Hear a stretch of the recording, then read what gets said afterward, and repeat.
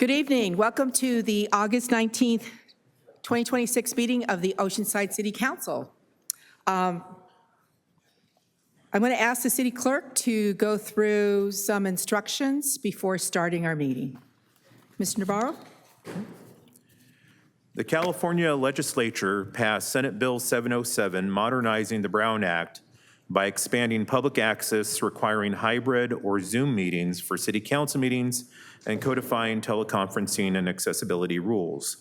As part of these new rules, members of the public wishing to comment on agenda items may do so in person or remotely by logging onto the Zoom meeting identified on the agenda. In-person speakers will be called first, followed by remote speakers. Each speaker will have 3 minutes for their comments unless otherwise stated by the mayor. Speakers must submit a speaker slip before consent calendar items are called. This does not apply to public hearing items. You can submit a speaker slip at the kiosk or online. You can also email cityclerk@oceansideca.org. For in-person comments, when called to speak, please approach the next available podium and state your name and location for the record. For remote comment speakers, speakers will be called upon either by name or last 4 digits of your phone number.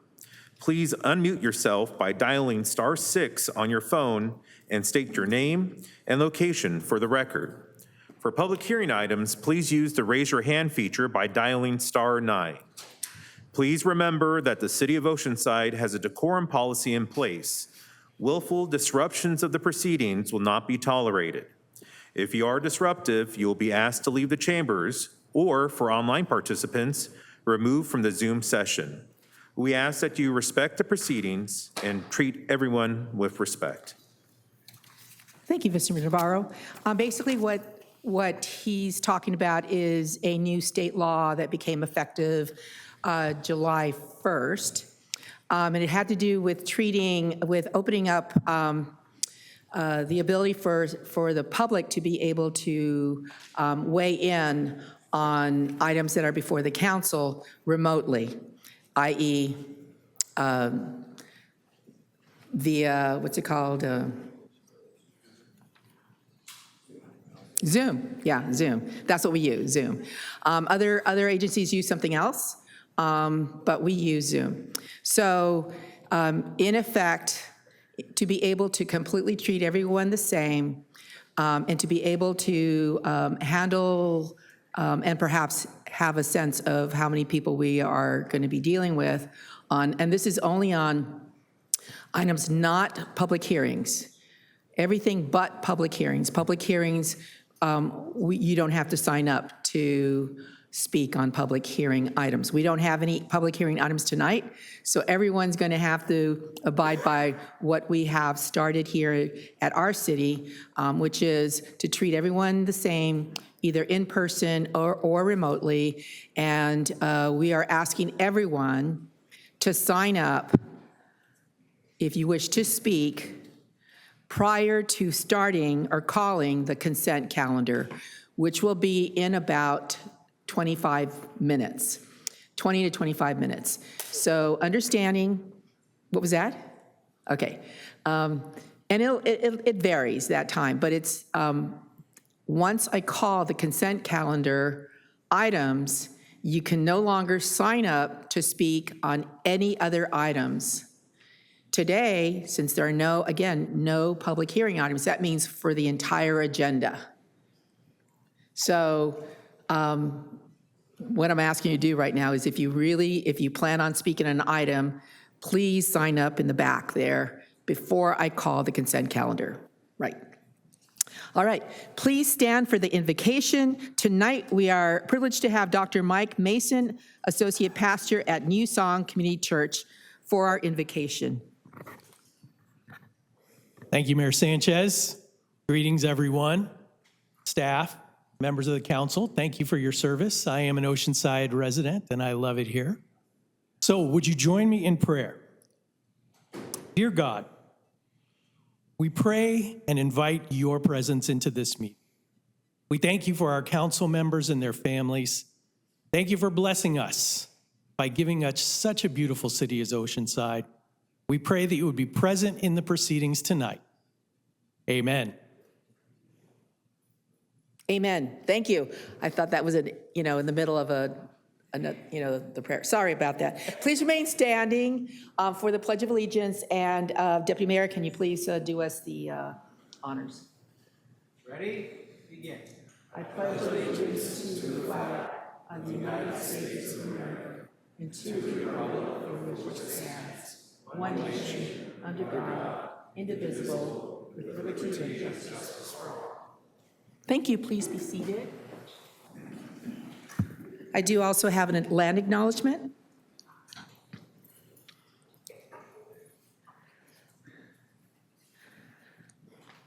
We acknowledge the Payum Kawicham, the people of the West, as the traditional land caretakers of the land on which Oceanside is built and its surrounding traditional cultural landscapes. Today, the Payum Kawicham are known as Luiseño and are made up of 7 bands: La Jolla, Palapalma, Pichanga, Rincon, San Luis Rey, and Soboba. We are mindful of the indigenous peoples in this place, and we pay our respects to the Luiseño, past, present, and emerging. We are grateful to have the opportunity to be part of this community in Luiseño territory and to honor their history, culture, and perseverance of spirit. Thank you. Roll call, Mayor? Oh, roll call. Mayor That was the San- first thing I should have done, sorry. Present. Deputy Mayor Joyce? Present. Councilmember Figueroa? Present. Councilmember Robinson? And Councilmember Weiss.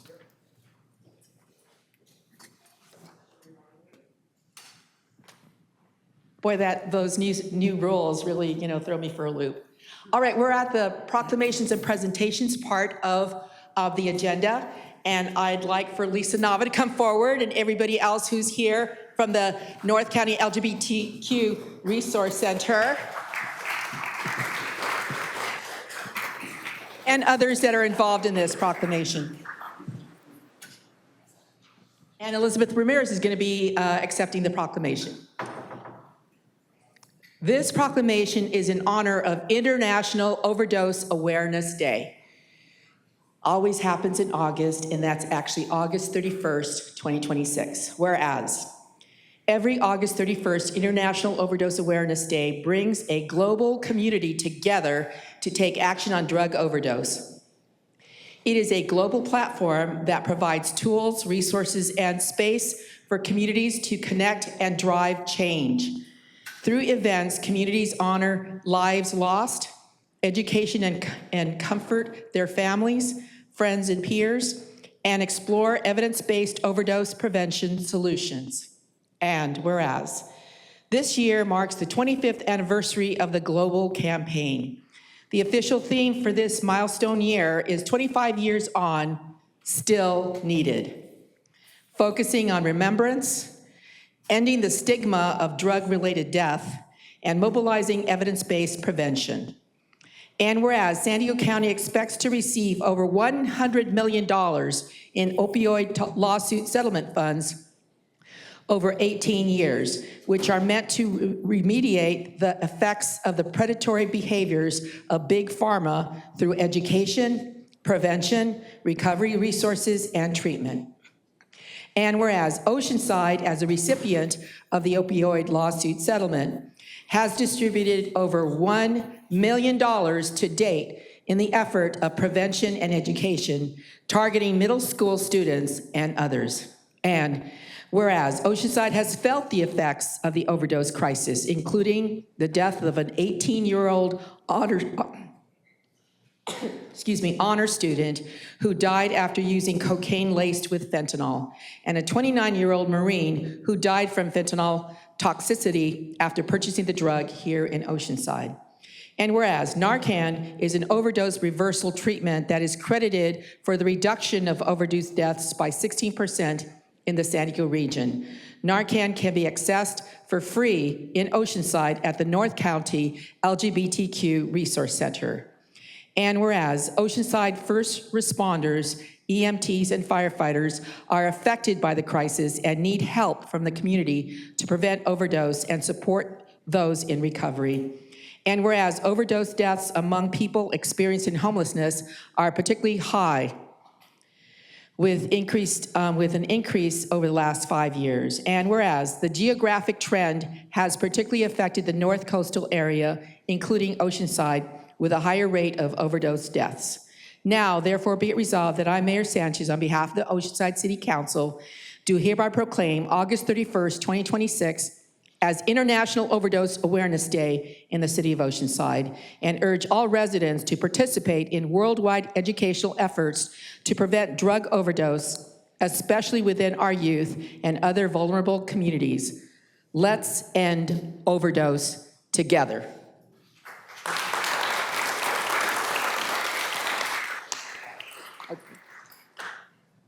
Thank you, Mayor Sanchez, and to the City Council for recognizing International Overdose Awareness Day and for supporting us in this important work for our community. On behalf of the North County LGBTQ Resource Center, we're truly grateful for this proclamation and for the city's partnership and commitment to raising awareness, reducing stigma, and stopping and supporting overdose prevention. This work is deeply personal to me. I've lost family members and friends to overdose, and I know I'm not alone in that experience. Many of our staff at the center have also experienced this kind of loss. So for us, this work isn't about statistics or programming. It's about the people we've loved and the communities we care deeply about. International Overdose Awareness Day in North County also has a very personal history. This event was originally organized by the North County Justice Allies, and 5 years ago, following a personal tragedy within their community, the center stepped in to help carry the responsibility and provide additional capacity to continue this important work. We've been honored to take that on and to continue building on the foundation they created. We know that behind every statistic is a person, a family, and a community that's been impacted. We're grateful for the city for standing with us and for helping us to continue this work to build a community rooted in compassion, dignity, and care.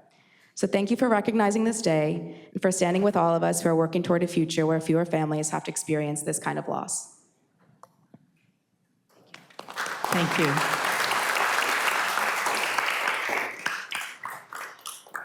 Overdose prevention is not just for the people that are addicted, it's for the people that are on the streets, that are older. And on August 23rd, this coming Sunday, you can access overdose reversal training and Narcan. And I encourage you all to, if you do CPR, you need Narcan. You need to know how to reverse an overdose because it is not the people that you think are going to need it. It is actually your friends and family. So come out August 23rd and get your Narcan.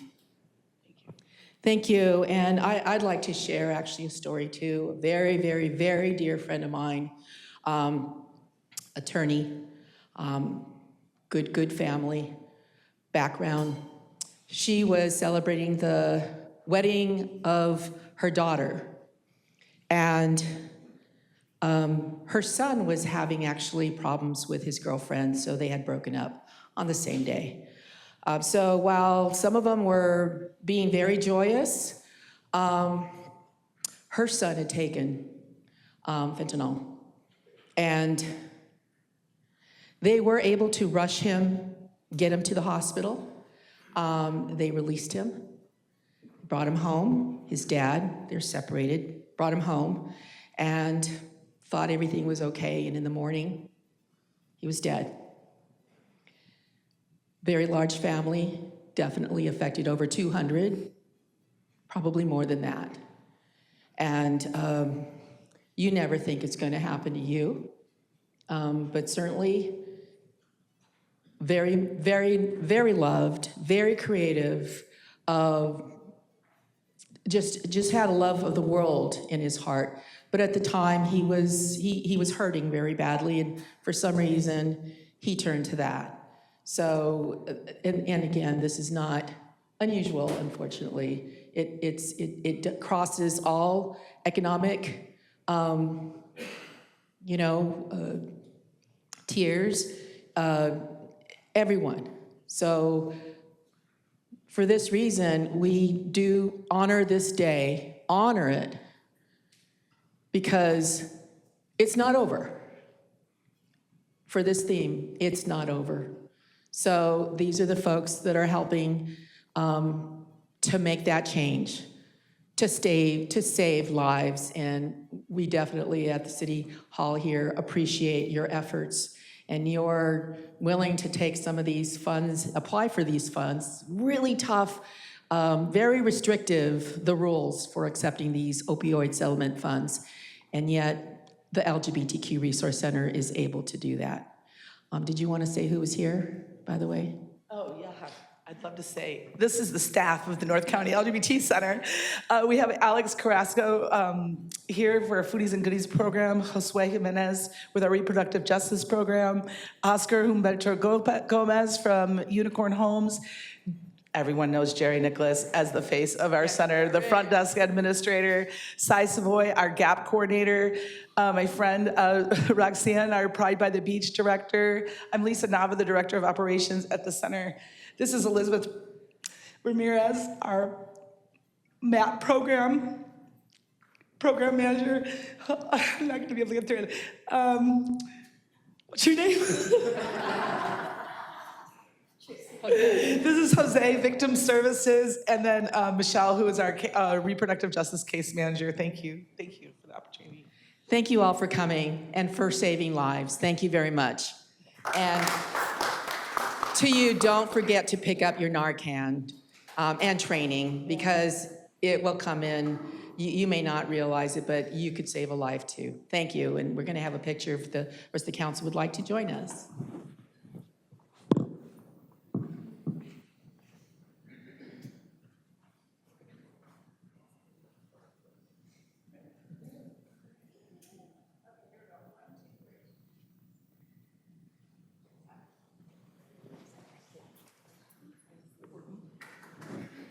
All right, thank you.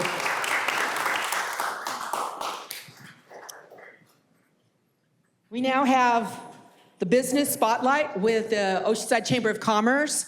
And tonight we are honoring Paul Friedman, representing the Star Theater.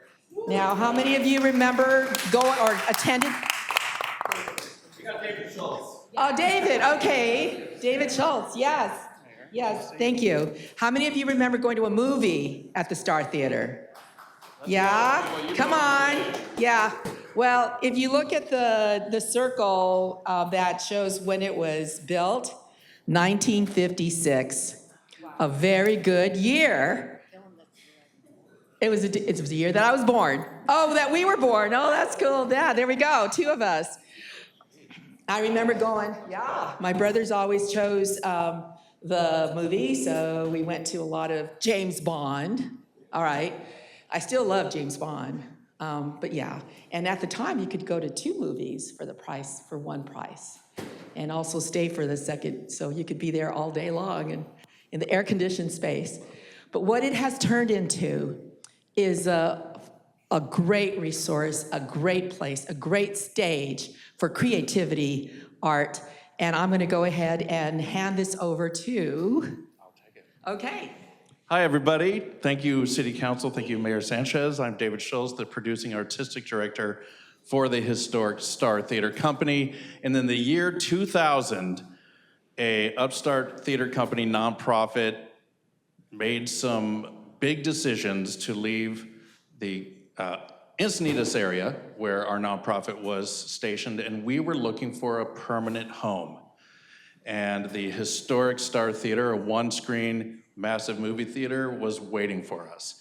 And somehow we pulled it off, and we turned that beautiful venue and gave it life, and now it is living every single day, 365 days a year, with art and creativity and spirit from 7-year-olds to 107-year-olds. I wish I could bring up 100 more people in our staff, but we are actually in rehearsals for Anastasia the musical. And so all of my staff and cast are on stage right now, right down the street. So in about 3 weeks, I highly suggest you come by and see this amazing group of youth who are doing Anastasia. We're of course going into 42nd Street later this year in our annual production of Annie. But what I would like to do is thank the city for your support and the people who live and work in Oceanside for your support, because nonprofit theater is not a big moneymaker. But what it is a cornerstone of every, yeah, it's a cornerstone of every city. And you guys know that without a thriving theater, we're missing something.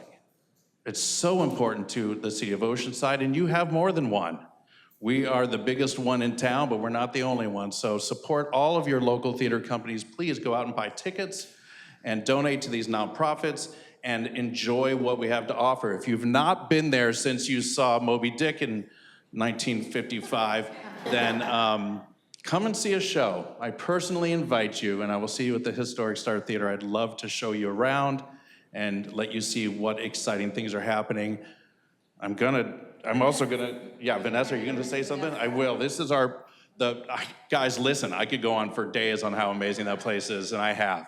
But this is our board president, Sharon Douglas, and this is April Dalliot, our production manager, and we are just so happy to be here and pleased with the reception and support we get from the city and from you all. This is Vanessa.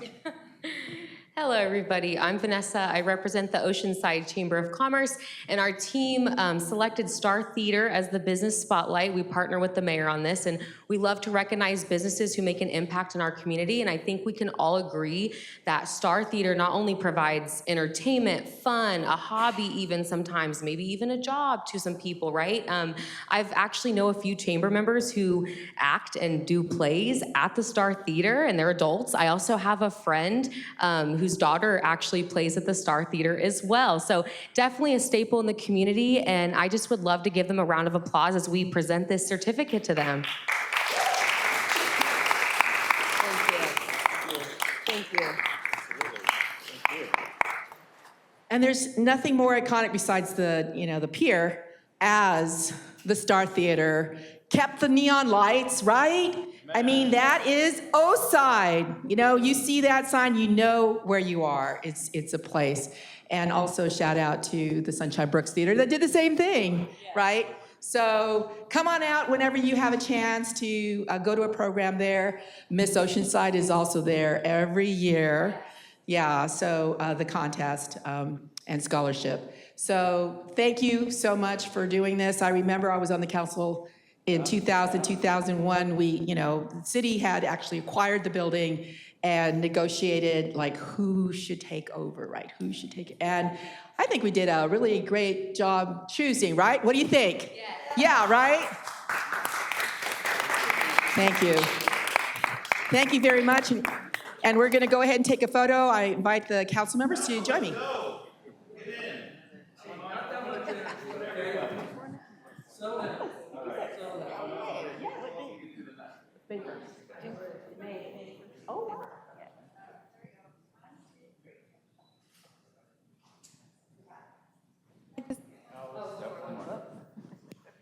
One, two.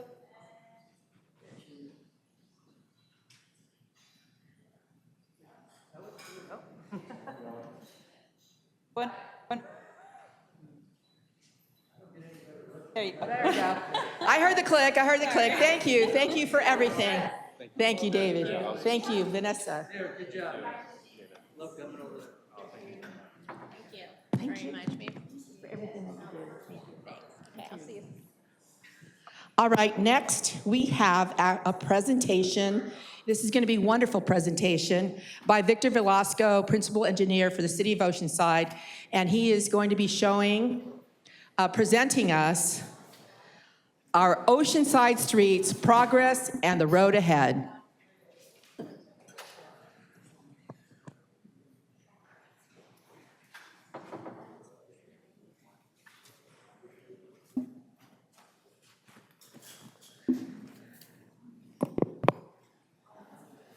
Good evening, Honorable Mayor and City Council members. My name is Victor Velasco. I'm the Principal Civil Engineer with Development Services Department. So tonight I want to give a brief update on Oceanside's Pavement Management Program, also known as PMP, what we have accomplished with Measure X, the work that is underway now, and what it will take to continue improving the condition of our roadway system. So Measure X has allowed us to significantly expand the amount of pavement work we can deliver. We have made substantial progress, but with a roadway system as large as the one we have, continued investment is still needed if we want to improve the overall condition over time. To put the program into perspective, Oceanside maintains approximately 490 miles of streets, another 16 miles of alleys, and roughly 90 million square feet of pavement. One distinction I want to make is between street mile and lane mile. So the 490 miles represent the length of our street network, whereas a lane mile is a 12-feet lane. So if you have a street like Mission Avenue that has 2 lanes in each direction, that counts as 4 times that amount. So just to give you guys an idea. The distinction is important because when we talk about pavement, we usually report in lane miles. Oceanside's current index, pavement condition index, is 61. That is essentially the report card that we receive for the roadway network. For regional perspective, Escondido sits at about 65, Carlsbad 73, and Vista 78. A perfect brand new road is 100. Those numbers help illustrate the opportunity that we still have to improve Oceanside's overall roadway condition. Since 2019, Measure X has added more than $34 million to road repairs, greatly expanding what we have been able to accomplish beyond our roadway funding sources. That work is continuing now. Currently, we have our new project, which has started on August 17.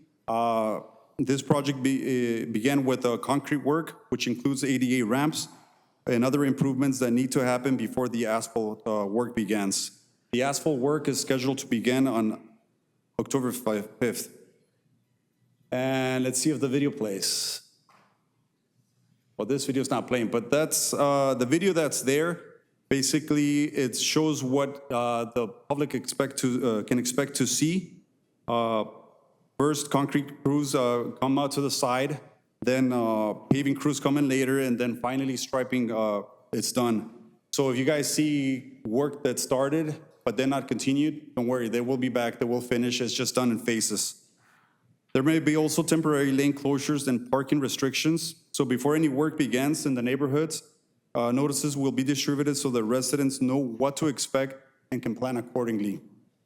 So our goal is to always try to minimize those impacts while completing the work safely and efficiently. This map helps illustrate what the investment has produced.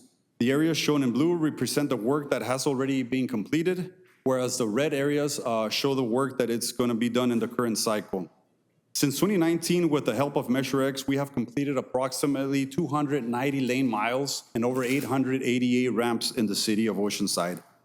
To put the ADA ramp work into perspective, a typical ADA ramp costs anywhere between $10,000 to $20,000, depending on the site, the conditions, if it's steep and whatnot. So when you look at 800 ramps times $10,000 to $20,000 per ramp, you're looking at $8 to $16 million invested in the ramps itself. These are improvements that must be done because of federal ADA requirements. The current cycle includes major work along Oceanside Boulevard and Mesa Drive between El Camino Real and Rancho del Oro, and College Boulevard between Old Grove Road and Oceanside Boulevard, and Mission Avenue between Mesa Drive and Fusad, and between Rancho del Oro and Frazee, and some neighborhoods such as Mission Gate and John Landis area, among other areas also. So when you look at the map citywide, you can see that the pavement program is not concentrated in one particular part of Oceanside, but it is distributed throughout the city. At the same time, the map also demonstrates the challenge that we have. Even with the amount of work that has been completed, we have nearly 500 miles of streets, not lane miles, but streets to maintain. So once you complete one cycle of work, other streets continue deteriorating and aging, and eventually also need attention as well. So pavement management really is a continuous process. One of the most important concepts behind pavement management is that not every road should receive the same treatment. The goal is to apply the right treatment at the right time. So roads that are still in relatively good condition may only need crack sealing or a slurry seal, whereas a pavement that deteriorates may need to have an overlay. And once the pavement structure itself fails, we need a full reconstruction of that road. This is also why residents sometimes see work being done on a road that still looks relatively new. In many cases, we're just applying a preventative treatment specifically because that road is still in good condition, and spending a smaller amount of money to preserve that roadway today can help prevent a much more expensive rehabilitation or reconstruction later. So the strategy is to preserve the good roads while strategically rehabilitating the roads that need more extensive work. What you're seeing here is a full depth reclamation that was done on industry. Rather than simply replacing the asphalt or grinding and overlaying, the existing pavement and underlaying material were pulverized and incorporated into a newly stabilized roadway base. That base is compacted and a new pavement section is constructed overhead. This is a more substantial treatment that is done. And as you can imagine, it's more expensive than just doing a slurry seal or a crack seal. So funding. Over the next 5 fiscal years, the city is currently anticipating to invest $51.1 million. That's an average of about $10.2 million per year.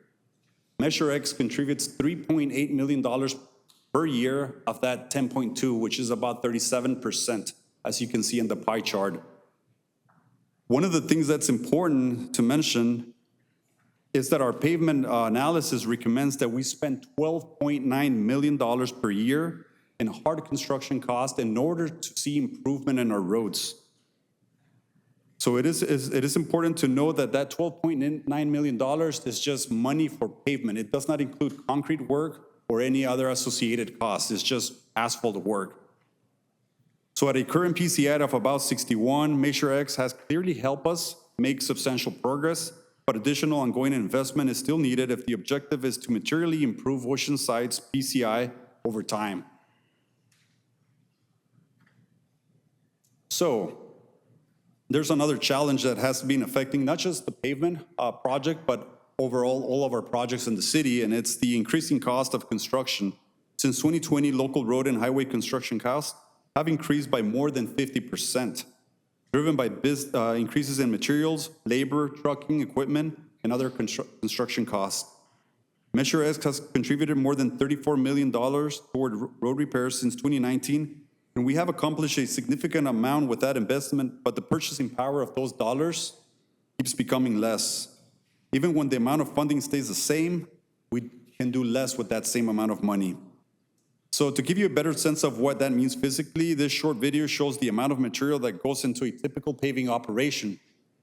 So when that volume of material is multiplied across many streets with dozens of lane miles, it becomes clear why any increase in pavement and asphalt and aggregate trucking labor costs have such a big impact on our funding.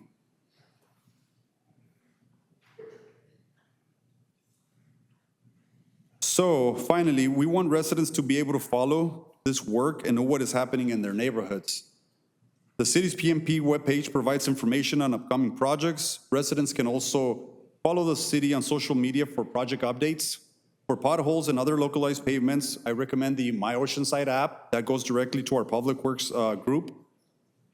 Measure X has allowed Oceanside to make a significant investment in its roadway infrastructure, and we have completed 100 of lane miles of pavement improvements and more than 888 ramps, and another 74 lane miles are just underway.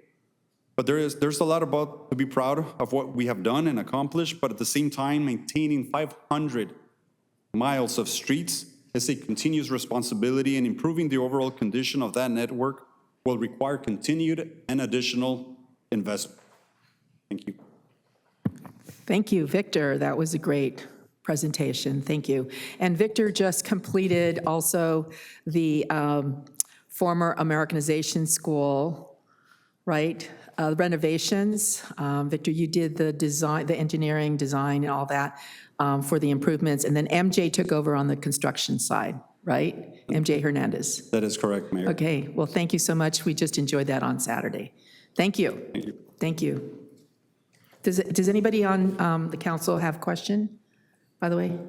No? Okay, great. Your light's not showing up, I guess. All right. Deputy Mayor has a question.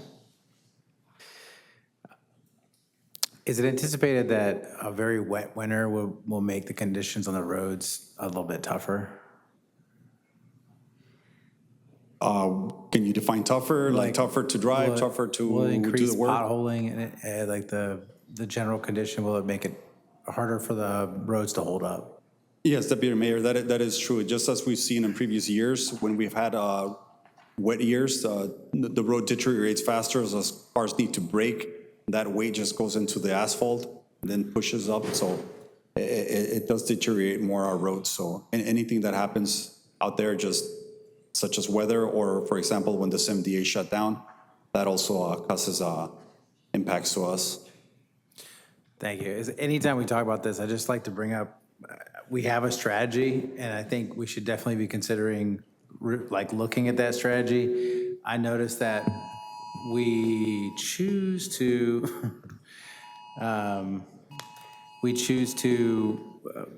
spread the love when it comes to our road repairs across the city. And I worry that our main arteries end up getting much lower when they have a lot higher speeds, and I worry that that impacts people's cars. So just I guess the next time we would talk about our strategy would be, is it the 5-year plan? Is that the next scheduled conversation about roadway strategy? Or maybe the annual budget? Deputy Mayor, on January 14 of this year, we brought forward the pavement management analysis with the recommendations already in it. Right. Okay, thank you. Thank you, and just want to remind everyone, how many miles have we done since the Measure X? How many miles and how much money have we spent? 290 lane miles and $34 million spent. $34 million. Thank you very much, Victor. Thank you. All right, we're going to have a closed session report, but just to remind you again that when I start calling the consent calendar, that's when you cut off your ability to sign on to speak. All right, closed session report. Thank you, Mayor. Pardon me. City Council met earlier today at 3:30 in closed session on item 1, conference with labor negotiator regarding 3 bargaining units, OPOA non-sworn, Oceanside Marine Safety employees, and Western Council of Engineers. Direction provided, but no reportable action under the Brown Act at this time. On item 2, conference with real property negotiator regarding the property at 223 North Coast Highway. Negotiating parties, City of Oceanside and Kettle On LLC. Negotiator for the city, Vicky Gutierrez, real estate manager. Received direction regarding price and terms, but no reportable action at this time. And then on item 3, there were multiple litigation items. Council met in closed session regarding 3A1, Gretchen Gary versus City of Oceanside. No reportable action at this time. And on item B1, threat of litigation made by Lauren Fontaine at the August 5, 2026 City Council meeting. No reportable action. And then 1 case, facts significant exposure not known to plaintiffs, not reportable, and no reportable action. All right, thank you. Next are the consent calendar items. Let's see. Excuse me. Items 4 through 13. Are there any requests to pull from the? There are no From the public. requests to pull from the public. All right. Move approval. Okay, there's a motion to approve. Is there a second? All right, there's a motion to approve and a second. Please vote.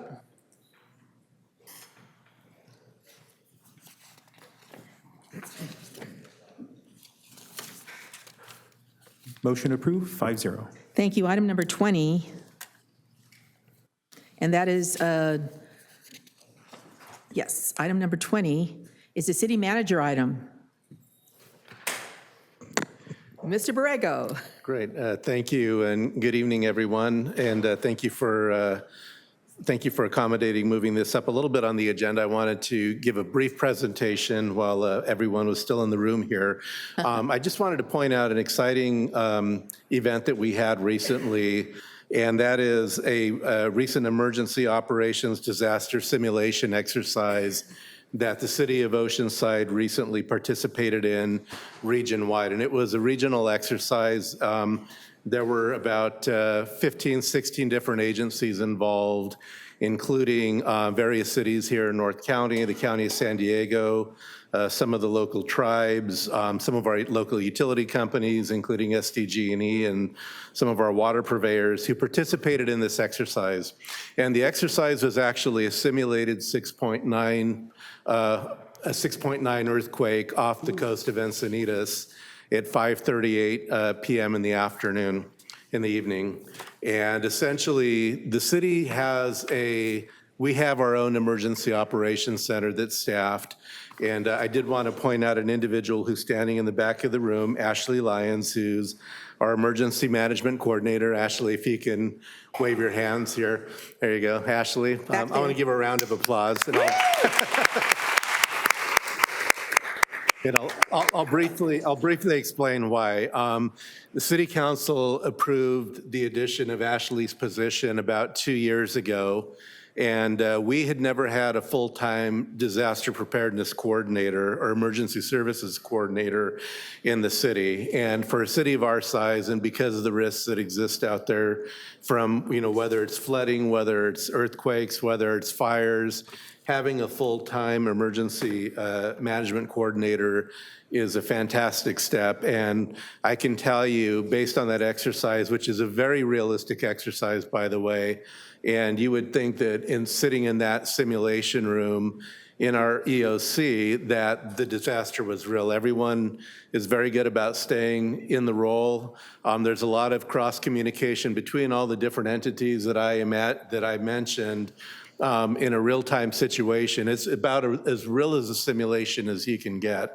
And I just wanted to point this out for a reason, that to ensure that we're informing the community that we do prepare for these sorts of disaster situations. Ashley does a fantastic job of making sure that we're properly trained in disaster preparedness and response. And one of the items that I wanted to briefly mention as well, and I am going to turn it over to you to say a couple words. I told Ashley she didn't have to say anything, but since she got called down, I'll oblige and let you say whatever you'd like. But especially in light of all the news that's out there with respect to the potential for a very strong El Nino this year, I think it's very important that we as a city remain vigilant, that we who are responsible for staffing our emergency operations center remain trained and up to date in terms of the different processes and procedures and protocols involved in dealing with a natural disaster, large-scale natural disaster. So I just wanted to share that news. I was so impressed by how well this exercise was run, the professionalism involved in it. I think I heard from many folks that participated on our end, internal to the city, that this hands down was the best simulated exercise that we've had ever. And we all walked away from that exercise feeling much better about our own internal capabilities in dealing with the large-scale natural disaster and the type of coordination that goes into making sure that our residents and city are safe. So just wanted to bring that to folks' attention, and I'll turn it over to Ashley if she wants to share a few words. Right, and how much of the day was it? Was it almost? It was a half day. It was a half day. It was a half day. So we started at 8:30 and then we ended just around 1 o'clock. To give some hard numbers to how many people actually showed up, we had 67 staff. I had about 6 CERT volunteers, Community Emergency Response Team volunteers, that are part of my team, show up and do our simulation cell. So they were making actual live phone calls into our Emergency Operations Center. So they just gave up their time of their day to come and make sure that we had live phones ringing. And then across the North County, we had about 320 people participating across different agencies, so different cities. And then the County Office of Emergency Services, County Public Health, they also participated. So it was countywide, it wasn't just Oceanside? Yes, yeah. Wow. So we have what's called the North Zone and Fire, and that's all the emergency managers across North County, including us in Oceanside, Carlsbad, Encinitas, San Marcos, Escondido, Vista. We all work very closely together because I'm a shop of one as an emergency manager, so we all are shops of one, and we work together as a team. So we started planning this back in April. And as a team, we decided, okay, we're going to do this and we're going to work together so that we can have some exercise play amongst the different cities so that we could simulate live calls and make it seem as realistic as possible. Were you Were you able to save a lot of lives? No. Yes, Good. there was no fatalities in the exercise, and I made sure to make that very clear to the simulation cell that there was no fatalities in Oceanside during the simulated exercise, yes. So Good I to did want to hear. add that while I obviously make sure that our city employees are ready for disasters, I also do a lot of public education and make sure that I go out into the community to educate our public. And I wanted to make sure that everybody knows that we do have several opportunities to educate yourself, because I believe that personal preparedness is the best step in preparedness to make sure that you're ready. And I do that in several ways. I have 1-hour emergency preparedness classes, and we also offer our CERT class, which is an academy, and that's 24 hours. So we have on-demand 1-hour emergency preparedness classes, where if your community is interested in me coming out and talking about personal disaster preparedness, I can do that. And then I also do some classes throughout the community where we post that on our social media or our Oceanside Fire Department webpage. So be on the lookout for that if you're interested in taking a course from me. And then our CERT Academy is coming up starting on September 19th. That's a 24-hour course. It's 4 consecutive Saturdays from about 9 to 3 o'clock in the afternoon. And we teach some basic medical, how to put out small fires, lots of hands-on cool things, disaster psychology, basic incident command structure, and we teach the public basically how to be better prepared if there was a large emergency. And then after that, you qualify to be part of our CERT volunteer team. So I wanted to just let everybody know that we do have those opportunities. Is that all on our website? In the Oceanside Fire Department webpage, yes, and then I work with Terry to make sure it's on the fire the department page? Yes, Great. yeah, And I see and our on fire social chief media. that's here. Yes, Yes. yeah. And so I see a few members of our mobile home park community. I'm sure you all are thinking about looking into this, right? Yeah, I see a lot of nods. Yeah, so if you're interested in me coming out to your community, just go to the Oceanside Fire Department website, and then there's a public education request form, and you can just put that you want an emergency preparedness presentation, and we'll come out and present for you. Fantastic news. Yeah. Well, thank you so much. Great to not only meet you, but welcome to Oceanside. Yeah, thank you. Thank you for applying, and wow, Yeah. it sounds like it was a great event. Yeah, happy to be here. Thank you. Thank you. And Madam Mayor, we do have one member of the public on the side. All right. We do have one person who wishes to speak. Jimmy Knott? Mr. Knott.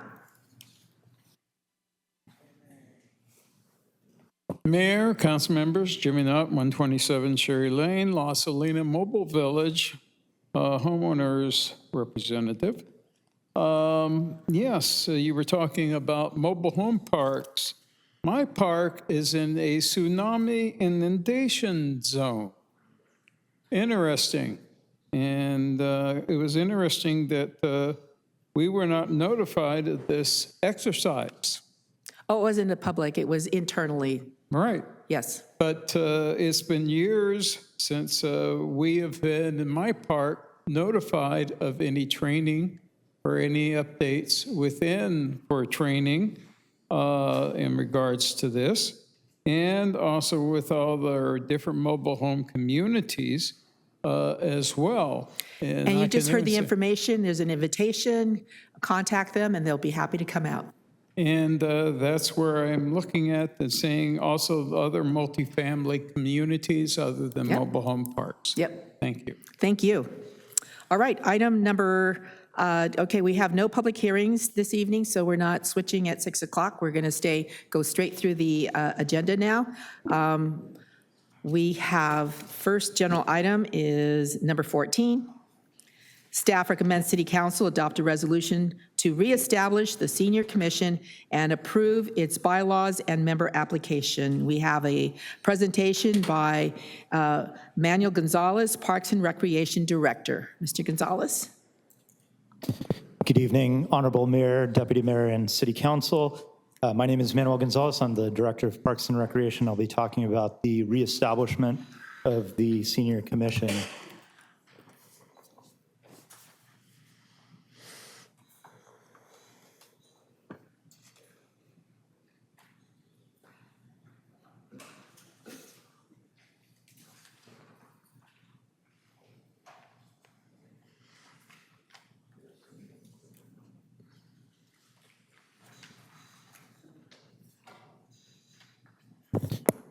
So staff recommends that the City Council adopt a resolution to reestablish the Senior Commission and its bylaws and member application. I do also want to clarify some language in the bylaws related to the purpose of the commission. Staff recommends clarifying that the commission's role is to provide recommendations on existing policies, as I will clarify further in the next slide when I review the purpose.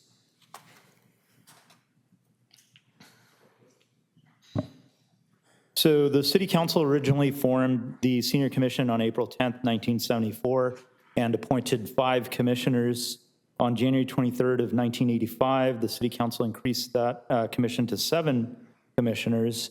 And then on October 17th, 1990, City Council reorganized the Senior Commission as a committee of the Human Relations Commission, and ultimately dissolved the commission on March 27th of 1991 in an effort to streamline the city's advisory group structure. The City Council then reestablished the Senior Commission on August 15th, 1997, and at that point there were 9 commissioners and 2 alternate members.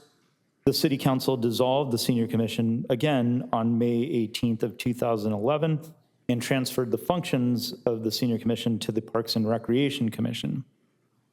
On April 7th of 2024, the City of Oceanside joined the AARP Age-Friendly Network, and we started to work on our 5-year action plan that was developed with extensive outreach in the community and with the intent of helping to improve livability in Oceanside. This plan was approved by City Council on March 25th of 2026, and that process was similar to the functions of a commission, though less formal. The new Senior Commission's purpose would be to gather information and make recommendations to the City Council on services for older adults, including existing policies. That's the difference. We're referencing existing policies and plans for the development and operations of programs and services for the benefit of older adults within the city, such as the Oceanside AARP Age-Friendly Action Plan. Existing policies and plans for developing programs and services in cooperation with other public and private agencies that would benefit older adults within the city, and then also any other matters that may be referred to the commission by the City Council. The Senior Commission will allow older adults in Oceanside to feel empowered to engage and participate with local government, as well as provide city officials with the opportunity to hear and address concerns that impact the livability of older adults in Oceanside. The action steps identified in the Age-Friendly Action Plan are categorized into immediate steps that can be achieved during the next year, mid-range steps that will be initiated within 1 to 3 years, and then long-term steps that will be initiated in 4 to 5 years.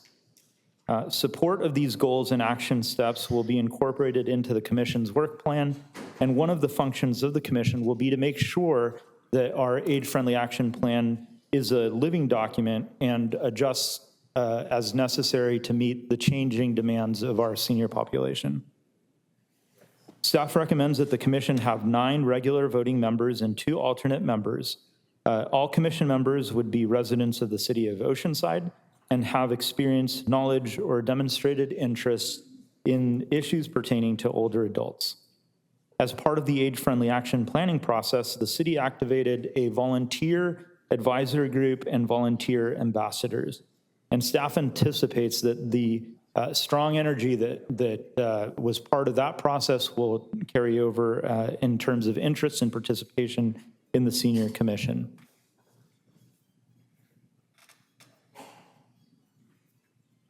So with that, staff recommends that the city adopt the resolution and corresponding actions to reestablish the Senior Commission, including clarification in the bylaws about its purpose to provide recommendations on existing policies.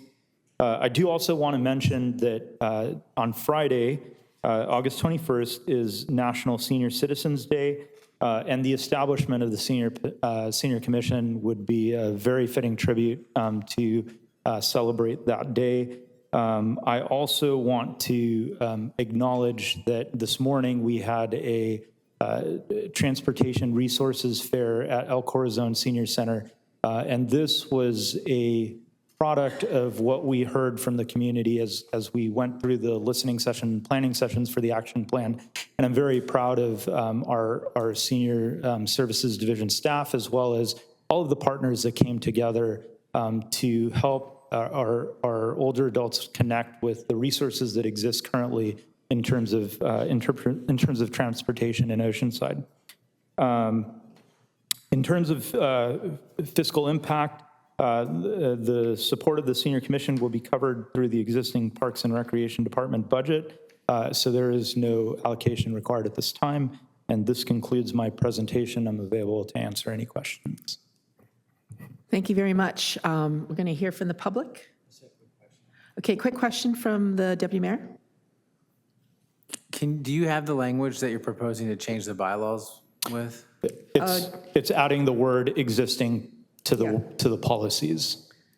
Yeah, that's section 1.2, purpose and intent for the bylaws. One word, times two. Yes, it occurs twice in that. Yeah, it occurs section. twice.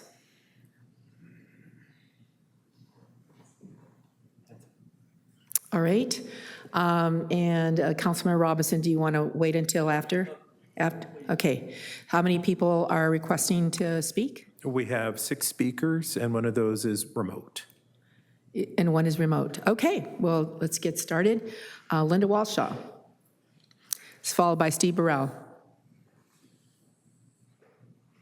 Followed by Jimmy Knott. Good evening, Council and Mayor. This is Linda Walshaw. I'm the CEO of Mobile Home Advisory Committee. We assist seniors and veterans and mobile home park residents finding resources for everything from housing to assistance with repairs and all sorts of things.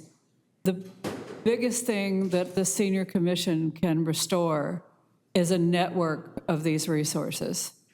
The communication that we used to have with our Senior Commission was wonderful.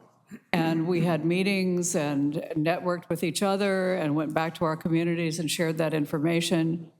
And what we find now is that we have resources available. And most often when we're contacted about something, it's a long-standing resource, but the people in these communities just aren't getting the message that these are available to them. So reestablishing the fact that there is senior transportation, there are food resources, there are food banks, there are sources like Interfaith that can help with senior repairs, there's the mobile home grant program. There's all sorts of things that we can educate people on and bring them back together to take back to their communities and share with seniors. Our veterans who live in these communities are struggling. The largest percentage of newly homeless persons in the county, according to our research, are seniors and veterans who are losing their previously existing housing. They've been priced out of housing, they live on fixed incomes. Our veterans need to remain near their bases and their base hospitals and their commissary benefits. We need to provide resources and information going forward so that we can do a better job of getting them to this information sooner. Thank you. Thank you. You used to live in Oceanside, so I don't know if you were on the Senior Commission before, but yeah, thank you. Steve Burrell, followed by Jimmy Knott, followed by Daniel Dominguez. Steve Burrell, Mayor Sanchez, council members, resident of Oceanside. I want to start out by acknowledging the work, the load that's been carried by our Parks and Rec Department for many years now. The commissioners there, the staff, and the volunteers have really carried the load for seniors in the community, and they deserve to be acknowledged for that. Secondly, I would like to personally thank Manny for being open to this idea of doing something like age-friendly, and now we're talking about a commission to see that the work is actually done. I want to also acknowledge Eric Joyce, because for me it started with him. He created an advisory committee, and he asked me to be a part of it because I was agitating him about senior issues and advocating for seniors. And he took that seriously and he acted. And out of that, I discovered this age-friendly program that ARP had, which provided us with an organizational framework to try to get something done. So that's what morphed into all of this. We've heard from the seniors. We have a roadmap, I believe. We just need to make it happen. And I think this commission is the right vehicle and the right move to be able to move this to a different level. Like Mayor Sanchez said, I think a couple of meetings ago, we're moving to a different level here. And what it's about is really a better livable community for not just seniors, but for everyone in the community. Go to the website on Parks and Rec. You'll see more details. ARP calls them modes. There's actually 8 areas of subject areas that we're going to be focusing on. I did want to mention, too, that ARP added a 9th, and that is emergency preparedness, interestingly enough. And I personally feel very strongly about that. We're in a community that just happens to be in a fire zone prone, flood zone prone area, and also, let's not forget earthquakes. And so if we can use the commission and the work that the volunteers will do to move on that agenda, that in and of itself will be a big deal. We can get our neighbors together. The mobile home parks, some of them, have already started down this path. They've organized themselves, and they're prepared, better prepared than most of the rest of the community. I want to see that happen, and I want to see us move forward on this commission. I think it's the right thing to do, and it's the right time. Thank you. Thank you. Jimmy Knott, followed by Daniel Dominguez, followed by Israel Hernandez. Mayor, council members, Jimmy Knott, 127 Sherry Lane. I want to first off point out that I'm glad that you're bringing this about, as you promised that you would. Thank you. This is one promise made, it's a promise kept. You're a lady of your words, you're the mayor of your words. Congratulations, thank you. Thank you, Jimmy. And I also want to point out, though, is that the previous iteration of the senior commission became political, very political. They endorsed to the point of almost endorsing candidates or forbidding candidates and trying to oppose them. I am making some recommendations that the future senior commission stick to issues. Avoid personalities. That is something. Stick to issues, avoid personalities. And to the information, the application, and also the bylaws. I notice that there is no limitations on participation to sit on to the senior commission because of age, even though it's called a senior commission, senior citizens commission. We need to establish a certain number of seats that would be for those who have attained a certain age of being a sage. Yes, we need to respect our people who have attained that age. And I would like to thank again the Parks and Recs Department. Your staff has been very helpful, and I can't get a lot into that. And also, preemptively, I have filled out my application, and I will be turning that in to our city clerk after I finish speaking in about 30 seconds. Thank you. Mr. Dominguez, followed by Israel Hernandez, and then we have one remote speaker, Cole Samaru. Daniel Dominguez, long-term Oceanside resident, a little over 30 years, I think now. And also, I don't know if I should say this or not, but a 70-year-old, so I think that qualifies me as a senior. Nah. Now that it's the new 50s. Now that You don't qualify. I've mentioned my qualifications. Now comes my disclaimer. I sit on a commission, on the Manufactured Housing Fair Practices Commission, and what I'm about to say here are strictly my own opinions, are not related to the endorsed or supported by the Manufactured Housing Fair Practice Commission. I didn't have a prepared speech, but I just want to echo that the previous speakers covered everything quite eloquently.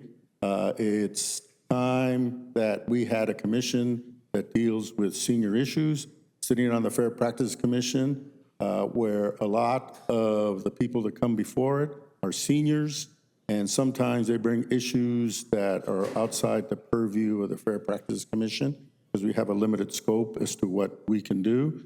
And so some of the issues, I think, were addressed by the previous speakers, but also the commission should also look at programs for activities for seniors.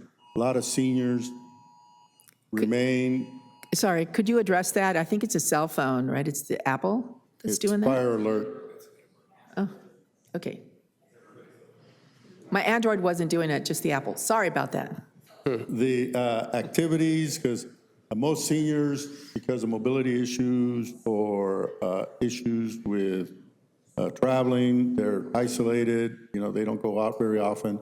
So hopefully the commission will look into some of those issues and setting up programs through Parks and Recs to get more activities and more ways for the seniors to attend those activities. Thank you very much. Thank you. Israel. Sí, gracias. Good evening, Mayor and Council. I'm Israel Hernandez. I'm the Associate Director for Advocacy and Community Engagement with AARP California. Yep. So promote, I know we've talked a lot. Thank you so much for everything that you're doing with the City of Oceanside. Of course, I owe all of it to the volunteers. I work for them, really, Steve Burrell being among them. So yeah, I lead the Livable Communities work for the region in terms of providing that framework.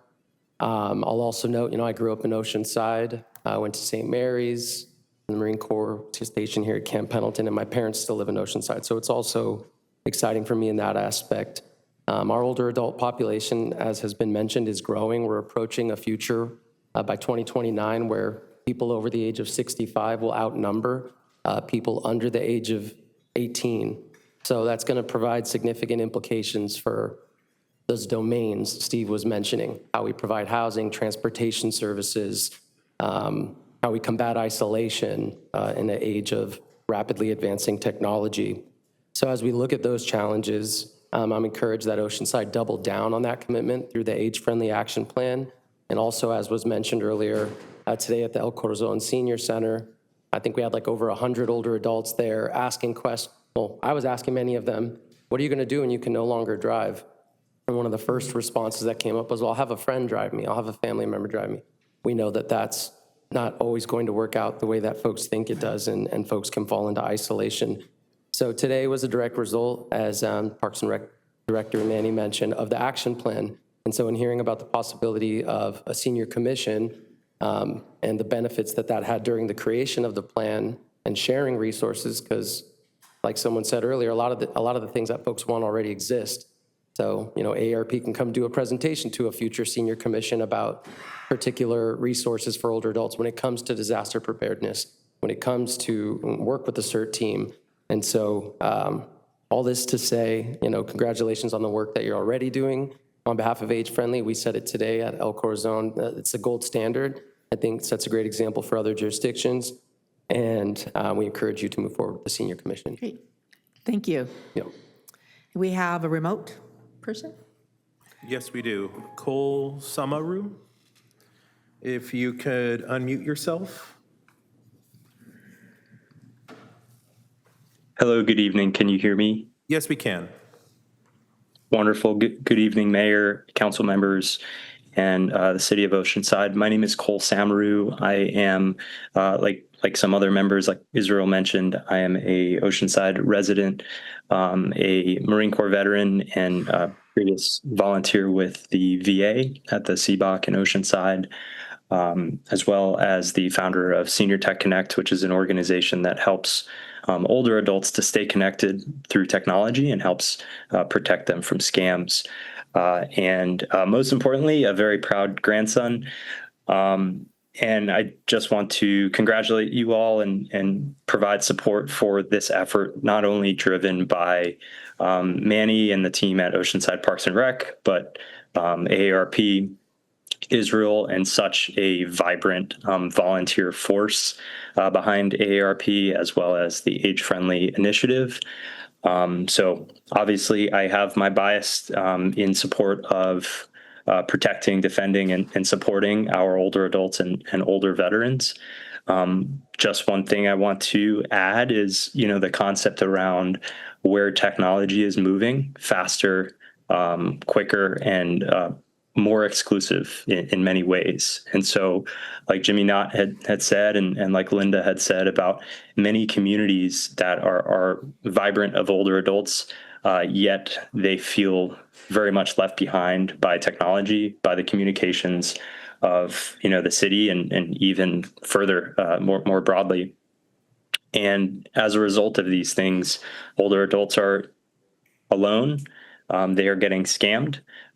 District Attorney Summer Steffen has tracked the data about older adults being scammed, and those numbers going up 30% year over year just in San Diego, and all of the other things that are mentioned. So I just wanted to provide my piece on that and to support the Senior Commission. The City of Oceanside Parks and Rec team have been doing such an amazing job, and so I'm a proud resident to support that and proud to be a part of that solution. Thank you. Thank you. And that concludes our public comment. That concludes. I didn't hear any kind of questions or anything for staff, so do you have anything else to add? Mr. Gonzalez? Thank you, Mayor. If I could just address, we did consider the composition of the commission and identifying a certain number of members being of a certain age, as it was in the former iteration. We were concerned that it would be a form of age discrimination, and so that's why we focused on people having an interest in senior issues and not on age. All right, thank you very much. To the council, we do have a recommendation from Parks and Rec Director Manny Gonzalez, and that is to include the word existing regarding policies. That would be for the bylaws, which is attachment 2. That would be under section 1.2, purpose and intent. That would be the second sentence, or actually, it's the first sentence after the colon, policies and plans, so it would be existing policies. And then looks like it's the next sentence where it also says policies and plans, so it'd be existing policies and plans. And of course, it also states, and such matters that may be referred to the commission by the city council. So, Councilmember Robinson? Thank you, Mayor. I'm very happy to move staff's recommendation, but I would like to make one suggestion for a change, and this isn't just something that I came up with. I met with somebody this week that we spent a good hour plus talking about aging and stuff, and I think it will help us with a broader focus. I would like to move this, but change the name from Senior Commission to the Commission on Aging. And I know it sounds like a little thing, but it is more inclusive for people, because we all age. And so I believe the commission should be more inclusive, not age contingent. And hopefully in their work plan and stuff, the commission will look at other things that when I met with this person talked about, like disability and caretaking and a broader thing. But I wouldn't put all that in the title. But if everybody agrees, I think a commission on aging is far more appropriate for what we need in this city. Mr. Gonzalez, do you have any comments on that? Thank you, Mayor. Councilmember Robinson, we did look at using the term Commission on Aging. It's consistent with trends in the industry.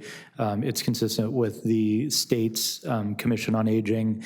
There was mixed feedback from both members of the advisory group, our team in senior services, as well as our senior ambassadors. Some people felt that the word aging had connotations that were different than the intent that we had. So from my perspective, what it's called is less important than the work that they put forward. Well, I think names do mean things. So that's going to be my motion, that we adopt staff's recommendation with the changes already identified, but we do change the name to the Commission on Aging. Okay. All right. I'll go ahead and second. Deputy Mayor?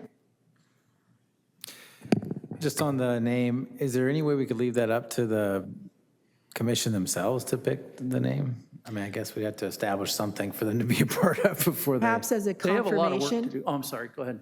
No, I was just wondering, perhaps when they meet, they can review that. Okay. Is that acceptable? Councilmember Robinson? I think there's some things that we should decide to set the intent of what we want to do. And from what I've heard from staff is that, now I don't know if we'll have the same people on that were on the advisory committee that set this up. It's going to be up to you. I'm not going to know who. Right. And so I just feel like it's more inclusive. And we already heard somebody say, oh, you want a set number of, age people because you got to respect and I think that's a good sentiment, but I don't think that's what we need here in this city. We really need to be inclusive and look at a number of different issues, but I'll just leave it at that. I'm not going to change my motion. All right, so there is a motion and second, and we could have them look at that, and I suppose if there are very strong feelings, we'll hear about it. But did you have other comments? Yes. So I get also commenting on the adding existing.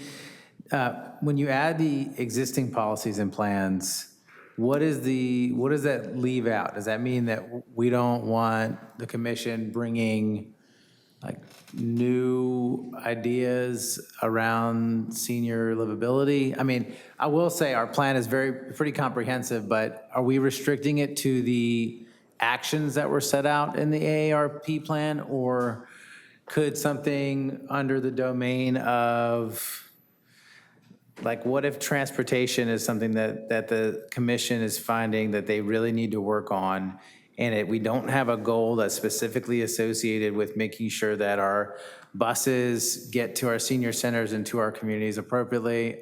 I'm making some assumptions here, but I'm thinking of like, I don't want them to be boxed in so much that they can't talk about important things to the community because we added this language. So I'm just asking for some clarification around that. Mr. Borrego? Thank you, Honorable Mayor and Council members. I think one thing that's important to remember as well is that we will be bringing back the work plan of the commission as a subsequent action. So I think that would be the time to really delve into the details about the type of work and the specific issues that they would like to tackle. And we would be mindful of that. And certainly I would recommend that we bring that discussion back when we bring forward the work plan and have a chance to, at that point, engage with the commissioners in terms of what they would like to cover, and then we'll bring it back to you for formal adoption. Okay, so I'll leave that alone. Yeah. And then I just want to say a couple of thank yous really quick, because this has been a long process to get here, over 2 years. Thank you, Steve, and all of the collaborators that caused trouble with you over the last 2 years to get us here.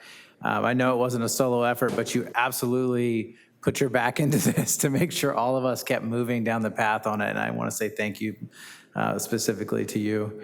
I want to thank AARP, who was very flexible throughout the process and made sure that we had an understanding of what other cities were doing so we could do best practices and also formulate it to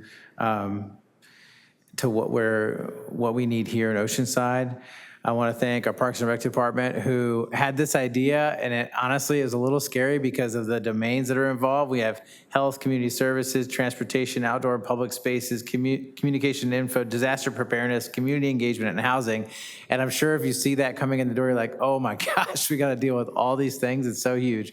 And you took it on and embraced the grassroots effort that was before you. And now we have all of these amazing ambassadors who are so much more versed on what we do as a city, who can be a big part of what we're doing moving forward. So I want to thank you for embracing them and all the work that you put in on it.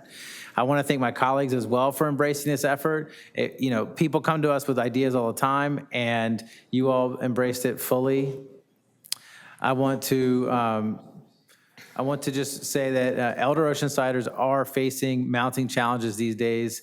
There are rapidly rising housing costs that many weren't able to plan for when they retired. Like, who could have planned for the housing costs that we've seen over the last 10 years? Seniors face that in a different situation because, sometimes there's limited income and they're left holding the bag much harder than the rest of us. COVID-19 severed connections across our world, and so many folks have still not come out of that isolation, and that isolation can be deadly. Large cuts to social service programs that have been happening over the last year and a half, 2 years, public transportation cuts, health clinic cuts. It takes a toll on all of us, but we know that our seniors bear this brunt much more deeply. So this commission will be composed of those bright lights from our community. And many of you have been doing the work to keep your communities together now, but now you have our official backing too, and we can work together to do that work. So thank you, and I guess the motion was already seconded, but I'm fully in support. It is seconded, and actually, I was the one that pushed Senior Commission to get restarted again, actually for several years. That was me. I was the one that pushed forward the Senior Center at El Corazon. I've actually been very active in this space for quite since 2000, 2001. So it was me that I had pushed. In fact, I approached you about getting it restarted and getting it on the agenda. So we do have a motion and a second, and I saw you left my name out of there, but I actually want to thank you for the work that you did to help make it happen, but I really was the person who pushed this forward. We do have a motion and a second. Please vote.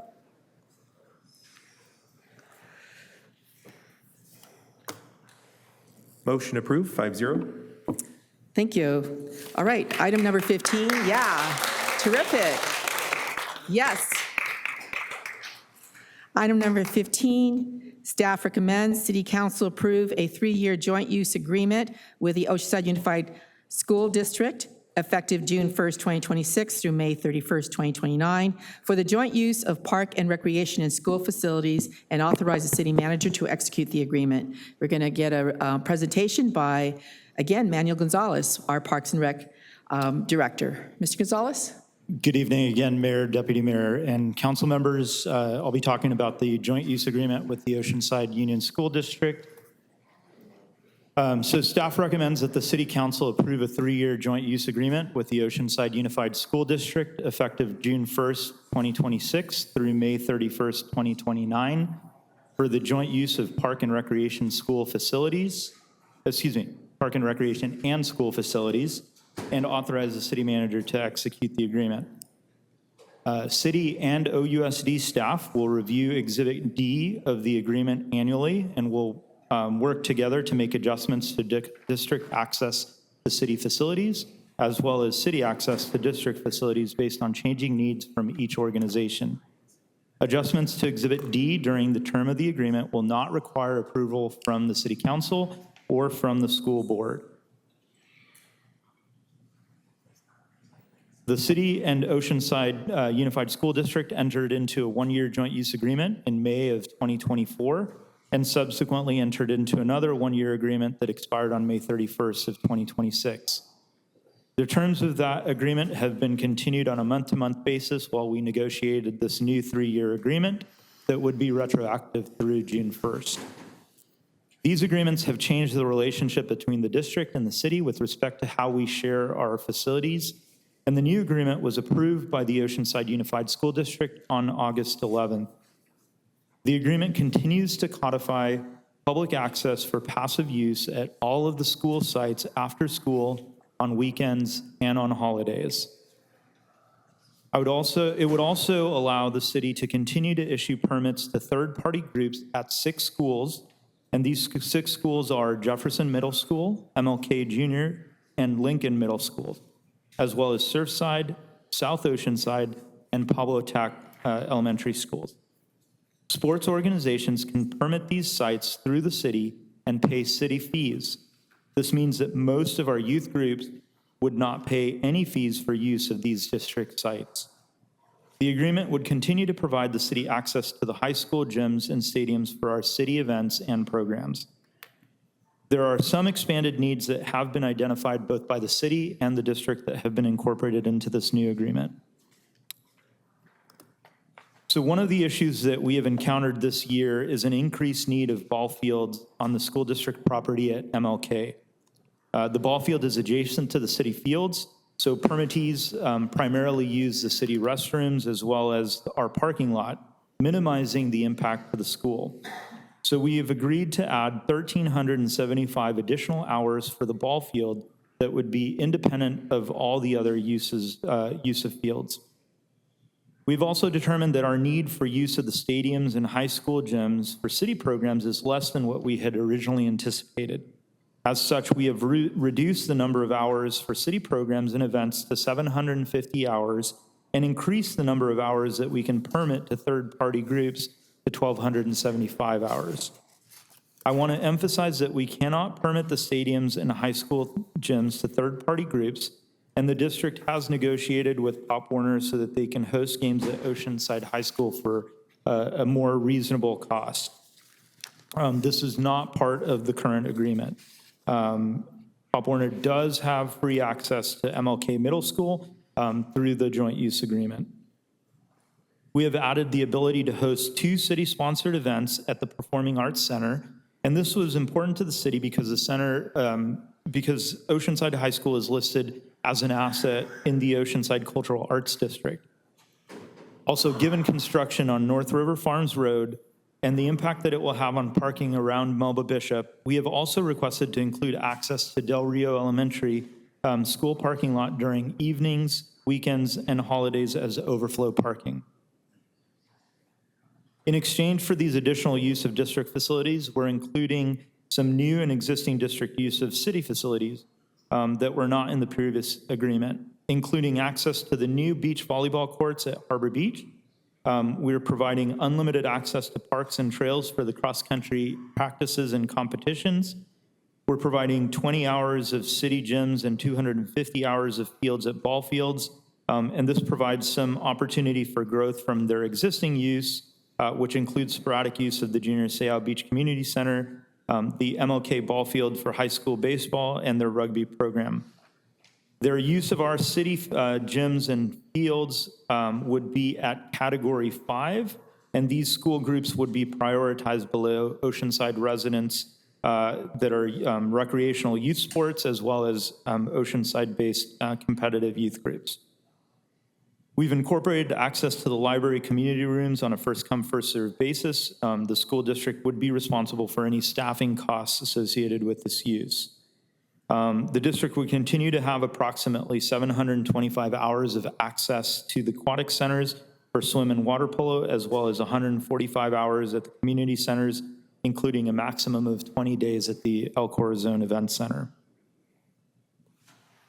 In terms of fiscal impact, the city and OUSD would waive would waive facility rental fees as well as most of the staffing costs. In exchange for the right to permit the 6 middle and elementary schools, the city would continue to pay OUSD a fee of $25,000, and this is explicitly for enhanced maintenance of the fields, essentially to bring up the fields to our standard of play. OUSD does have an outstanding balance for use of city facilities, so no payment is due in the current fiscal year.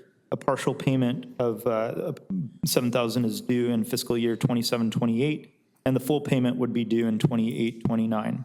If approved, this agreement will increase the general fund costs by $7,000 in FY '27-28 and $25,000 in FY '28-29. With that, staff recommends that City Council approve the new 3-year agreement. As I mentioned before, staff will review Exhibit D annually and make adjustments as necessary, but changes to Exhibit D would be made at a staff level and not require approval by City Council or the school board.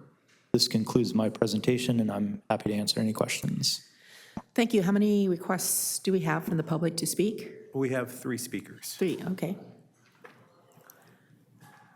Are they all in person? They are all in person. Okay. So first person is Glenn Henton, followed by Jill Illich, followed by Kellen Sue. Good evening, Madam Mayor, council members. My name is Glenn Hinton, Oceanside resident. I'm also the athletic director at Coastal Academy High School here in Oceanside. Generally speaking, I am in agreement with the joint use agreement. It obviously helps with the expanding resources for the city as the city continues to grow, and parks resources, as of yet haven't quite kept up, but being able to use the school district's resources for our teams and for other groups within the city is helpful. My issue is not necessarily with the joint use agreement itself, but the implementation of the agreement. Over the past several years, we've used some of the resources through the school district. We've used Lincoln Middle School, we used King Middle School's gym. Recently, we tried to use Jefferson Middle School. And even though we had an approved agreement, we paid the fees, there would be times when the school itself, not the district, but the school itself would come in and say, we need to use it during your, scheduled and approved time. And we understand that the schools themselves, have priority of that. So, my concern is just with the reliability of the dates that are within the system. And actually, we worked with Manny and Daniela just recently to get Jefferson Middle School. We were told by the district that the schools had already put in their calendars for the year, and whatever was open in Facilitron for those specific dates would be accessible. However, after putting everything in, working with Manny's team, Jefferson came back and said, no, we couldn't use it. So the school district, to their credit, they did adjust, and we got facility use on that. So I think at the district level, they're fully involved in this, and they, are obviously concerned with making sure that the joint use agreement is implemented properly. I think there's just a disconnect between the district and the schools. And, from a renter's standpoint, if you want to rent facilities and you have an approved permit, you just want those dates that you have to be reliable. So hopefully that's something that does come up.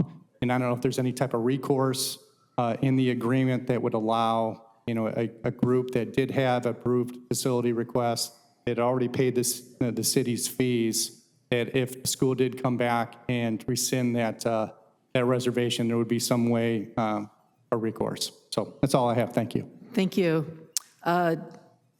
Jill Illich, followed by Kellen Sue. Good evening, Madam Mayor, Deputy Mayor, and council members. My name is Jill Illich. I'm the treasurer of Thunder Rugby here in Oceanside. And I'm here tonight regarding the joint use and El Corazon fields. First, I want to recognize the city for the support you've given our youth programs. When field availability is uncertain. Are you talking about the joint use, or are you talking about? Joint use, Okay. Yes, ma'am. Because we really don't have anything available at El Corazon so far. Not yet. We're hopeful. Yeah, that's a separate issue on the agenda. I'm not speaking about El Corazon. Okay. Thank you. When field availability has been uncertain, the city has consistently worked to find solutions to make sure our kids have a place to play. We truly appreciate that. Second, joint use of our schools and recreation facilities is a tremendous community asset. Our schools have fields, gyms, stadiums, and other facilities that are valuable community resources, and our cities have recreational facilities that can support our schools and youth organizations. Ultimately, the goal is to create a thriving youth sports program for all ages and have cohesive support between schools and city facilities. As you know, youth sports are so much more than athletics. They teach teamwork, discipline, leadership, resilience, and responsibility. They give kids a place to belong and adults a way to invest in the next generation. They truly build the community. And rugby is a particularly wonderful example of that. Thunder Rugby is open to all kids ages 5 to 18, and our club works to remove any barriers families may encounter in joining the club. Rugby is also an international and Olympic sport, and Thunder players this year traveled to Europe. They met new people, and they tackled them. Those experiences can shape a young person's confidence and perspective in ways that go far beyond what happens on the field. That is why I believe access to our community fields and facilities is an investment, not simply an operating expense for a youth organization. Thunder Rugby serves the same children who attend Oceanside schools, and that's why joint use is so important. When a youth rugby program represents its school and community, we are all working toward the same goal to help young people thrive. So my request tonight is a positive one. I request that the city continues strengthening the partnership with the school district to help ensure that the spirit of joint use agreement is fully realized and that there's always an available field for a youth rugby and other sports. When conflicts arise, I hope the city can continue helping facilitate conversations between city sports and the school district rather than leaving groups on their own to find another field. We have incredible resources in our community. We have schools, parks, fields, facilities, coaches, volunteers, and families who are willing to invest their time in our children. Let's make it as easy as possible for those pieces to work together. Thank you for your continued support of youth sports and for helping us make joint use of our community facilities a true partnership. I appreciate the time. Thank you. Kellen Sue? Thank you. My name's Kellen Sue. I'm on the Parks and Rec Commission, but I'm here just as myself, as a resident of Oceanside. The joint use agreement is like so important to Oceanside. We have a huge need for fields, and this helps us meet the need for fields. One of the things that we've experienced, though, as a family is that we go to a school, we hope it's open, and it's locked. And it feels like pretty consistently the schools are not actually open for the public to use, and it doesn't really feel like that's being tracked. So while it's in the agreement, it may not actually be the lived experience of residents. And I think it's important that we know how often that's happening, so we know, like, hey, this is what the agreement is, but you guys aren't really holding up your end of the bargain. That happened even with camps, where we would show up for a camp that was supposed to be, that was through the city, but was on a school location, and it was under a tremendous amount of construction, so there wasn't really a way to get into the camp. So just that kind of stuff where there's not communication and it doesn't feel like the schools are taking it as seriously as the city. And I just want to encourage the city to operate and to negotiate from a place of strength. Oceanside has so many amenities that we are bringing to this table. It's not just that we're in a position where we are needing things. We have the pools, like we have all of these amenities that the schools need too, so that we would just come to the negotiation from a place of strength and not just asking for these fields that we do so desperately need, but that we would also understand what we bring to the table. And that's it. Thank you so much. All right, thank you very much. Mr. Gonzalez, did you want to respond to some of those comments and concerns? Thank you, Mayor. We are aware of the situation that Coastal Academy has encountered, and it's something that we'll continue to work with the district in terms of making sure that once we've issued permits, that groups understand that they have that space. The agreement is still a work in progress, as Ms. Sue mentioned. There have been instances where schools are locked. It's something that we address with the school district, and I think they're from a policy perspective, I think they're committed to making sure that the spirit of what's in the agreement, which is to make the school sites open to the public after school and on weekends and holidays, is being followed. So we'll continue to work with the school district to make sure that the language of the permit or the agreement is being upheld. Is that situation getting better? It has been, is my understanding. I know that there are specific schools that we dealt with at the initiation of this agreement that it was a consistent problem, and then my understanding is I've gotten less reports of schools not being accessible. Do you contact the schools at some point before the event is supposed to happen, or the activity's going to happen, to make sure that it's open?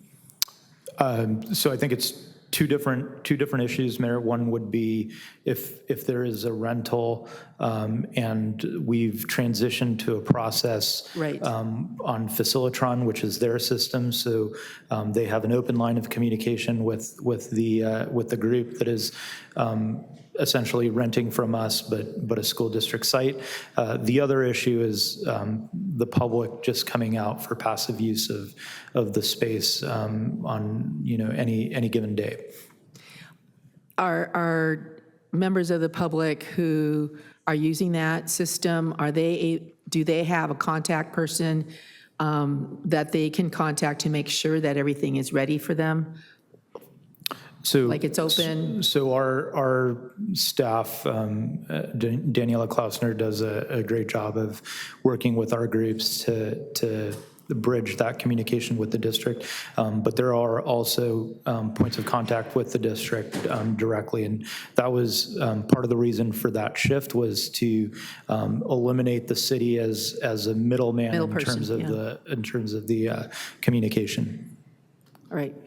Thank you.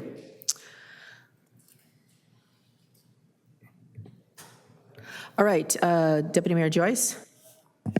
Thank you, Mayor. So in talking to families in our neighborhoods and in just being and personally taking my children to the sites, because this is such a really big agreement to have all these passive use sites. And I know we put soccer goals on. Thank you so much, Director Gonzalez, for supporting that. We have soccer goals at certain sites so that we have a place for kids and families to come out and just play soccer without even having to be on a team. They can shoot on a goal and school their dad, and I really appreciate that. But lots of families still don't know, even families that go to the schools that are all open. I was talking with a bunch of folks in the Pablo Talk area, and there is not really, they can get up the hill to Buddy Todd. It is a hill, and it's much easier for them to get to the school, which is like centralized in the neighborhood there. And many of the neighbors had no idea that it was basically a public park on the weekends.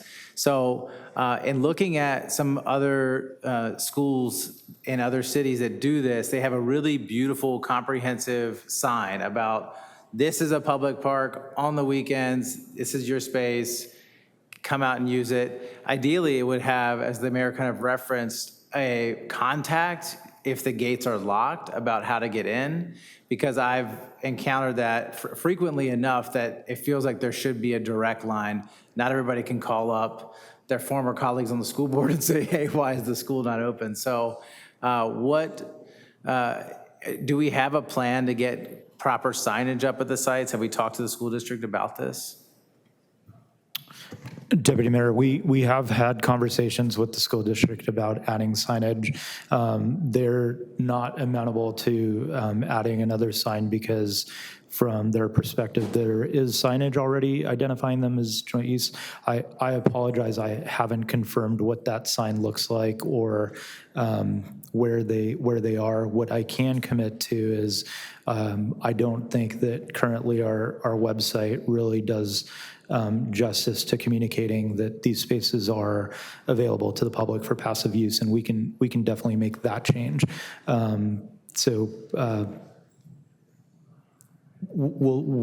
My commitment will be that we'll add a section to our communication about the availability of passive use, and we'll take a look at what signage is currently there and continue to work with the district on making sure that the public knows that these spaces are available to them.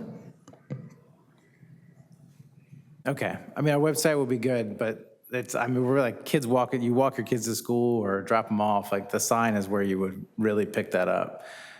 So maybe we can work on that as a council. Maybe you can work on that as a public. So it's just a wonderful program. I'm so glad that we have a working relationship with the school district on this, and thank you for fostering that during your time.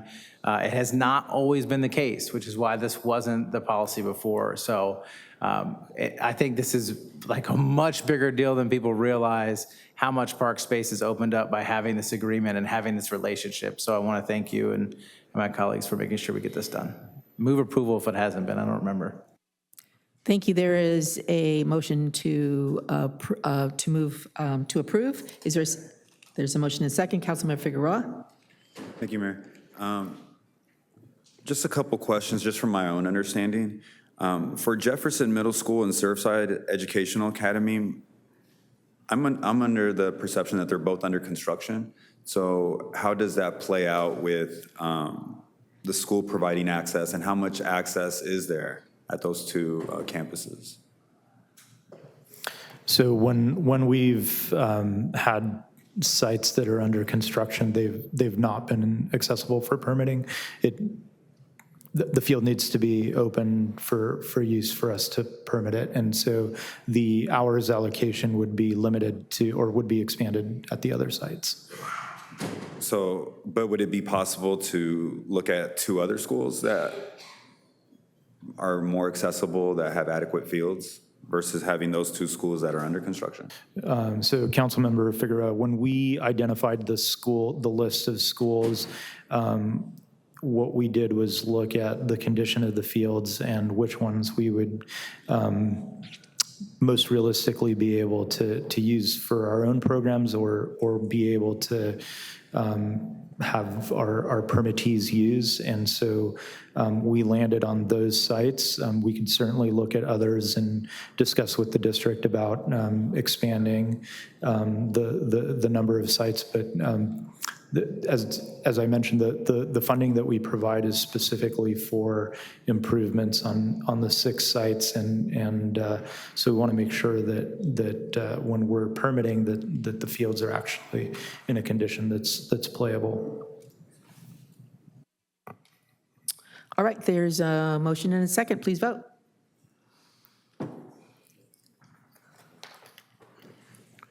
Motion approved, 5-0. Thank you. I'm going to go to item number 17, and then we'll go back to 16. This is the advance written request to reserve time to speak. Ken Layton, followed by Ronald Owens, followed by Louise Bama.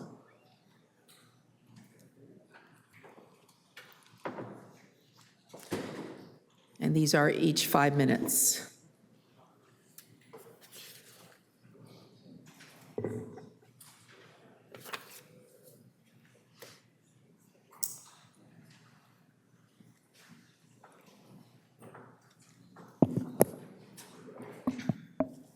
Thank you.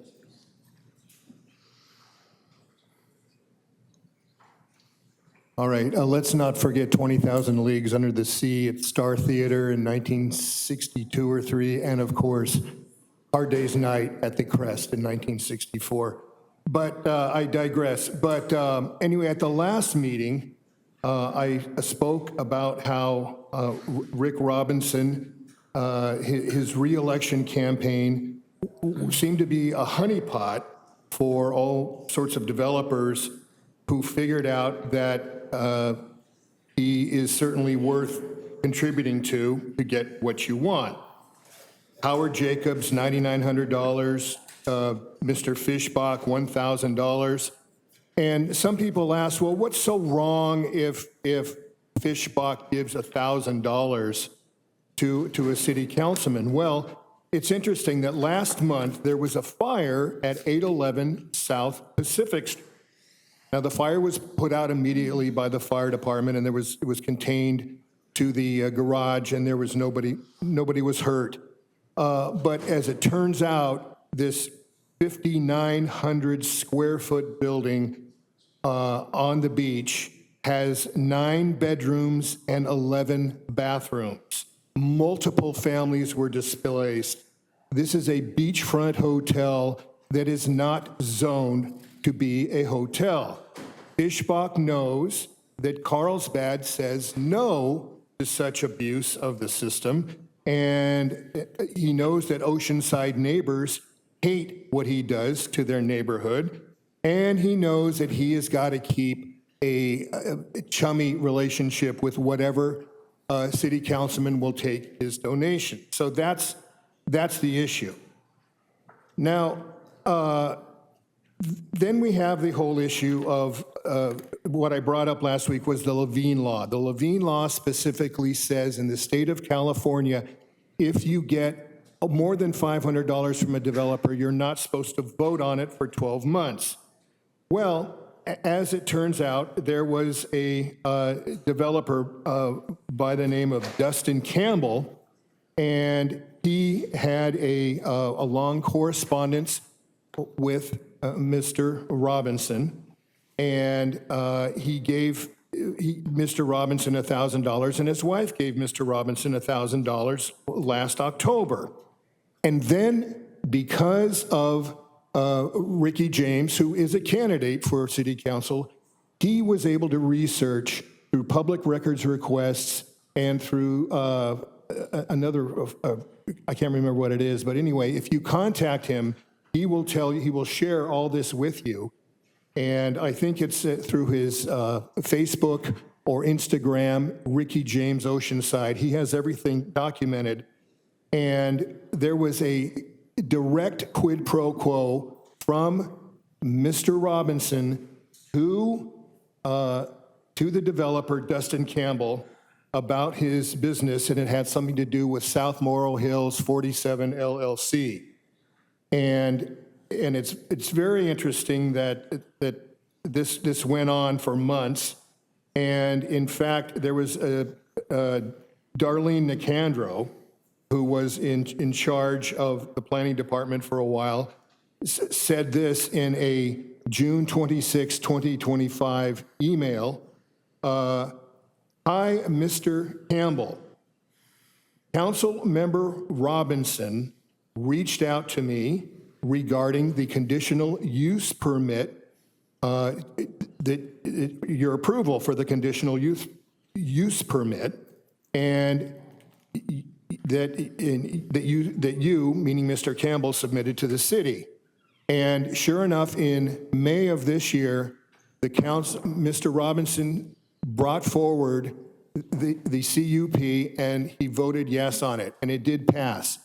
The point is that this is a brazen abuse of the Levine Law, and there's a 30-day window there where I guess you can give the money back in time. Well, the June 30th was the last time there were any declarations of money coming in or going out, and you didn't record it. You broke the Levine Law, Mr. Robinson, to accommodate somebody who gives you a donation, because according to your own records, you did not give the money back within that 30-day time. And I urge anybody to go see this timeline that Mr. James Thank you very much. Next is Ronald Owens.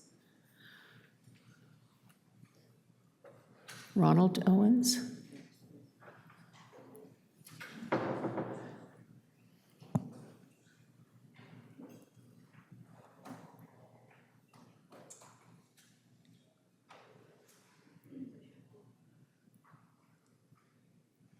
Good evening. I want to talk about this evening COVID-19 vaccines that are administered here in your city. My name is Ronald F. Owens, Jr. I was a public information officer at the California Department of Public Health for more than 14 years. I learned on April 14, 2022, Department of the Secretary for Health and Human Services, he was commenting about the COVID-19 vaccines, and he said, quote, "We know these vaccines are killing people of color, Blacks, Latinos, indigenous people at about 2 times the rate of white Americans." I shared this information with my management. 4 days later, in that email that I sent, I indicated that there were injuries of allergic reactions of people who took the COVID-19 vaccine. Visual paralysis, miscarriages, heart attacks, heart inflammation, seizures, strokes, and sudden deaths. Unfortunately, they made it about the messenger, me, and not you.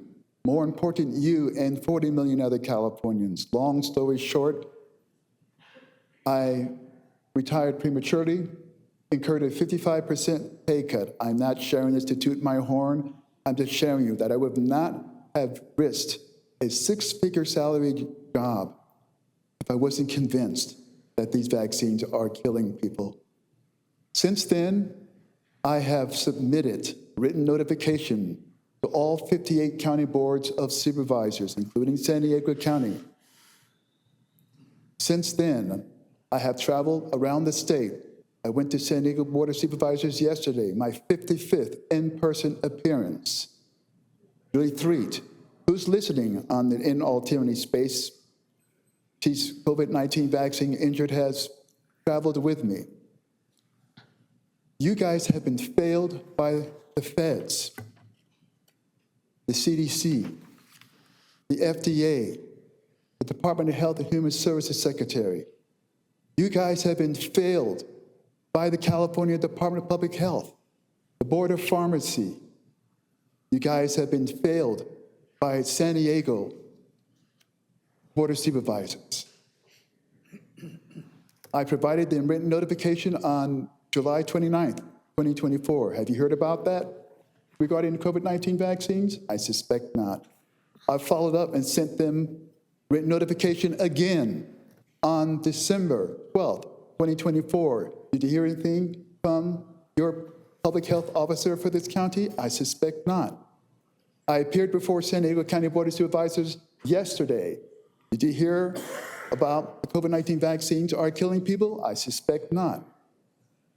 And I also followed up that notification, or in-person appearance, by sending them another written notification. You are one of what, 18 cities in this county. You have about 20 pharmacies that are still administering the COVID-19 vaccines. These vaccines are killing people at an alarming rate. And the information that I'll send to you, I'll let you know the press that I've reached out to. The California News Publishers Association, I believe that your local newspaper belongs to CMPA.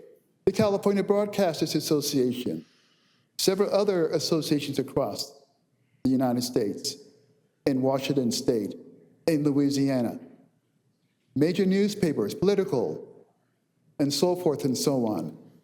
I don't know what you guys can do, because I know that you are under the county, but I would urge you to do something regarding notifying your population or connecting with the pharmacies that are in this city. I don't have those kind of answers. You've got a brain trust of very able staff regarding city manager or your attorney, or ask the county health officer to address this issue. I indicated to them and 57 other county board of supervisors that I'm more than willing to come back and bring the vaccine injured. Julie Threet of Butte County. There's a lady named Lori who's probably listening on X. She's vaccine injured. Talk to them. Don't ignore them. I would love for humanity, as we all do. Thank you very much. We must not ignore this issue. Thank you for your time. Thank you very much. Louise Bama. Hey, Louise. Hi, Mayor Sanchez. And How the does council that's retirement here. feel? I know, it was what, 20 years on the Planning Commission and 4 on EDC, so it's been 24 years serving. I like the new and improved nameplates, though. Those are cool. Anyway, Louise Bama, South Moral Hills. I'm here as a vice president on the board of the California Surf Museum. No other museum in the continental U.S. is accredited and has been celebrating for 40 years and is open and provides the amount of exhibits that the California Surf Museum does. Other museums may have more square footage and more collection, but they don't have the thousands of visitors that we get every month that come in the doors, the hundreds of thousands that visit our website and our social media platform, and the hundreds and all the kids and the teachers that come in every month and get the tours from our fabulous docents. Oceanside has the California Surf Museum. The Surf Museum gathers a ton of media exposure too, much more than any of the other museums do. Like an example is just recently we had a collaboration with the Longboard Club, where we brought our existing exhibit of the ancient Hawaiian surfboards that are humongously huge and brought them down to the beach, and we had professional surfers, of course, surf them, but it was like got tons of TV, social media, and everybody on the beach was just in awe of the spectacle it created. So stuff like that happens because of the California Surf Museum. So in looking ahead and how we can continue to grow and provide more for the California Surf Museum, the Oceanside residents, the Oceanside itself, its visitors, just like the OMA and the Brooks have done with their expansions, we are also looking at expanding our museum and staying in Oceanside as part of the expanding Oceanside's cultural district, which we're pretty proud to be that we've established that. As an architect for the existing building, I'm working currently with contractors like Bicor and the contractor that actually built the Surf Museum, who actually, by just another little subtitle, we actually came in under budget when we built the Surf Museum back in the day. So that was kind of cool. So I'm working with him to try to come up with a plan on how we can increase the square footage, but how most importantly, we can keep the doors open during construction, which is hard to do. But I'm going to try to get this figured out, because we got to keep the doors open in order for Oceanside to still benefit from all the stuff that we do for the city and for the Surf Museum itself.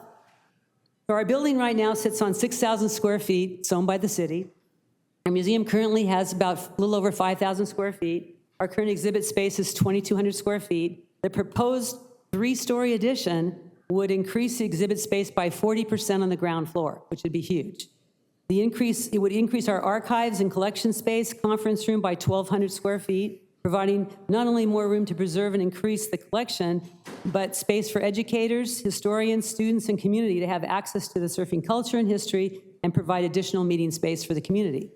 The proposed addition would also give us 1,200 square feet of office space to better serve the museum's needs, increasing productivity, executing exhibits, promotions, and marketing, and more exposure for the Surf Museum and for Oceanside. The California Surf Museum sits in the heart of Oceanside's cultural district.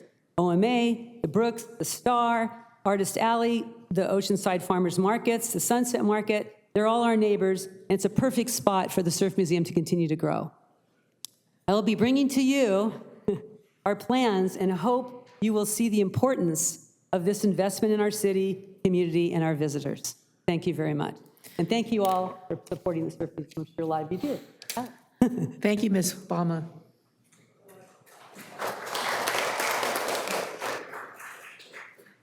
We're just so very, very proud of the California Surf Museum. All right, we're going to go ahead and go back to item number 16. By the way, how many speakers do we have on this item? On item number 16, we have 16 speakers. 16. 16 on 16.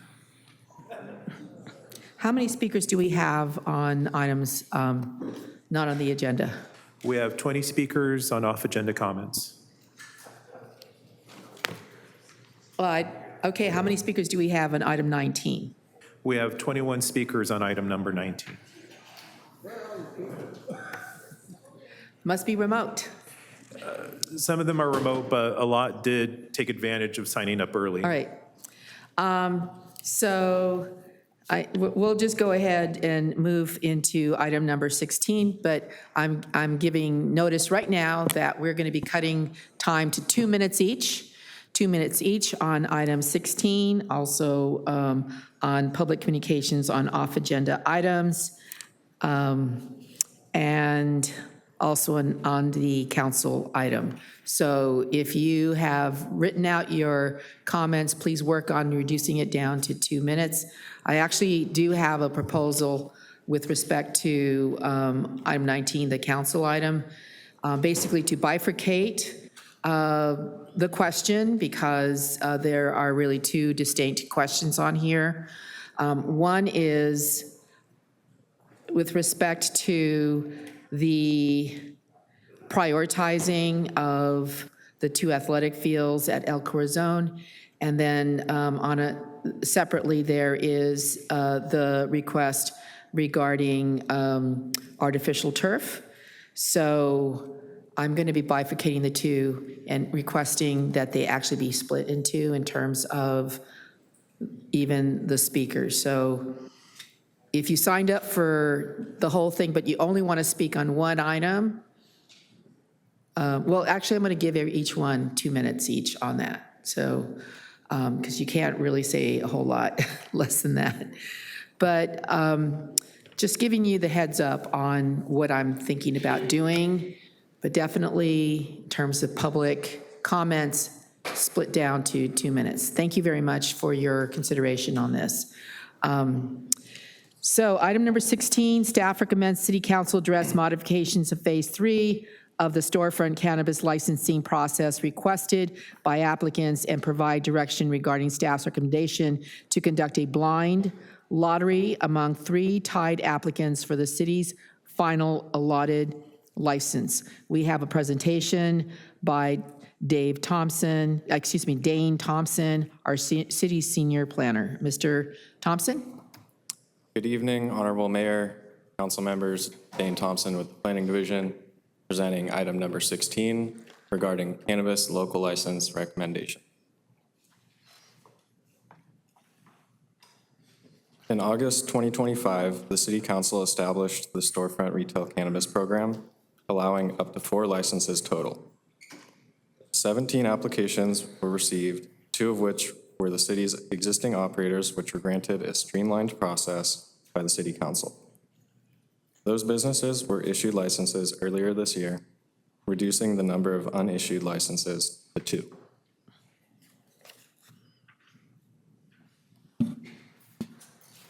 The application process was constructed with 3 phases to determine the highest quality applicants through a merit-based system. Phase 1 consisted of completeness reviews, where the consultant determined if an application was missing any materials. All applications were determined to be complete during this phase. Phase 2 consisted of the consultant's review of all applications based on the evaluation criteria adopted by the City Council. 9 applications received the top application score and advanced to the final round. The final phase, staff interview panels, were designed to determine who should be awarded a local license through a blind ranked choice vote.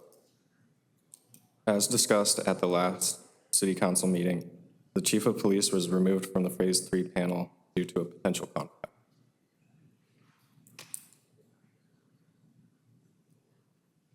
The results of the ranked choice vote are shown on the screen here. As you can see, there's a 3-way tie for second place, which creates an issue when there are only 2 licenses available.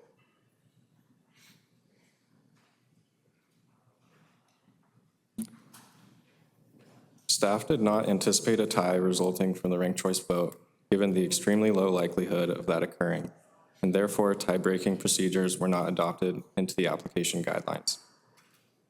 Staff decided the best course of action to break the tie in a fair and impartial manner would be a public lottery. Staff suspended that lottery to obtain City Council direction after receiving a letter from the 3 tied applicants, which requested licenses for all.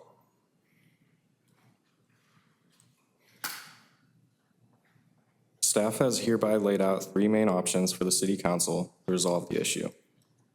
The options are conducting a blind public lottery, issuing licenses to all Phase 3 finalists, increasing the license cap from 4 to 6, or modifying the Phase 3 process in a different way as desired. Staff is recommending option 1, the blind public lottery, as it would be fair and unbiased, and it would be a fair and unbiased way to break the tie while respecting the City Council's desire of issuing up to 4 licenses. Staff does not believe a lottery at this stage would contradict the merit-based nature of the application process, as all 3 tied applicants were found to be equally meritorious. Option 2 is the tied applicant's request, which would issue licenses to the 3 tied applicants as well as the first place applicant as determined by the ranked choice vote. This would increase the cap from 4 to 6 licenses. Pursuant to the municipal code, City Council can increase the applicable license cap via resolution. Therefore, staff has prepared a resolution for this option, should that be the council's desire. In an effort to respect the current 4 license cap as much as possible, staff wrote the resolution such that if any licenses fail to establish by the deadlines of the code, those licenses would not go back into the pool until there were no more than 4 licenses.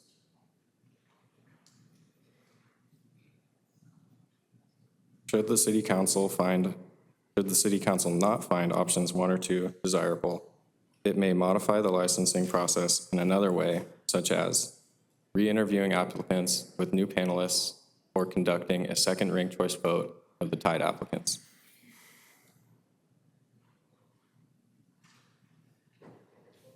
The fiscal impact of this item depends on the option chosen. No fiscal impact is expected for option 1, and option 2 may increase future tax revenue. The impact of option 3 depends on the method. As discussed, staff recommends endorsing the decision to conduct a blind public lottery. That concludes my presentation, and I'll be available for questions. Thank you. Thank you, Mr. Thompson. And again, how many 16. speakers? 16. Okay. Well, let's go ahead and get started. All right. As you see your name on the screen, we have 2 available podiums. Make your way to the next available podium once you see your name on the screen. Our first speaker is Daniel Fortel, to be followed by Dustin Moore, to be followed by Valley Gilly.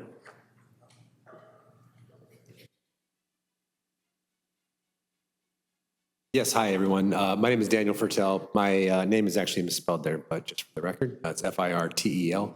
I am the CEO and majority owner of Oceanside Retail OpCo, and we are one of the 3 that came into a tie. I'm an Oceanside resident here. I live here with my wife and my 3 small kids. This was a dream of mine to open a store in my own city where I live and raise my family.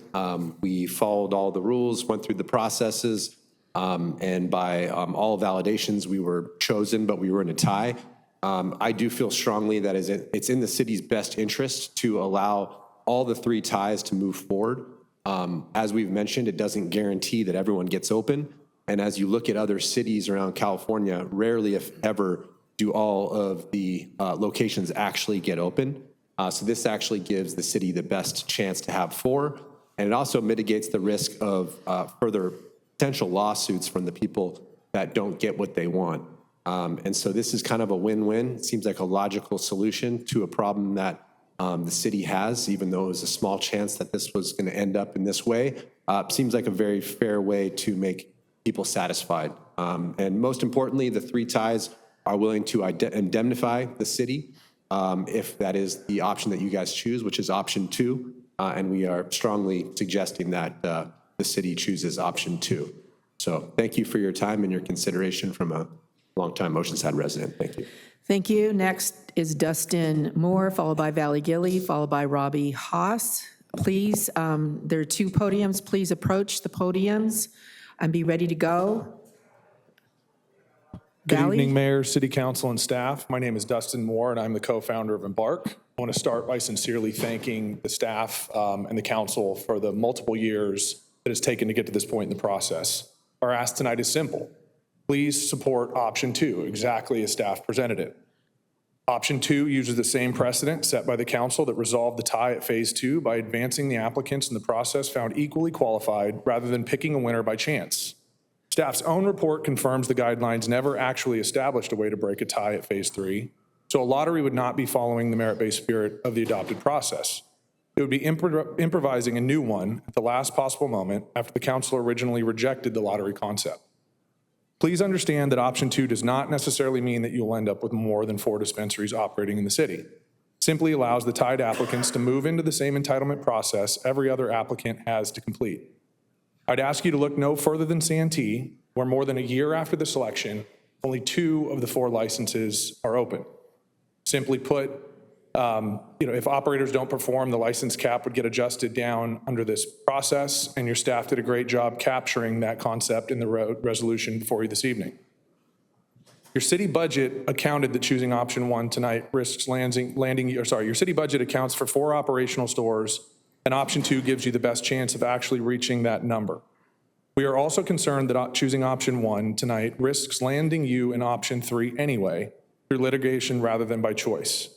A decision this consequential, resolved by chance, instead of the merit-based process the council adopted and the precedent set in phase 2, is the kind of decision that invites a legal challenge. We respectfully ask you to stay the course you set at phase 2 and adopt option 2 tonight. Thank you very much for your consideration. Thank you, Valley Gilly, followed by Robbie Haas, followed by Michael Milano. Thank you, Council. I'm a lifelong resident of Oceanside and a long-term business owner. I'm here with Embark, and I feel really strongly about, I don't want to waste anyone's time because there's a lot of speakers, but I'm not here for option 1. I feel that we said that we didn't want to do a lottery from the beginning, and so I would like to also not do option 3 because I feel like it could be a waste of time and funds, and I don't want to do that. I feel like the best option here is 2. We don't need to go into it. You're going to hear a lot of speakers, but I just wanted everyone to know like where I stood on that. So thank you very much. Thank you. Robbie Haas? Not here? How about Michael Milano, followed by Ellen Peterson? Please approach both podiums and be ready to speak. Hi, I'm Michael Milano, a longtime Oceanside resident. In fact, I've lived here my entire life with the exception of my time in the Army as an infantry officer. My son and son-in-law are currently on Pendleton. One's forward deployed with the 11th MU in the Middle East. And so we're long time, raised 3 kids in the city. I'm advocating to issue the license to the 3 tied applicants. We all had quality applicants. We're all experienced operators, residents of Oceanside, and we feel that the best path for the city from getting 4 operational stores to include maximizing tax revenue is moving forward with the 3 of us who tied for second being issued a license. Thank you, guys. I appreciate the time. Thank you. Ellen Peterson, followed by Lori Peterson, followed by Natalia Miranda. Tonight, we have a clear, common sense path forward to foster a fair competition and maximize community benefits. I am speaking in support of expanding the city's cannabis resolution, allowing 6 total licenses. By doing so, we can rightfully award permits to the highest scoring applicants who have proven their qualifications through a rigorous merit-based selection process. They are highly professional, respectful, knowledgeable, and deeply dedicated in offering community support. Furthermore, instead of undermining each other or bickering, they have shown a remarkable ability to work together in a professional, unified manner, a manner which should be required within the industry.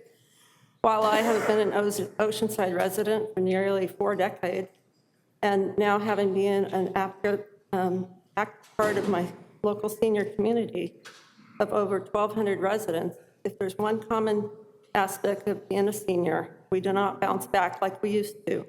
We can be more prone in need of a diverse medical network, which we live. I can say without hesitation, given this 3-way tie place, option 2 is a scenario which is best fitting, giving us more options for seniors or those with disabilities without having to drive to and support another city's revenue.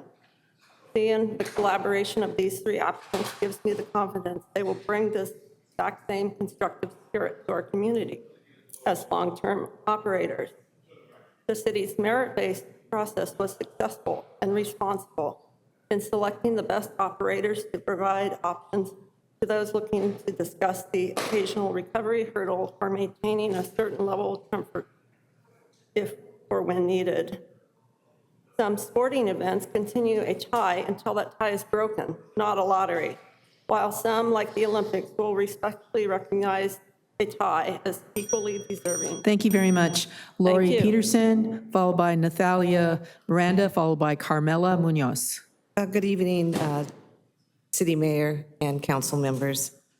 We find ourselves in a unique predicament here with a 3-way tie among very highly qualified cannabis applicants.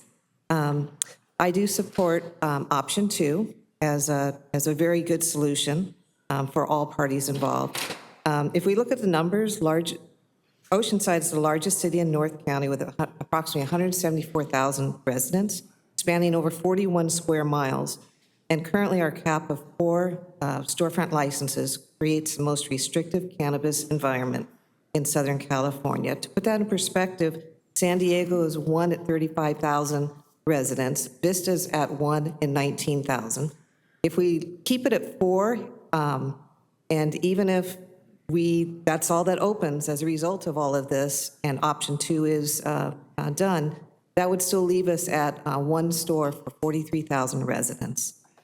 The other issue on choosing option 2 and making sure that we get the appropriate revenue that's generated from this is we also have an issue of basic human compassion. Over 40% of the Oceanside population consists of middle-aged and senior residents, many who would like a choice if they're undergoing medical treatment or they have a disability or a condition, and they rely upon cannabis as a vital alternative to heavy pharmaceuticals without having to resort to using opioids and those conditions. And then finally, the economic reality. Each of these licensees is prepared to make massive financial investment in Oceanside. If we get all these stores open, they're going to be bringing millions of dollars in opening costs, construction, and local permitting. I encourage you to select option 2. Thank you. Thank you very much. Natalia Miranda, followed by Carmela Munoz, followed by Karina Delgado. Good evening, Mayor Sanchez and council members. My name is Natalia Miranda, and tonight I will be the representative for Be the Resistance and voicing our concerns about the proposals regarding the opening of new cannabis storefronts in the city of Oceanside. I would first like to begin with a review of addiction formation. According to the scholarly journal Neurobiology of Addiction, addiction formation can be broken down into 3 distinct stages, with each stage affecting neurological structures crucial to emotional regulation and higher-end thinking. While the legal age for the purchase of recreational cannabis in California begins at 21 years of age, it is not until 25 and beyond that the human brain fully develops, with the last areas being that of one's prefrontal cortex and frontal lobe. Given the destructive and unforgiving nature of addiction, I find the implications of adding multiple cannabis storefronts to the city of Oceanside to be an act of inconsideration and irresponsibility. Though there exist rehabilitation centers to help those struggling with addiction, along with clubs such as Be the Resistance, spreading awareness to the community about adolescent drug misuse, these efforts are often contradicted by the consistent push for businesses whose doors open path to new addiction. Additionally, the opening of new cannabis storefronts sends not only a contradictory message about rehabilitation to recovering addicts, but also desensitizes the impressionable youth to the dangers of addiction by selling the illusion of normalcy through advertisements and increased accessibility. To close, I respectfully ask the decision makers in the city of Oceanside to carefully consider the possible consequences of opening establishments that normalize the use of addictive substances. Let us remember that the true wealth of our city lies not in our material worth, but rather in the minds behind the innovation of the community that we prosper in. Thank you. Thank you. Carmela Munoz, followed by Karina Delgado, followed by John Byram. How can I? Good evening, Mayor Sanchez and council members. Thank you for allowing me to speak tonight. My name is Carmela Munoz. I work for Vista Community Clinic, Prevention and Advocacy Program, and I serve as the youth advisor for the Be the Resistance Club at Oceanside High School. I'm here tonight from a youth prevention perspective. My role is to provide information and education about substance use and factors that can affect young people. Adolescence is an important period of brain development, and young people are particularly vulnerable to the effects of substance abuse. Research has found that youth who begin using cannabis at a younger age may be at greater risk for developing problematic use of cannabis use disorder later in life, according to the National Institute of Health. Working with youth, one of the things we focus on is on prevention on preventing, I'm sorry, a focus on in prevention is delaying the age of first use and reducing young people exposure and access to substances, encouraging young youth to postpone or avoid drug use can support better decision-making, academic success, and long-term physical and mental well-being. I recognize that cannabis is legal for adults. However, when communities are considering cannabis retail policies, I think it is important to also consider what those decisions may mean for young people. Thank you. Thank you. Karina Delgado, followed by John Byram, followed by Tamara Rosmus. Good evening, Mayor, Deputy Mayor, and council members. My name is Karina Delgado. I am a program manager for Vista Community Clinic's prevention and advocacy program. My work there focuses on substance use prevention, youth education, community partnerships, and reducing factors that contribute to youth substance use. I am here today to provide a public health and prevention perspective.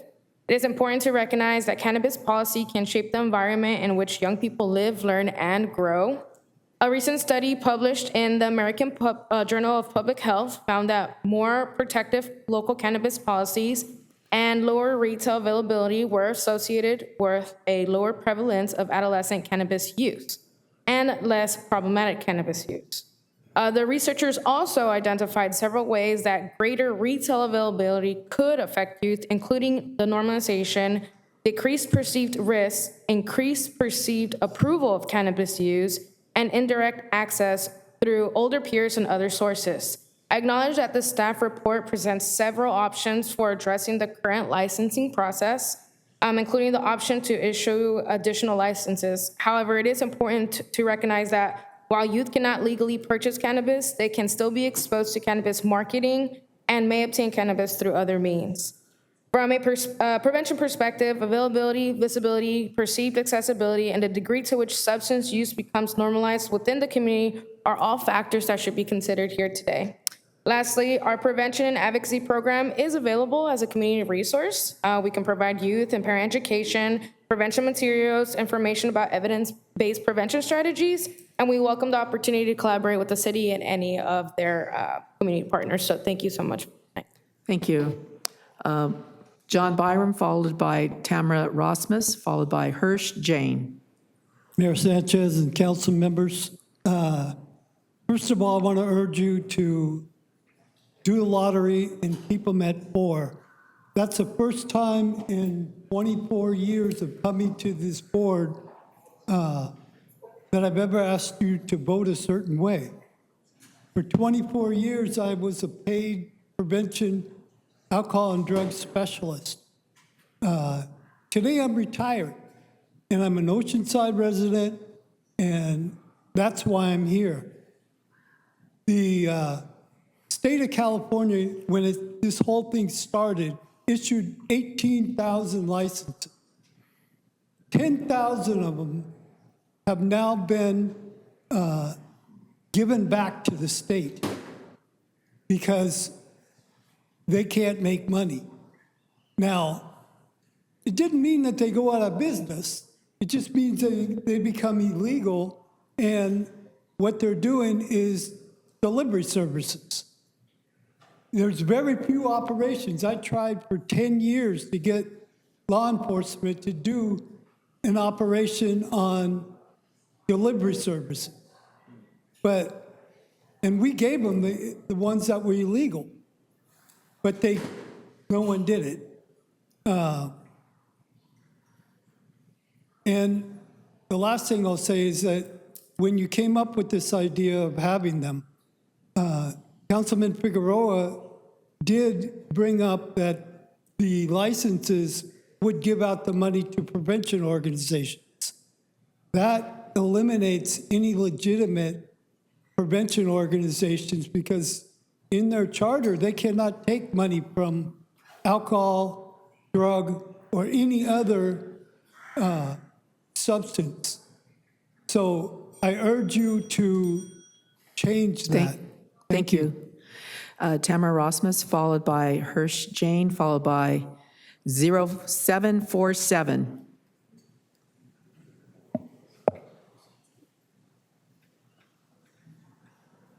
Good evening, Mayor Sanchez, members of the council. I'm going to read very fast. I'm attorney Tamara Rosmus, and along with Gina Austin, represent Noble Victory, one of the city's current cannabis license holders.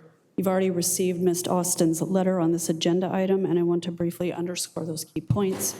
First, the 3 applicants who have already earned licenses through this process, Noble Victory, Medleaf, and March and Ash, unanimously oppose increasing the license cap from 4 to 6.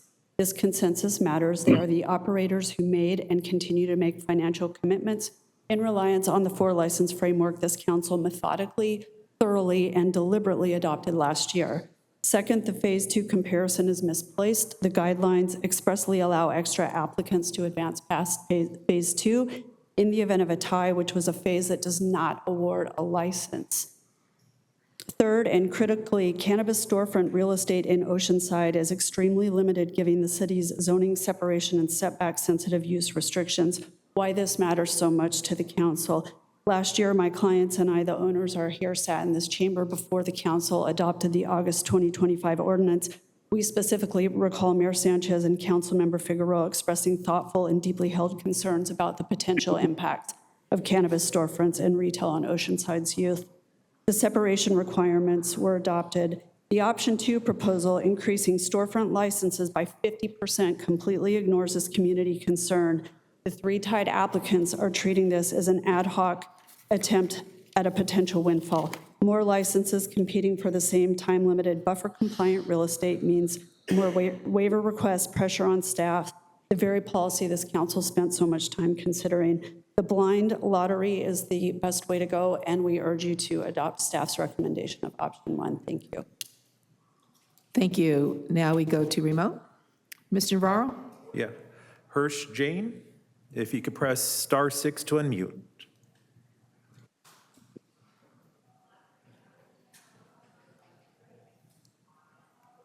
Hirsch Jane, you're ready to go. We could start with you. Please unmute yourself, or if you're using your phone, please press *6 to unmute yourself.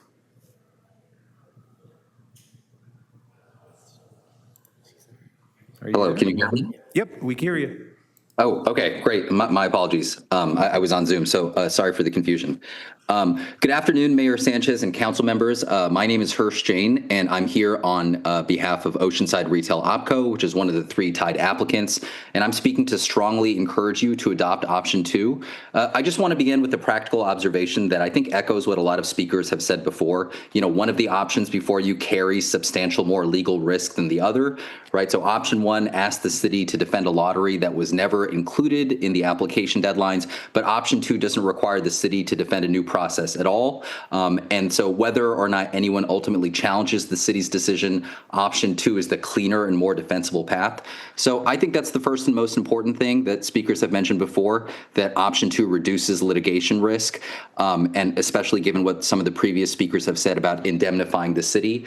But second, I just want to note that, option 2 gives Oceanside consumers more access and more choice by increasing competition amongst qualified operators. And I really want to underscore that some of these applicants that have tied here are some of the most qualified operators in this space and have the ability to, create a very robust retail ecosystem in Oceanside. And third, as some of the speakers have mentioned before, option 2 gives the city the best opportunity to actually achieve the 4-store program it envisioned. Speakers have said before that not every selected applicant opens, and so advancing all 3 of these finalists creates a stronger pipeline and increases the likelihood that Oceanside ends up with the robust retail landscape it envisioned. And so the final thing that I want to say is that a more qualified group of operators will create more jobs, it'll distribute customers across more locations and reduce a lot of the issues that the city was concerned about: traffic, parking, congestion. So in conclusion, I just want to say option 2 is fair, it's very practical, it's consistent with the process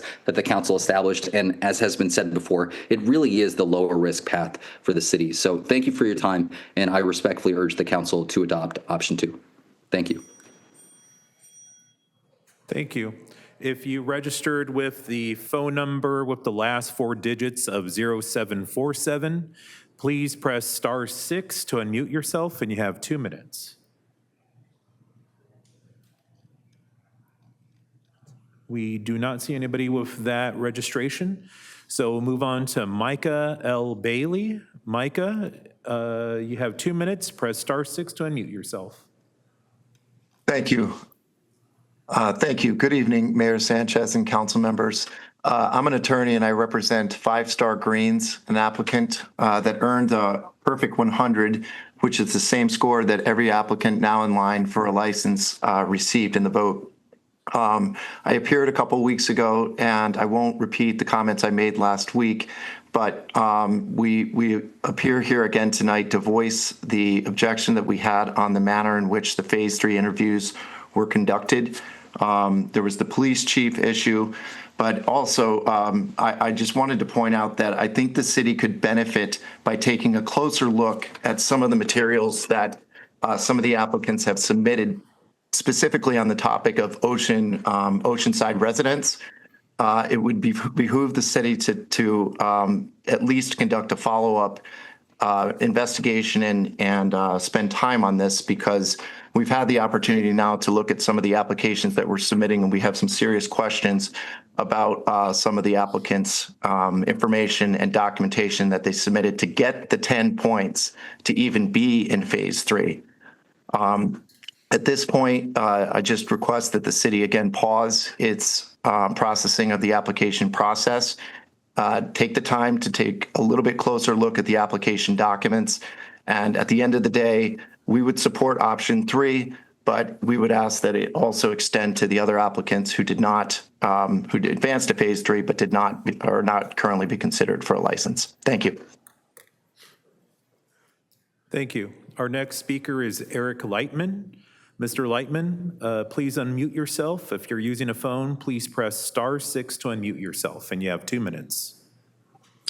Good evening, Mayor Sanchez and council members. My name is Eric Lightman, and I'm general counsel for Embark, one of the 3 applicants tied for second place. I would urge you to consider option 2 as the best option that stays closest to the process you've built. In February 2025, the council considered a lottery and rejected it, instead favoring a merit-based approach. What the guidelines never addressed was what to do when the merit-based process produces a tie. A lottery answers that question by abandoning merit at the final step.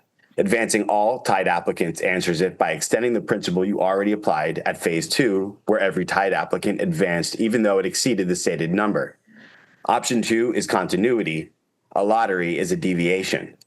Option 2, therefore, is the cleaner path for the city. A lottery ends with 2 applicants eliminated by chance from a process this council designed to be decided on merit, and eliminated under a tiebreaker that appears nowhere in the adopted guidelines. California courts have looked closely at cities that departed from their own adopted licensing procedures. In CV Amalgamated versus the city of Chula Vista, the Court of Appeals held that Chula Vista could not deviate from the procedures it had adopted. I raise that not as a threat, but as a structural observation. Option 1 ends with excluded parties and a novel procedure to defend, whereas option 2 ends with no excluded party at all. It resolves the tie without asking the city to defend anything. Any applicant losing in a late added lottery will have ample grounds to sue and prevail against the city. On indemnification, every applicant advancing under option 2 has already agreed as a condition of applying to indemnify and defend the city in connection with our applications. Under option 2, the city moves forward with every remaining applicant bound by that commitment, and the safeguards stay in place. Attachment 3 already protects the 4-store cap. If licenses miss the code deadlines, those additional licenses are eliminated. Licenses are non-transferable for 4 years. Staff's own report notes that awarding... Thank you. And that's time. Yeah, thank you. That concludes our speakers. All right, thank you very much. Does staff wish to make any other comments? Honorable Mayor, I didn't hear any questions or any comments that warranted a response. All right, I'm going to take the prerogative of speaking first, because I may be a minority opinion on the dais. I grew up in the east side of Oceanside, as did my dad, and it was the neighborhood, Barrio Pozole was the neighborhood that was truly criminalized because of the war on drugs. Our young, especially young men, were served a lot of time, spent time in jail or prison. There was once upon a time, if you had an ounce of marijuana, you could go to prison. So we have a very, very bad experiences in history for the East Side. It was the first neighborhood, Latino neighborhood. It was actually the poverty neighborhood for the city of Oceanside for, well into the 70s. There wasn't a suggestion that maybe we should be looking at populations, and so Oceanside should have many more shops because of our population. Well, actually, the voters of Vista decided on 11 shops, and so they had the monopoly. They had the whole North County, and yet half of them are failing. They will continue to be in business, whichever ones end up continuing on. City of Oceanside is highly urban.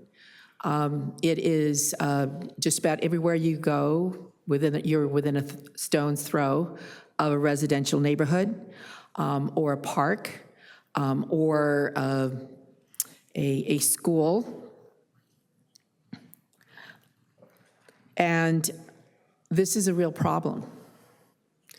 It's not like other areas where there might be, say, industrial uses or more like commercial uses. Oceanside really went the way of residential, more so than any of the other cities.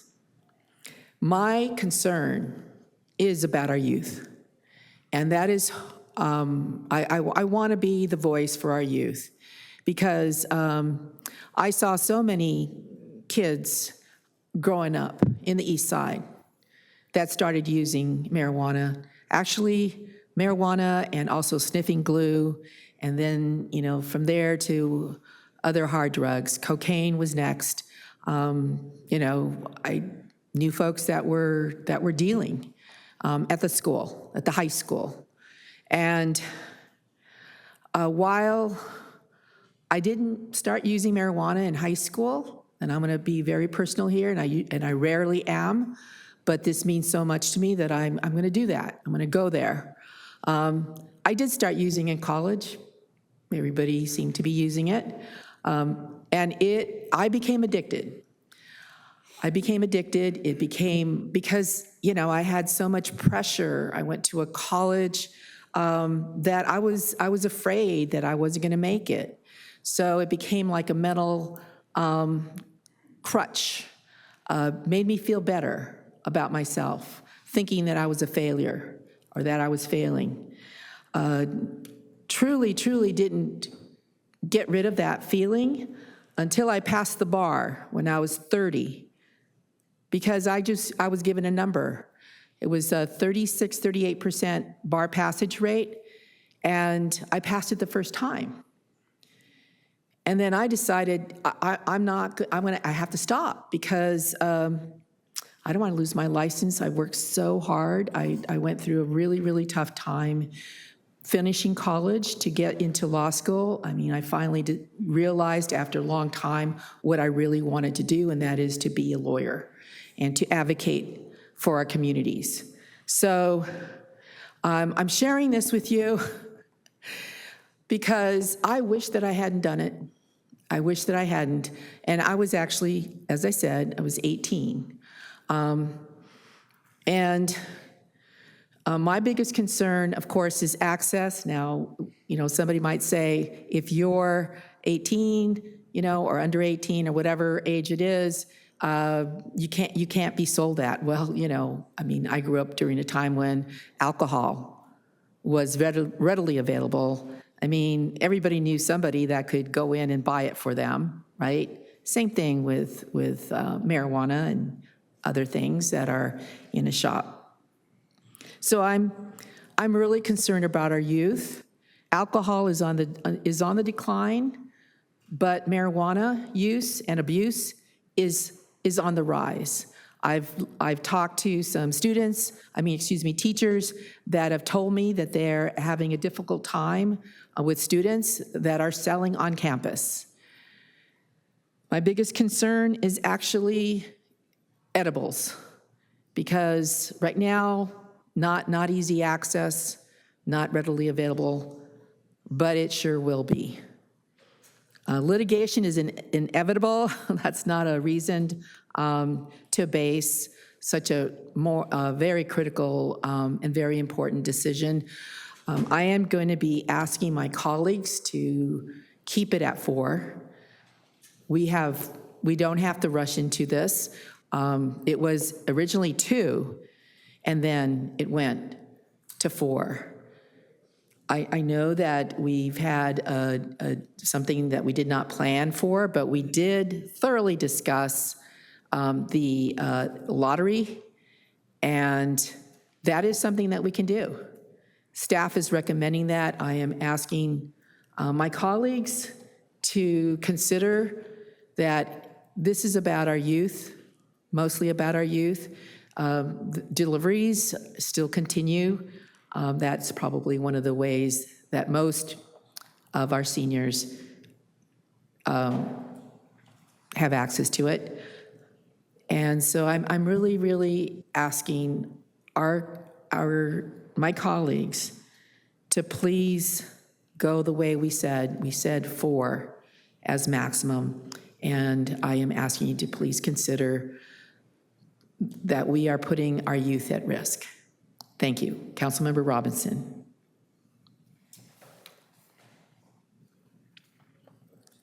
Thank you. Without trying to rehash all the things that we did before, I'm just going to move that the council adopt option 2. Second. Deputy Mayor Joyce, did you have anything else to say? Yeah, I just had a couple of questions. What's the next biggest hurdle after an organization receives a license? Is it attaining a CUP? Councilmember Joyce, that is correct. After being awarded a local license, they have to submit for a CUP, and there's deadlines for them to be awarded one. Okay, so that's a big hurdle. I mean, they have to have a location, they have to have an approved plan of operation in that space. Is that correct? Correct. They need to find a location, then get that issued by the city council, which is this body, obviously. I won't talk about how hard it is to get that done. So now that we're in this process, do we find that folks who are license holders in other cities have trouble getting their storefronts open? Is that a thing that happens in this process? In your research, I know you've been doing this work for years now. I'm not aware of any trends for that. Okay. One thing that I did hear from the folks that were already license holders is that there are a lot of restrictions. I would just open it back up to my colleagues as I did before. I think Coast Highway makes a lot of sense to consider adding in at some point, because it does take those licenses away from some of our underserved neighborhoods that we were trying to avoid them all being concentrated around. So just bringing that back up, if anyone wants to pursue that with me, let me know. I wish that staff had selected 2 license holders. I know that they were doing the best that they could with the process that was laid out beforehand, and none of us had the clairvoyance to consider a tie. Our council rejected a random selection, which is why I'm most in favor of doing the one that has identified the meritorious license prospective holders. And from my perspective, option 2 is the best of what we have in front of us. I do think that we're not going to end up with 6. That's just my guess, because of the limited areas by which people can seek these permits, and all of the hoops that it takes to get through. How long, I'm sorry, I forgot to ask this question. How long do they have after they're issued a license before they need to attain this CUP? Is there a timeline? So to obtain the CUP, a license awardee has 12 months, and then after being awarded a CUP, they have 18 months to be operational. That's a fast timeline, so it's 2.5 years from issuance to opening, right? It seems like a fast one. I do think that's going to be challenging for some, and I think that is where we're going to see the license numbers still stay around the 4 number. So from my perspective, this is really not about access, and I don't want to rehash anything either. So I'll just say that I support option 2 as I think the best option moving forward. Councilmember Weiss? Yeah, I just want to clarify, whether it's Dane or the city attorney, that if we go with option 2, and if one of the license holders fails to get their use permit within 12 months, that license is then forfeited and eliminated. Is that correct? Councilmember Weiss, that would be correct.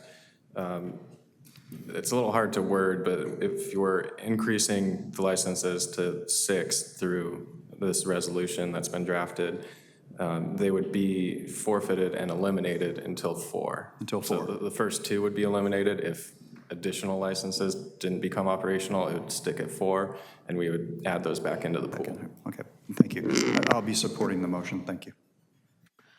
All right, there's a motion and a second. Please vote.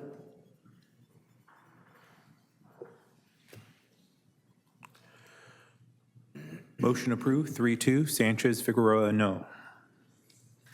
Thank you. So how many people how many people again are wanting to speak on item number 18? That number has now been moved down to 15. 15. And again, 19, how many people there? 19 on 19. Okay. So why don't we go ahead and start the public, item number 18. All right, our first speaker is CJ Malualu. I apologize if I mispronounced that. Here. To be followed by Derek Miter.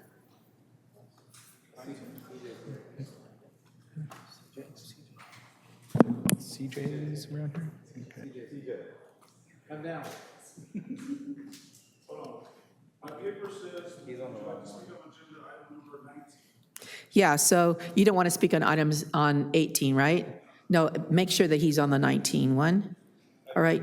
I believe he is. Yeah. Okay, so Derek Mitri, followed by Matthew Clark, followed by Kayla B. All right, I'd like to start by thanking the mayor and council members for their leadership to place Measure X, Measure S on the ballot. My name is Derek Mitri. I'm a father, a firefighter, and an Oceanside homeowner. As a firefighter, our job is simple. When someone calls 911, we need to be ready to respond quickly, safely, and with the right equipment and facilities. Yes on Measure S, because it gives Oceanside an additional locally controlled source of funding to address aging infrastructure and strengthen public safety without taking money away from existing essential services. It's about making sure Oceanside has the infrastructure and emergency response capabilities our residents deserve. When people think about fire protection, they think about firefighters who show up at their door, but effective emergency response depends on the entire system. The 911 dispatch and communications, safe and strategically located fire stations, reliable roads and intersections, modern emergency equipment, and adequate training facilities. Measure S provides another tool to keep the system strong. For a person experiencing a heart attack, a house fire, a serious car crash, or another emergency, minutes can make the difference between life and death. That is why investments in 911 response, emergency infrastructure, and roads are simply improvements to government facilities. They are investments in emergency response. The city has identified improving 911 emergency dispatch and response and establishing public safety center as potential uses for Measure S. Oceanside is a large and growing community, and the infrastructure supporting it doesn't get any younger. I want this for my family. I want it for my daughters, for our firefighters associations, and for my daughters, and I want this community to continue to grow and continue to be strong. Thank you. Thank you. Matthew Clark, followed by Kayla B., followed by Charlie Bowen. Thank you, Madam Mayor, honorable council members and city staff. My name is Matthew Clark. I'm a resident in Oceanside, and I'm the current Oceanside Firefighters Association president. I would like to humbly convey our support for Measure S. One of the strongest reasons to support Measure S is the money stays local. The city says the measure would generate funding only for use in Oceanside, with no ability for the state or county to take those funds away. As firefighters, we believe Oceanside residents should have a say in how Oceanside's public safety needs are addressed. Local problems deserve local solution. We also understand that residents expect accountability for every dollar they pay. Measure S includes annual spending plans, public disclosure of expenditures, public hearings, an independent citizen oversight committee, and transparency about how that money is spent, much of which we have seen through Measure X.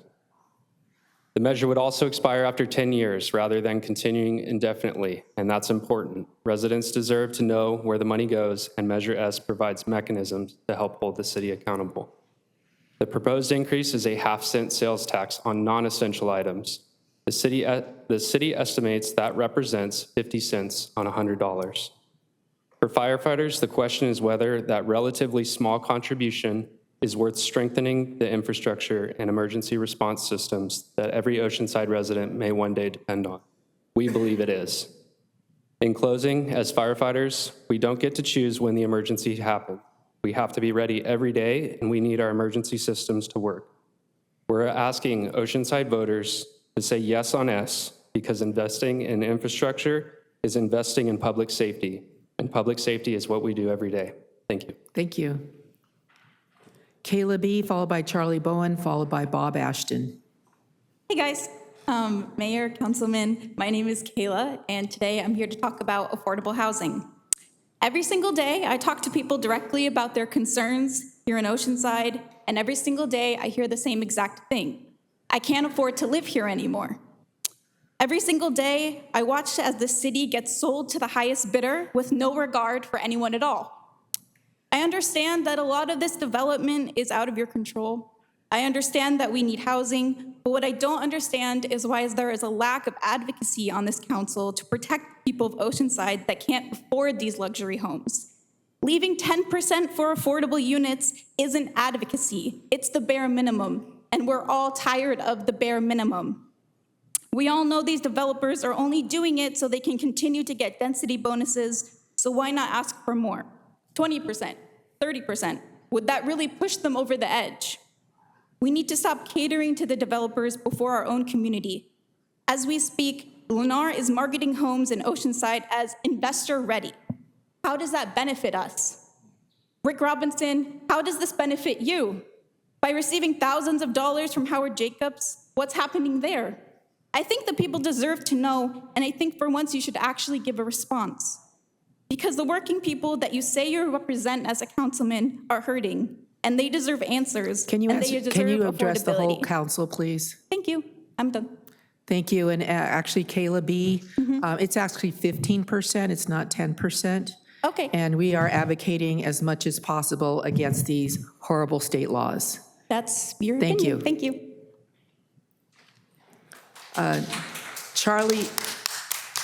Charlie Bowen, followed by Bob Ashton, followed by Diane Nygaard. Good evening, Mayor and council members. My name is Charlie Bowen, Communications Director for Save Oceanside Sand. SOS supports a yes vote on Measure S this November, primarily because it provides $20 million for beach restoration. Oceanside's beaches are perhaps the city's most undervalued asset. In our view, the beach is the economic engine of Oceanside. It makes sense to maintain that asset and to secure the funding necessary to restore it.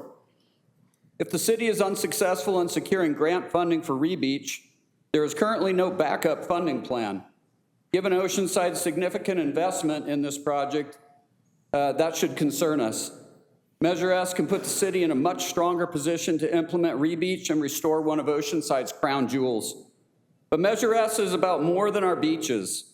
It will help fund road improvements, Pierview Bridge, Fire Station 8, and other infrastructure our city cannot otherwise afford. And as an Eastside resident, believe me, there's some streets I'd like to see fixed. For years, I've stood before you advocating for beach restoration.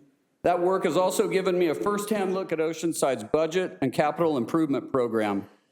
Most residents probably don't realize how long the list of unfunded projects is, or how difficult the decisions are about what gets funded and what has to wait. We may not always agree on those decisions, but I give the city credit for continuing to balance a very tight budget. At some point, though, we have to decide what kind of city we want to leave to those who come after us. We can watch our roads, beaches, bridges, and public facilities continue to deteriorate, or we can invest in them. I love this city. I want to see it continue to improve, and I want the Oceanside we leave behind to be better than the one we inherited. That's why SOS supports a Measure S, and that's why I personally will be voting yes in November. Thank you. Thank you. Bob Ashton, followed by Diane Nygaard, followed by Larry Warner. Good evening, City Council, city staff, fellow Osiders. I'm Bob Ashton, longtime resident and CEO of Save Oceanside Sand. Investing in Oceanside's future. Oceanside is a great place to work and live, and we have an opportunity to make sure it stays that way for generations to come. Measure S, being a 1.5 cent sales tax, is focused on investing in infrastructure, and our community depends on. These aren't luxuries, they're essential investments in our everyday quality of life, our safety, and the future of our city. First, our roads. We all see the potholes, the aging pavement, and deteriorating streets. Investing now in maintenance is far less expensive than waiting until the roads require complete reconstruction. Secondly, our beaches. Our coastline is one of Oceanside's greatest assets. It's an economic investment that will generate a return that can be reinvested in roads, public safety, and other infrastructure. Third, replacing the Pierview Bridge is an investment in a critical connection between our downtown neighborhood and waterfront. Fourth, fire and police facilities. Investing in public safety infrastructure is an investment in the safety and resilience of all Oceanside's residents. Most importantly, accountability matters in this case. City council members and staff should make a clear commitment that Measure S funds will be dedicated to these identified infrastructure priorities and not diverted to unrelated spending. A community oversight committee separate from Measure X should be established to recommend approval of funds for the key identified projects, providing transparency and report regularly to the public. Yes on Measure S is an investment in our roads, our beaches, our waterfront, our public safety, and ultimately in Oceanside's future. And for that reason, Save Oceanside Sand supports Measure S. Thank you. Thank you. Diane Nygaard, followed by Larry Warner, followed by Jimmy Knott. Good evening, Honorable Mayor, City Council. Like several of you, I attended the ribbon-cutting ceremony for the Crown Heights Community Center last Saturday, and what a great event that was. And what a thoughtful restoration of this historic Irving Gill building. It was lovely. But how could you spoil all of that by surrounding this beautiful building with toxic plastic turf and not one living plant in sight? I don't think you would have done that in your neighborhoods. I don't think you would have done it in my neighborhood. Why would you do it in Crown Heights? We require developers to cover 25% of their site with landscaping. Plastic grass is not landscaping. We require developers to plant trees. We expect our city to set a good example, not to ignore the rules that apply to everyone else. I urge you, please take whatever action is needed to ensure this never happens again. Thank you. Thank you. Larry Warner, followed by Jimmy Knott, followed by Sandy Beal. On February 10th, 2026, the SOC reviewed an OPD investigation of a complaint alleging bias by the OPD police officers. The OPD found this complaint to be unfounded, which means the alleged acts did not occur or did not involve department members. The SOC disagreed with that finding. 4 months later, June 11th, City Attorney Candelario presents his SOC case review procedure supplement to the PFC, which significantly narrows the focus of the SOC and would keep something like this from ever happening again. The SOC is now becoming a quality control arm of the OPD, run by the OPD, no longer designed to provide transparency and accountability to the OPD. The narrowing of the SOC focus is moving in the wrong direction and is not what the community asked for. Let me quote from the document itself. The SOC does not conduct independent, this is what it is going to do now. The SOC does not conduct independent investigations, re-adjudicate the underlying conduct, analyze criminal elements, or impose discipline. These procedures establish a structured review protocol that focuses SOC's work on its quality control mandate. The question will not be asked, what did the police officers do? The new question is, did they investigate it according to their procedures? That is not what the SOC will be about. And I urge this committee or council to take a stand and to say, hey, this needs to be looked at again because it wasn't discussed publicly. Thank you. Thank you. Jimmy Knott, followed by Sandy Beal, followed by Michael Kelly, Bob Pennington. Is that one person or two? Okay, thank you. Mayor, council members, thank you. It was a great, wonderful event over the grand reopening of the community center at the Americanization School. And I have to say, no matter who you were, Hispanic, Anglo, whatever you were, it was a big family. It was a wonderful celebration. And if you were there, everything was provided. You didn't have to worry about anything. And the people were one. It was Oceanside. And I wanted to thank all the city staff and everyone who participated, all the vendors and everyone that was there, the politicians, everyone. It was wonderful.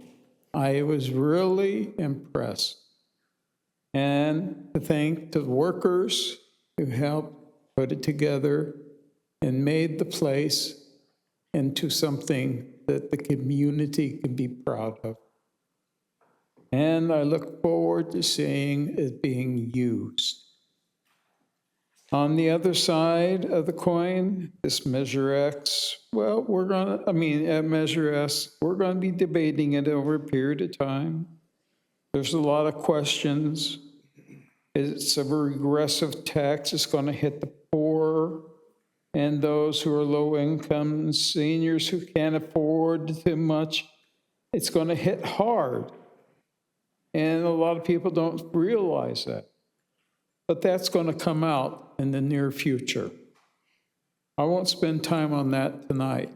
I want to celebrate the celebration that we had this last Saturday. Thank you. And thank you. Sandy Beal, followed by Michael Kelly, Bob Pennington, followed by Glenn Mills.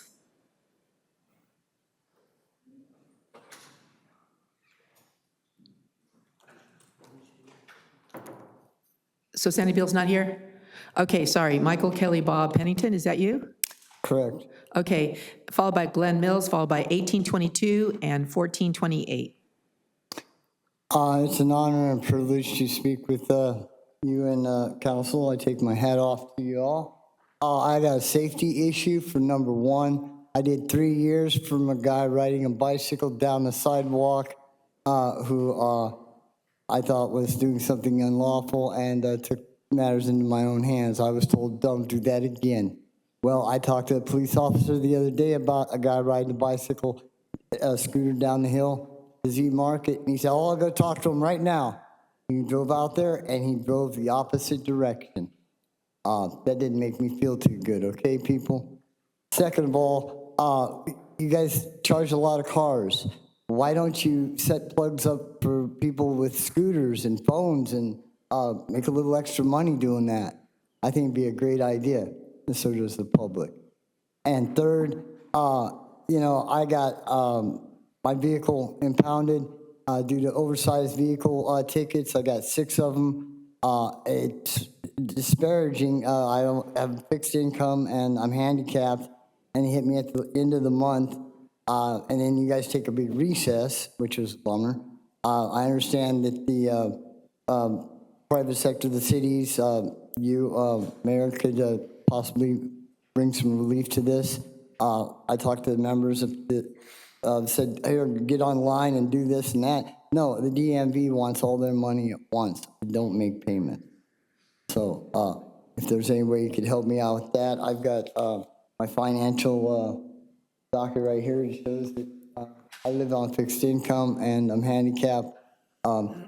We need safety in the streets for the public, Don't have people riding bicycles down the darn sidewalk, people. And do something about what you're supposed to do, uphold the law, okay? Thank you. Thank you. I'd like to ask you to meet with Michael Gossman, who is our Assistant City Manager. He's in the back there. He's going to meet you outside to talk about your tickets. Thank you very much. Thank you. Glenn Mills? And then I'm going to turn it over to Mr. Navarro, our city clerk, for our remote speakers. Is he here? No. Oh, he's gone. Okay, so I'll turn it over to you now. Okay, thank you.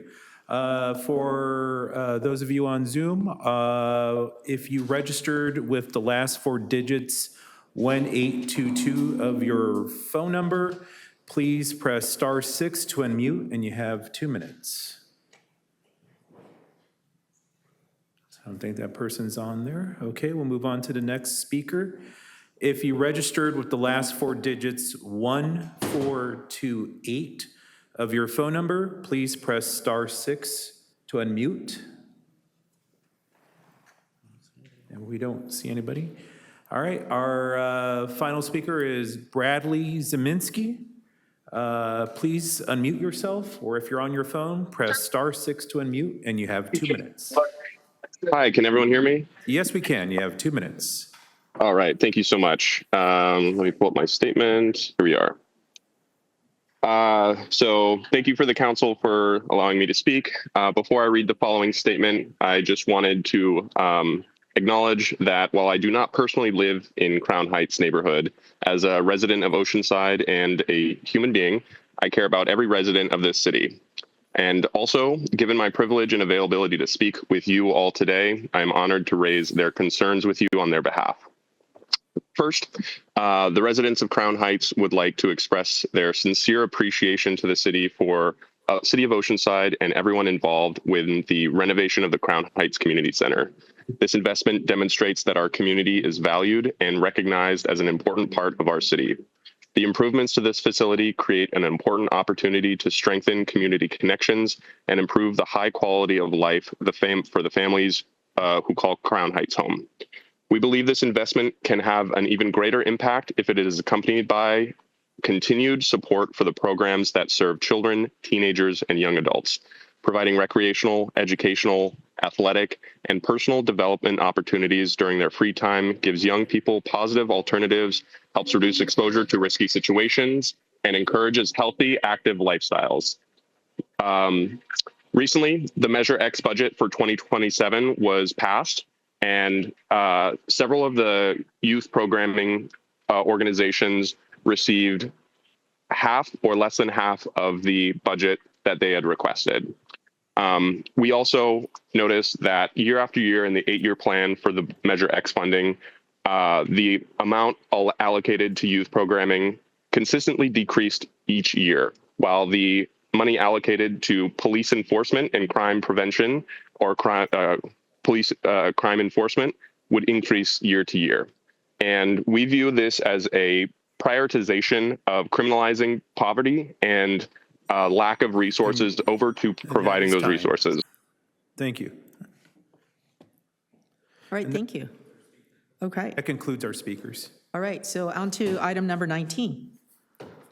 Excuse me, yeah, 19 on 19. All right, this is our mayor and her council member item. This is a request by council members Figueroa and Robinson to evaluate and ask staff to return with recommendations to prioritize the athletic fields at Sepul El Corazon Park as a permanent home fields for Oceanside Pop Warner football and Thunder rugby, including dedicated on-site storage to support their operations, and to evaluate the feasibility, sustainability, and costs of installing synthetic turf at the Sepul El Corazon Park athletic fields to support their prioritized use as a permanent home fields for Oceanside Pop Warner and Thunder rugby. And I'm going to turn it over to the council members who put this on the agenda, but I am going to be, as we move forward after they speak, I'm going to be bifurcating the question. So it'll be, we will first hear the public comments regarding the prioritizing of the fields, and then secondly, we will be, after we finish with that, we'll be addressing the issue. So we'll have hearing from the city, from the public, and also the deliberation by council on one item, and then going on to the second item. Each member of the council of the public will have up to 2 minutes to speak, so you may end up speaking on both items or just the one. So I'm going to go ahead and give this over to Councilmember Figueroa, I guess it is. Yeah, thank you, Mayor. I have comments that I would like to read, but I know that the coaches are here from Pop Warner and Rugby, and I know that this was brought forward after having extensive meetings with parents and coaches for almost a year now, and hearing about the challenges that they've had for many years now. And so if it's possible, I would like to have those that are here in attendance be able to give the opportunity to speak. They've been here for about 3.5 hours, and then I can share my comments afterwards, if that's okay with you. Okay, Councilmember Robinson, did you want to? Yeah, I just so it's real clear, I don't have really any comments, but I think it's important that everybody understand why we brought this forward. You may remember that when we celebrated the championship for Pop Warner, Mayor, you made the comment that the fields would be dedicated to them, and I think they took that to heart, and I know they spoke with Councilmember Figueroa. They've contacted me, and that's why we felt that it was important to get that solidified here at council. And then the other part that you want to take is the field coverings and using synthetic turf, and that came directly from the users, the folks who would be using it, and they'll talk more about it, I'm sure, but I just want everybody to understand why Councilmember Figueroa and myself brought this forward. All right, thank you. And this is something that I had been, and I think actually Councilmember Weiss also, when we were talking about the fields and actually it was the arena. It was first the arena, and then from that discussion, we advocated for the fields, and the fields for especially around football because of we don't have enough facilities, we don't have Parks and Rec facilities or fields for our population, but what we try to do is provide as much access as we can. I did ask Mr. Gonzalez, our Parks and Rec Director, to put this into perspective so that when the folks speak, we know what we're talking about in terms of what's going on around this. So on this, if you could bifurcate your comments and address the prioritizing separately from the turf issue. Thank you, Honorable Mayor. So I wanted to make a couple of comments about the item.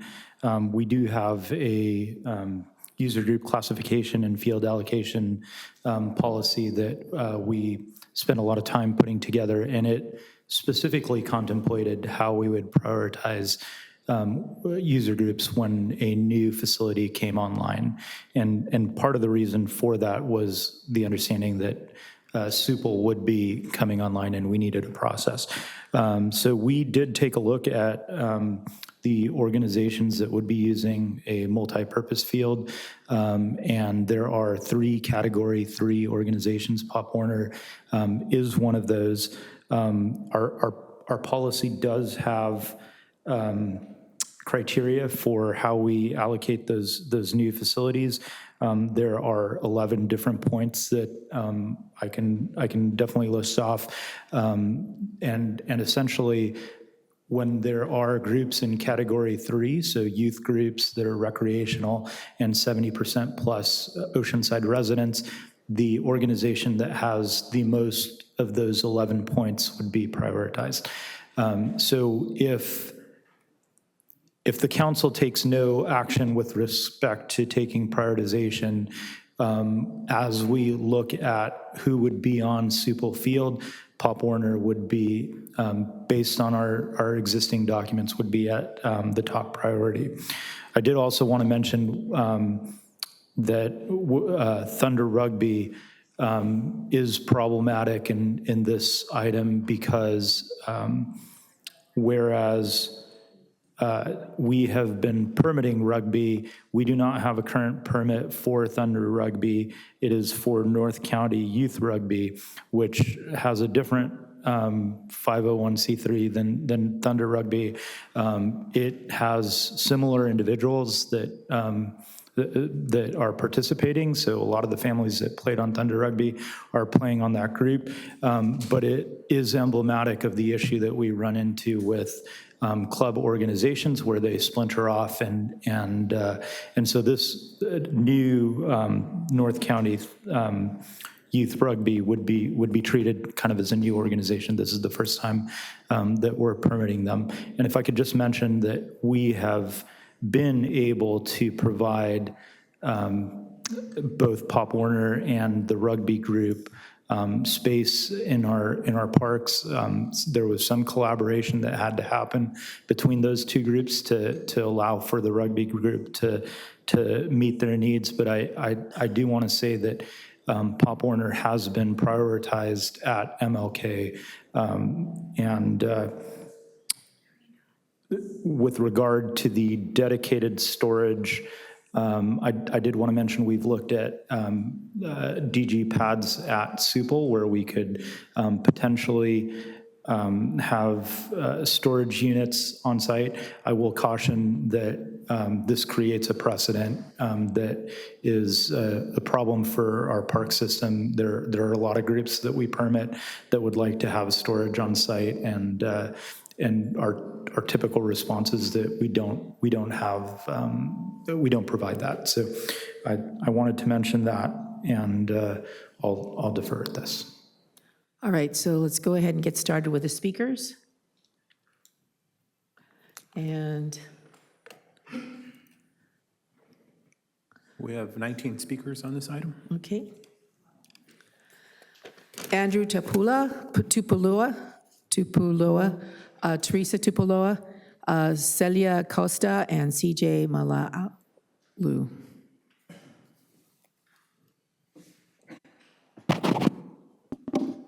Thank you, Mayor, City Council. My name is Andrew Tupulua, born and raised in Oceanside.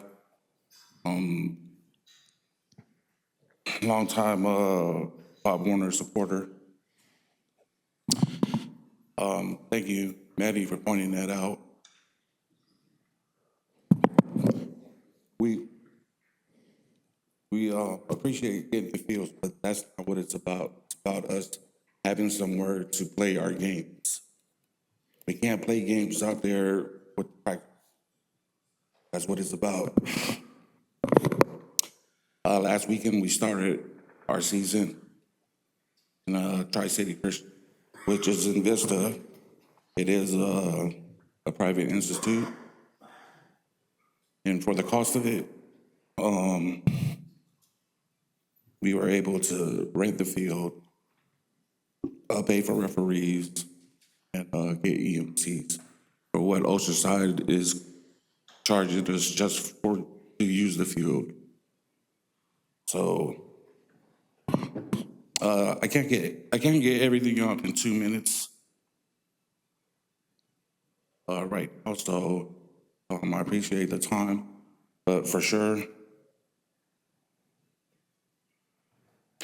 Pop Warner still hasn't had anything dedicated to them, and I've been around Pop Warner since 89.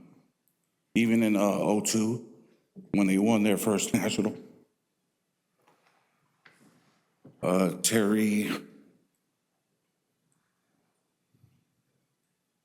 Johnson even said that they wanted to have a field, and this was in 02. And here we are in 2026, 25, back-to-back champs, and we still ain't got nothing. Thank you. Thank you. Teresa Tipul. Teresa's not here. My name is Christina Walker. I'm the VP of Oceanside. I'm sorry. Speaking on behalf of Teresa. No, we can't do that, but we could have Celia Costa, CJ, and Diane Nygaard.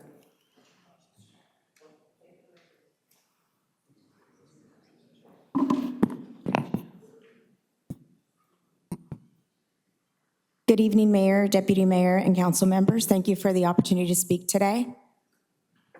My name is Celia Luna Costa, and I have been a resident of Oceanside for most of my adult life. Oceanside has been a part of our lives for many, many years. My 3 children have played, cheered, my husband's coached for 15 years, and I've served on the board for the last 4 years, currently as the secretary of the executive board.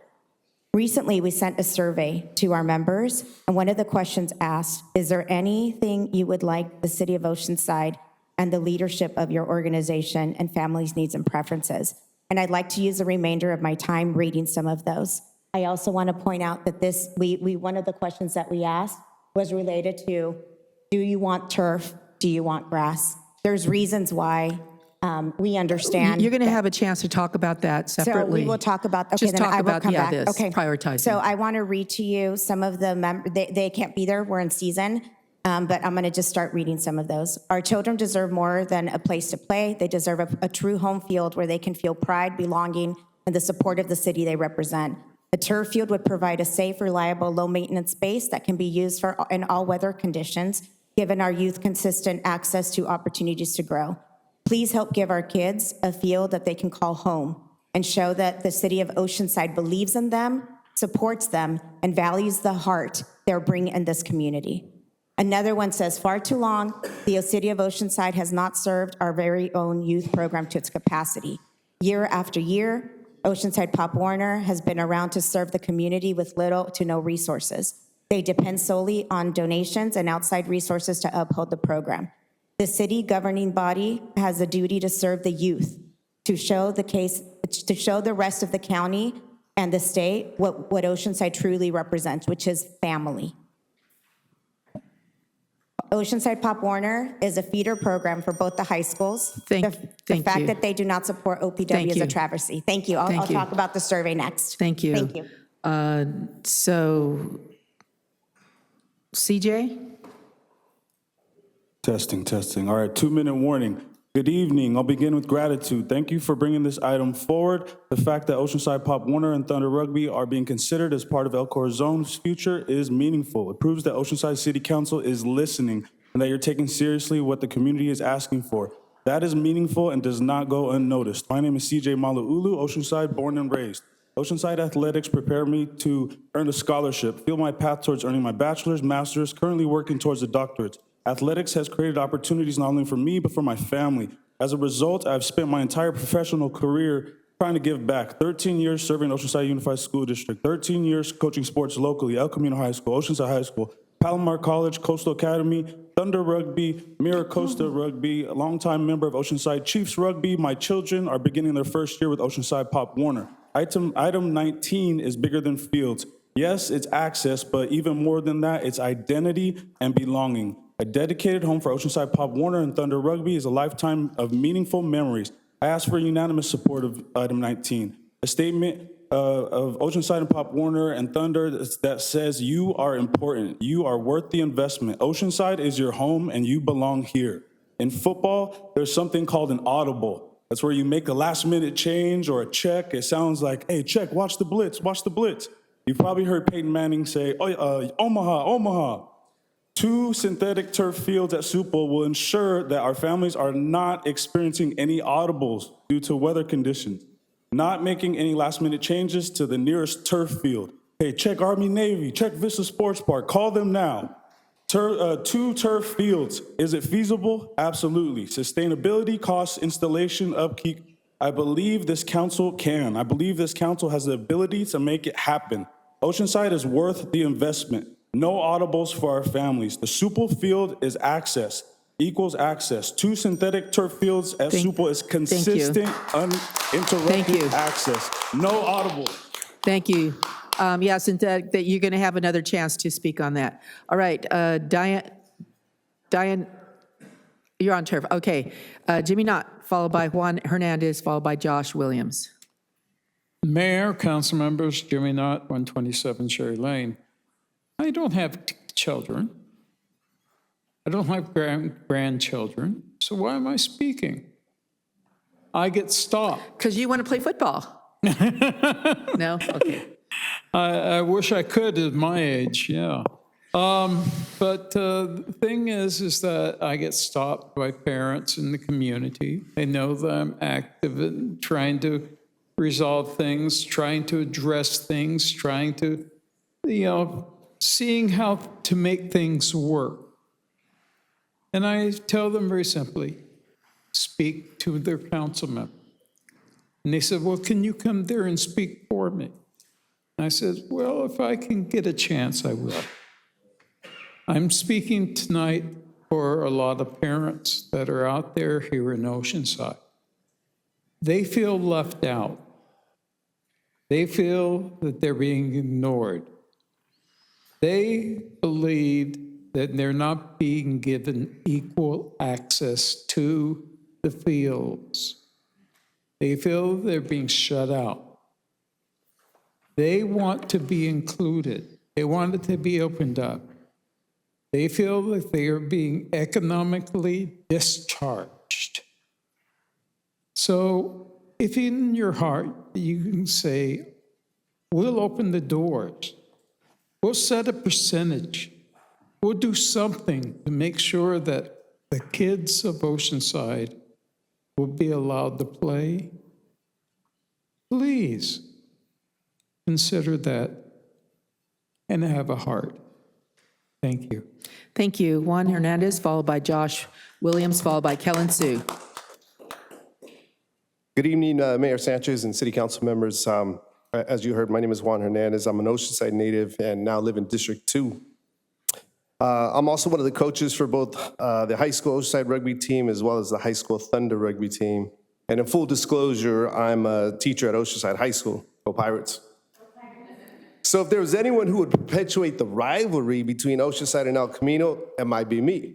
However, tonight I speak to you about the rare but beautiful collaboration between these two schools as well as our neighboring schools. Though it's outdated, it doesn't really represent the invaluable contributions women have made to the sport. Rugby was often referred to as the ultimate gentleman's sport. In this situation, this old phrase perfectly represents the unity that exists among our players. When they walk on that pitch, they might be Pirates, they might be Wildcats, they might be Sharks, or another mascot during the day. But after school, these young players come together and play as one, representing Oceanside. But as you have heard, our concern is providing them the best possible pitch, right? Or playing field, for those of you who don't know the term. So tonight, I ask you to please consider including Oceanside and Thunder Rugby as primary partners in the use of these proposed fields. We're proud of making rugby so accessible to our families, many of whom are economically disadvantaged. But we're also very grateful for the space that has been carved out for us over the last few seasons. But it would be an honor and a privilege for rugby to have a regular home instead of squeezing every inch of playing space on a field that may not have been designed for rugby. It would be a true blessing and a gift for our players and our families to have a home designed with rugby in mind. And there is a little clarification coming from Josh afterwards, but there's no two splintered organizations. We are one in this same. Thank you very much for your time tonight. Thank you, Josh Williams, followed by Kellen Sue, followed by Mika Maeva. Council members, Mayor, thank you for this opportunity. I want to personally thank Councilmember Figueroa and Robinson for bringing this up for consideration. Thank you. First of all, Thunder Rugby is, North County Youth Rugby is just our 501c3. We do business as Thunder Rugby. There's not a splinter organization. So just to clarify that. I want to say, my name is Josh Williams. I'm the president and a founder of Thunder Rugby. We have been around in the community for since 2012, so 14 years. Our mission is to develop leaders for good through the game of rugby. And one of our key values is we want to make sure every child that wants to play is able to play regardless of their ability to pay. Since 2012, we've served over 1,500 Oceanside families. We have over 250 players every year. And over half of our players get some sort of financial aid because they can't afford, the $400 a year that we charge. So we are a community asset. Some of our players have played, have gone to school, and hear from some of them. I would just say on the field issue, part of the reason, the reality is over 70% of our players are from Oceanside, but we have to call ourselves North County because we have to go to Carlsbad to get fields. We have to go to Vista to get fields. A lot of our home games, we can't play in Oceanside, even though that's where our families are. That's where most of our coaches are. And I don't say that to complain. We're grateful wherever we can. But if we could have a home field here and we could be really where our families are, it would be a benefit to the families, to the organization. I do want to say the City of Oceanside has been a valuable partner. We really are grateful for the fields that we do get. We would just really love a home field. And I do think, and I don't know if should I not say anything about turf now? Is that going to be later? Yeah, later, Okay. please. All right, so I will just say, on that note, I have 5 seconds. Different, yeah. I want to say thank you, and I really would appreciate the consideration for a home field. That would be of great value to our. Thank you. Kellen Sue, followed by Mika Maeva, followed by Dominic Iocovino. Hi, Kellen Sue. Again, I'm on the Parks and Rec Commission, but just speaking as a resident. The Parks and Rec did spend years on a field allocation document, years and years, and heard from several user groups and about their frustrations. And we have heard repeatedly from Thunder Rugby and from Pop Warner that they just were feeling frustrated about the field. But there was a document that was created, and nowhere in that document was home fields ever really discussed. I do think that there is a problem, and I think if we're going to start doing things like home fields, then what did we just do like that huge document for? I think it also can set a dangerous precedent, because if this was the Breakers here tonight asking for a home field, I think the conversation would look very different. So I just think that this is something that needs to be considered moving forward, and it would require a lot more than just like, yeah, you guys get a home field. It's like, okay, well then we need to really relook at all of this, because if we're going to give them storage, then yeah, then we have to give storage to other people. So this isn't as just simple as like, yeah, they deserve it, which I'm not saying that they don't, but then what does that mean for everyone else?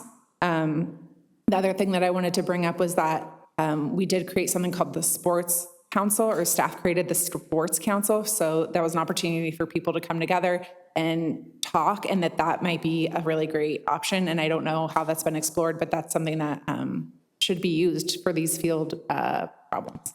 Thank you. Thank you. Mika Maeva, followed by Dominic Iocovino, followed by Joan Bachman. Good evening, Mayor and members of the Oceanside City Council. My name is Mika Maeva, fourth generation Oceanside resident, born and raised here. I'm representing Thunder Rugby Club and Oceanside High School Rugby, and more importantly, the hundreds of youth athletes and families who are part of the growing rugby community here in Oceanside. Request is simple. Our kids just need a consistent field to play, kind of like how Breakers do have access to Mance Buchanan or the SoCal Sports Complex. Thunder Rugby has been serving the community since 2012, and rugby in Oceanside continues to grow. We now have boys and girls playing across multiple youth age groups, all the way through high school level. We have kids discovering sport for the sport for the first time. and families who have made rugby a major part of their lives. Experienced players also competing at a high level. But despite the growth, one thing still we don't have is a reliable place to call home. In past seasons, we had to schedule our home games at multiple locations throughout the season, whether that be in Vista or Carlsbad. When it gets rainy, we go out to Vista or Carlsbad or a place or a private school that will take our money for, to access those fields or schools. We understand field space in Oceanside is limited and that every youth sports organization has needs. We're not here to take anything away from anyone else. We're just asking the city to recognize that rugby has growth, has grown to the point where our athletes deserve reliable space too. I'll speak on turf later. Thank you. All right, thank you. Dominic, followed by Joan Bachman, followed by Solomon Williams. Hi, good evening, Council. My name is Dominic Iacovino. I'm a former professional rugby player, current rugby coach with Thunder Rugby, and a proud Oceanside native. I just want to talk to you about my own personal experience and what rugby can do for a young athlete from Oceanside. I was introduced to rugby my junior year of high school, and I was instantly fell in love with the sport. The only problem was at the time, rugby's footprint in Oceanside was much smaller and faced even more challenges logistically than it does today. This pushed me to find a well-resourced club with dedicated training facilities all the way in Irvine that I commuted to daily to pursue my dream. The impact that this club had on my development was huge, and because of them, I attribute so much of my rugby success. I went on to play rugby in college, as well as professionally in Major League Rugby. I've been fortunate to travel the world and see places I would have never dreamed of, all due to rugby. Now today, the City of Oceanside has an opportunity to help Thunder Rugby be that club that I was looking for all those years ago. To be the club that athletes willingly seek out because they know the resources and opportunity that are available to them. The infrastructure is here, the player pool is here. We have coaches that are committed to developing not just rugby players, but young men and women, and all we're missing is a place to call home. Very passionate about this because I'm aware of my fortunate financial situation to go out and seek that environment. Not only do we want to keep Oceanside athletes in Oceanside, a lot of families in Oceanside simply can't provide that sort of opportunity for their children. Over 50% of our athletes are on some sort of financial aid, which means that we owe it to them and their families to foster the environment that they are seeking and the one that they deserve. Just skipping ahead. We're not asking you to invest in a field. We're asking you to invest in the young boys and girls of our community. Rugby gave me an opportunity I didn't know existed, and I believe we owe it to our youth to open the same door for them and give them the opportunity to discover where it can take them. Thank you. Thank you. Joan Bachman, followed by Solomon Williams, followed by Michael Klein. Hello, Joan Bachman. I'm president of Friends of El Corazon. On there, this is El Corazon Park. The green and blue sections are park. That's 89% of the park. The other parts are the housing and commercial portions of it. The entire thing is considered El Corazon Park. I'm saying this because we're constantly having to educate people about it. The other thing I want to show you is this.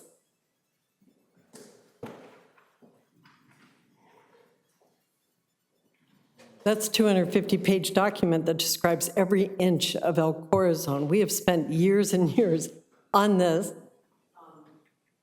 You approved it, and the picture shown is the 9 parks that look more like you think of as a park, but we consider the whole thing a park. It's a constant effort to keep this moving forward. As you know, I've spoken to all of you about it how many times. I meet with city staff on a regular basis, and we'll be talking to some of them tomorrow also. My son played Pop Warner. He actually got too big for it his last year and switched over to basketball, where he did very well at El Camino, Sam Bachman. I'm really happy to see Dominic, my neighbor, here, doing good. So this park is spoken for. It is for the people of Oceanside. It's for all of the people of Oceanside. And what we do when we make a minor change to that park is full hearings to make those changes. So this is very important to follow a process. Manny explained a process. I think we need to use process, and it does take constant focus to do this. So I'm the mom of 3 boys. They were 3 completely different kids. They played almost every sport, and I'm a huge fan of all of our local athletes who have done very well in the pros and elsewhere. And please use a process that is defendable and can be used for everyone. Thank you. Thank you. Sorry. Solomon Williams, followed by Michael Klein, followed by Diane Wilkie. Hello, good evening, council. I want to first thank you guys for your attention on this. Just to introduce myself, my name is Solomon Williams. I played with Thunder Rugby from the ages of 5 years old to 18 years old. I recently graduated from the University of California, Berkeley. I was recruited there to play Division I rugby, and I say that to thank Thunder, what they have done for me, the platform they have given me, to ultimately win 2 national championships at Cal and be awarded the 2026 National Player of the Year in college rugby this past season. So I want to credit Thunder Rugby to that, and I want to say it wasn't just myself. Many players, another player, Dylan Wilson, is here tonight, who's recruited to St. Mary's College of California. So thank you to Thunder. A motto of Thunder Rugby is developing leaders for good. It's something they live by, and it's something that they taught me, the importance of camaraderie and teamship. And that teamship and camaraderie ultimately led to success. You know, with Thunder Rugby in 2021, my junior year of high school, we won the national championship. A club rugby team in Oceanside being the best in the country. Pretty cool. Something that we're still proud of. But it was a success, but there were still some struggles, the fields being one of them. Many times, as coaches mentioned, we traveled to Carlsbad to go play at Cannon Park, where we weren't able to reserve. A couple times kicked out during our training session. That's all we had to do. Training sometimes at Tamarack Beach up in Carlsbad because that was the only place to find a place to train.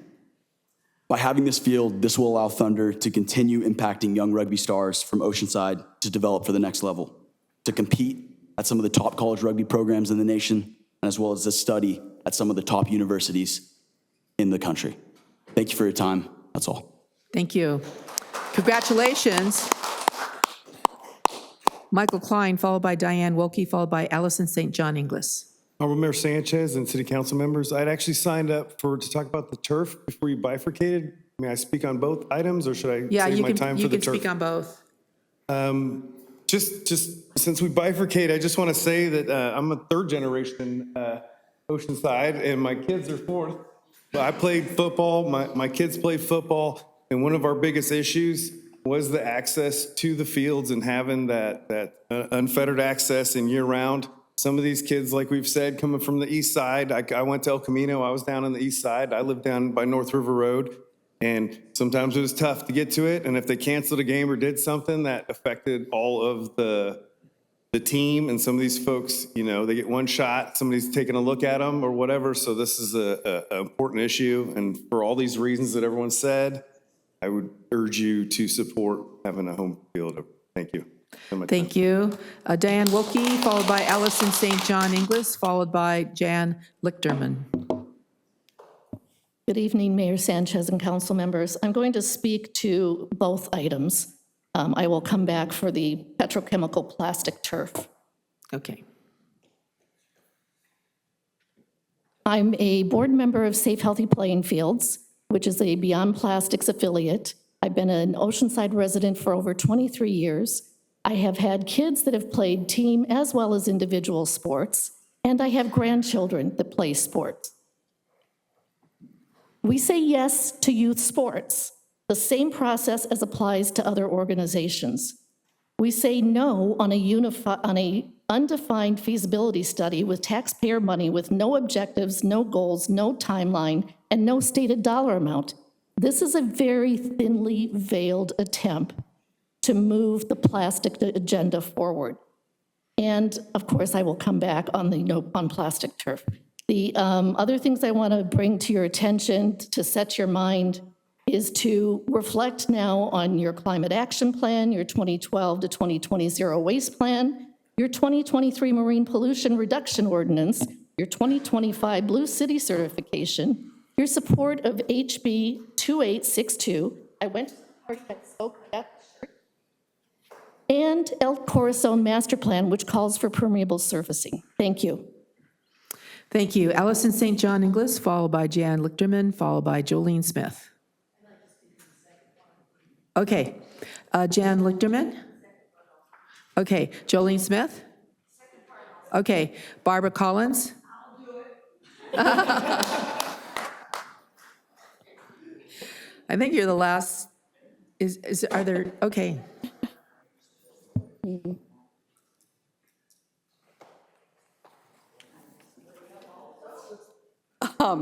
So thank you very much. I'm Barbara Collins, an Oceanside resident, and I'm here speaking personally on this topic. So the council must find a balance for all of the city's residents to enjoy El Corazon Park. I support youth programs, and I congratulate Pop Warner and Thunder Rugby for their incredible success. We see you, your community does see you, and we celebrate you.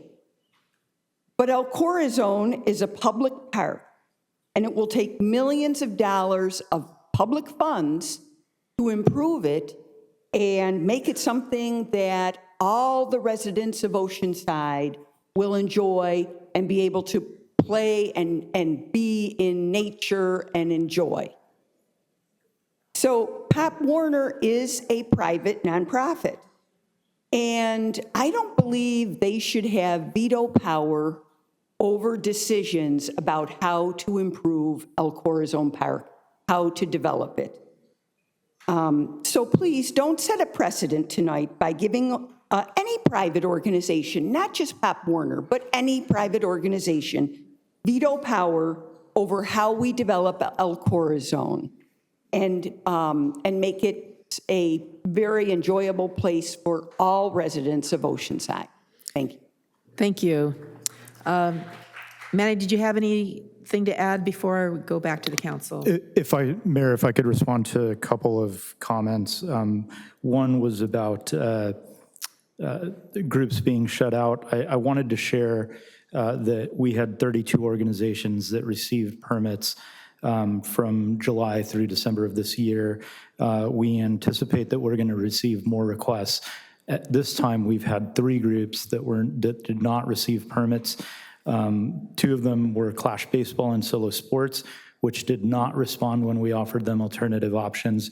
The third was Vista Storm, which decided that they were not going to pursue a permit that we had offered them because their residency rate had dropped and therefore their category had dropped. So in other words, we are actually providing fields to organizations that are looking for fields. The other thing that I wanted to address was the comment about breakers having access to SoCal. That is an independent relationship between that organization and breakers, and any organization can reach out to SoCal and pursue access to those fields. That's not a relationship that Parks and Recreation of the city delves into.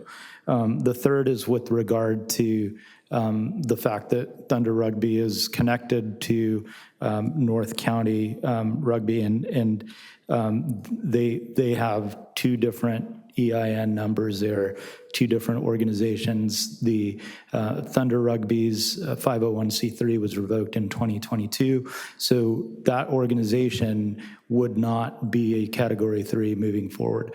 The last thing I'll mention, and I know you wanted, I'll mention 2 things, I apologize. I know you wanted us to bifurcate the conversation about the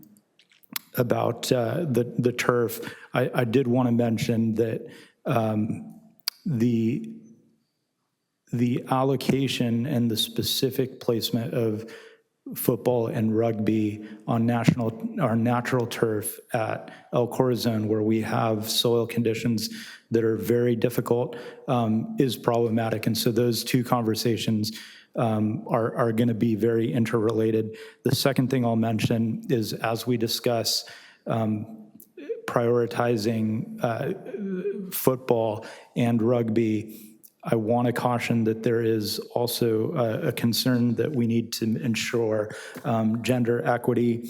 There are a couple of both federal and state equal protection issues that we need to address, as well as Government Code Section 53080, which discusses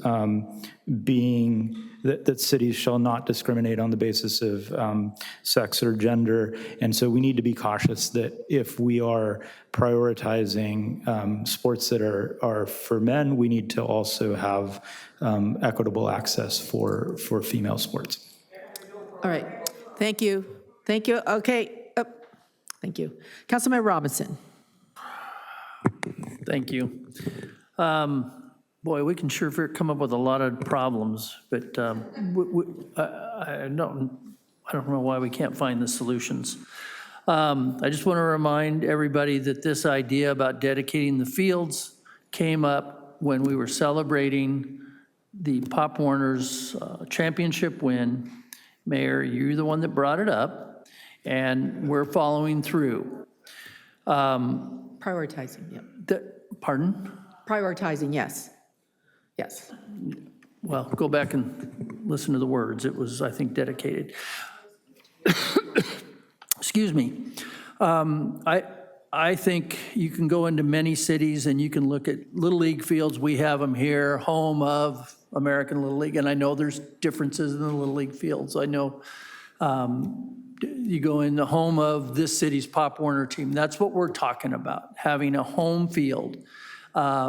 If we want to get hung up on some allocation policies and things like that, I think that's just ridiculous. I think what Pop Warner's asking for and rugby's asking for, and I never played rugby, but it is a growing, and obviously we've heard from people the development issues with rugby, what it does for people. They're looking for a home field, and they've been talking about it forever. And to say, oh, we've always allocated them a field, I think is a little bit disingenuous, but that's what we're talking about with the fields at El Corazon, to say this is Oceanside Pop Warner home field. And yes, if we have to open the field next to it for flag football for girls or whatever, those are things that can be worked out. It's my understanding in our meetings, and I hope if I get this right, that rugby and football are different times of seasons. Is that correct? I'm seeing the nods. There would be rarely when rugby and football would be overlapping. Thank you. But, you know, if you got two fields, they're set up, and I think it's important that we know this and do this, because our engineer's sitting there with the project, and she's gonna have to go out and bid it, and we are gonna have to make a decision as to all the little nuances that will be required for a home field. And I think our football program, our rugby program deserve it to be able to, and I don't know if we're going to sit here tonight and try to solve all the nuances. I think there's people that are better equipped to do that, but that's what we're talking about in this first half of this thing, is getting these kids, these teams, their home field. Okay, Councilmember Figueroa. Thank you, Councilmember Robinson, because I was going to touch on some of that. And before I start with my comments, I also, to my understanding, some of the best rugby players that have come out of Oceanside have been female players. And so I just also want to make that clear. To me, this is much bigger than football and rugby. Since 2018, I have been hearing from youth football parents, players, coaches, about the struggle to find quality, consistent fields here in Oceanside. Today, Oceanside Pop Warner still does not have a home field. And as Councilmember Robinson mentioned, we know which Little League plays at what fields here in Oceanside. We all know that the Breakers play at Mance Buchanan. That is very well known. We know them as their home fields. Our kids are traveling to Vista, Carlsbad, and other neighboring communities to play what should be their home games. And when they do get a field here in Oceanside, it's often not comparable to the fields they play on in other cities. In Oceanside, Pop Warner has always meant far more to our community than simply a youth sports program. They are a mentoring program. They're an after-school program. And for many of our young people, they're a support system. Many of the players that play in these programs come from low-income households, as you have heard from the coaches. We know that gang activity is real in our community. We know that substance abuse is real. And we know that the hours after school can be some of the most vulnerable hours for our youth. Pop Warner and rugby give kids somewhere to go. They give them something positive to be a part of. They give them adults who believe in them. They give them teammates who often become family. For generations, Oceanside Pop Warner has served as a pivotal gang and drug prevention program in our city. Our coaches are not just coaches. They are parents, neighbors, Oceanside residents who volunteer their time, their energy, their talent, and often their own resources and money to serve our kids. They show up because they care. A large portion of the coaches are born and raised locals that also grew up playing Oceanside Pop Warner. They mentor these young people, they encourage them, they hold them accountable, they teach them discipline, teamwork, leadership, and responsibility. For some of our kids, that consistency and that relationship with the coach can make a tremendous difference in the direction of their lives. We have supported youth after-school programs in underserved communities because we understand the value of giving young people a safe place to go and positive adults to guide them. I believe Pop Warner and rugby are doing that same work. And if we are serious about prevention, we have to support the people who are already doing that work. That is why consistency matters. It's difficult to build a strong youth program when you don't have a place to call home. Our families shouldn't have to drive to another city to watch their child's home game. Our coaches shouldn't have to spend their time consistently searching for fields. And our kids shouldn't have to leave Oceanside to have the same opportunities that kids in neighboring communities have. Earlier this year, we celebrated Pop Warner becoming national champions. That was an incredible accomplishment. But during that celebration, our coaches reminded us of something very important. They still don't have a field. And so with that, Councilman Robinson, did you make the motion? No, so I would like to make the motion to direct staff to evaluate the return with the recommendations to prioritize the athletic fields at Soul Core Zone Park as the permanent home fields for Oceanside Pop Warner football and Thunder Rugby, including dedicating on-site storage to support their operations. I'll second that. Councilmember Weiss. I have a question for staff. Just looking at where we are in the process, would it be fair to say that these fields will not be playable for at least 2 to 2.5 years? Kimberly Corbin, Senior Civil Engineer with our Development Services Engineering Division. Councilmember Weiss, we are looking at potentially breaking ground by the end of the year, given no additional delays, with a construction that's estimated to take up to 2 years. That is correct. Okay, thank you. I don't disagree with some of the speakers that we went through an exhaustive process to do the field allocation, and I'm not necessarily opposed to, at some point in time in the future, looking at who should have a home field or not. But given the fact that it's going to be some time before those fields are playable, I will not be supporting the motion tonight. All right. Thank you, Deputy Mayor. So I just had some questions before comments. So can Parkside 1 hold the necessary infrastructure for football teams? I assume, nobody really talked about it tonight, but I assume bleachers would be key to, no, we're not interested in bleachers. No. I know they're not required. Guys, Yeah. okay, thank you, sorry. I shouldn't have responded, it's my fault. So I would like the home to reflect the greatness of the Pop Warner program. And so what my questions are asking is this the most appropriate field, or should we be looking somewhere else? I think for me, what I share with this motion is that there should be a dedicated field for Pop Warner. It sounds like rugby has a lot of amazing qualities. I'm not sure what's going on with the status and what's going on with the different organizations. They should also have a field that represents something that they can use that honors the program that they built over the years. I just want to know, is El Corazon the right place? And I brought this up in the meeting that I had with some families when we talked about this first time. From my understanding, and staff can correct me if I'm speaking incorrectly, the soils on El Corazon are not settled. They're not great. That's why we're not building large buildings at Park Site 1. we're just putting light structures there. My concern is that if we put the most intensive field use possible, one that uses most of the year because neither team is overlapping or neither program is overlapping, those fields might take a beating and be in really poor condition, even if it's on turf, because if the ground is settling underneath it, that's just as unsafe to have a turf that's sagging than it is to have the flat. So I'm questioning if that's the right field, the right place for a home program. My interest is to find a stable place that is the home field for our banner program in football. Does staff have anything to say about the soiling or anything like that? Mr. Borrego?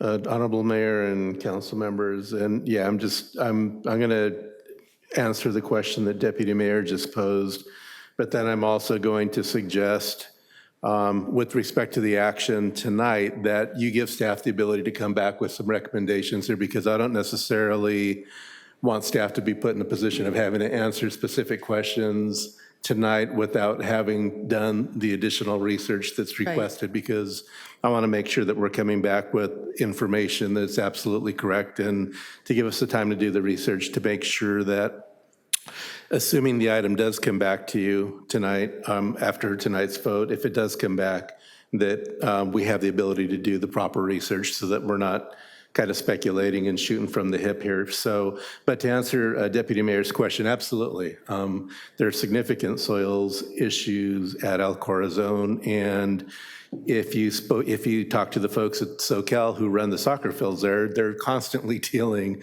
with major settlement on those fields and spend quite a bit of money to remediate those fields. Now, that said, I will say that as part of El Corazon or Supple Park and Parkside 1 specifically, we are looking at different methods and technologies to help mitigate that, and looking at different subsurface structures and methods that we may be able to put in to minimize that on these fields. And that's something that we're looking into. We don't have all the answers tonight, but certainly if we're going to be investing significant amount of money in these fields here, then we're going to want to make sure that we do everything that we can to stabilize the base so that we don't run into the issues that you described, because they are real, absent some form of mitigation. Thank you, Mr. Borrego. Did you have more comments? Yes, I do. Yes, go ahead. So the other question about the motion, I mean, so my support would be definitely we need some more information from staff about whether or not this is a reasonable thing that we can do, how they would incorporate this into what our permitting process is that was spent over, I mean, I could see the Godinez in the back who worked for over a year more on that. More like 2 years. Yeah. And to like actually come back with some answers about this. Also, like the permanent homes, I just want to be like, I want to set expectations the right way. And if you're saying it's a permanent home for an organization, over the years, organizations do have a lifespan as well. So I want us to be very clear and not set unreasonable expectations, and what we are looking for in that partnership, which is, I think, what we're trying to do is to enter in a partnership with these programs that do so much. So that's where I'm at on the motion. So I think we need some clarification around those things.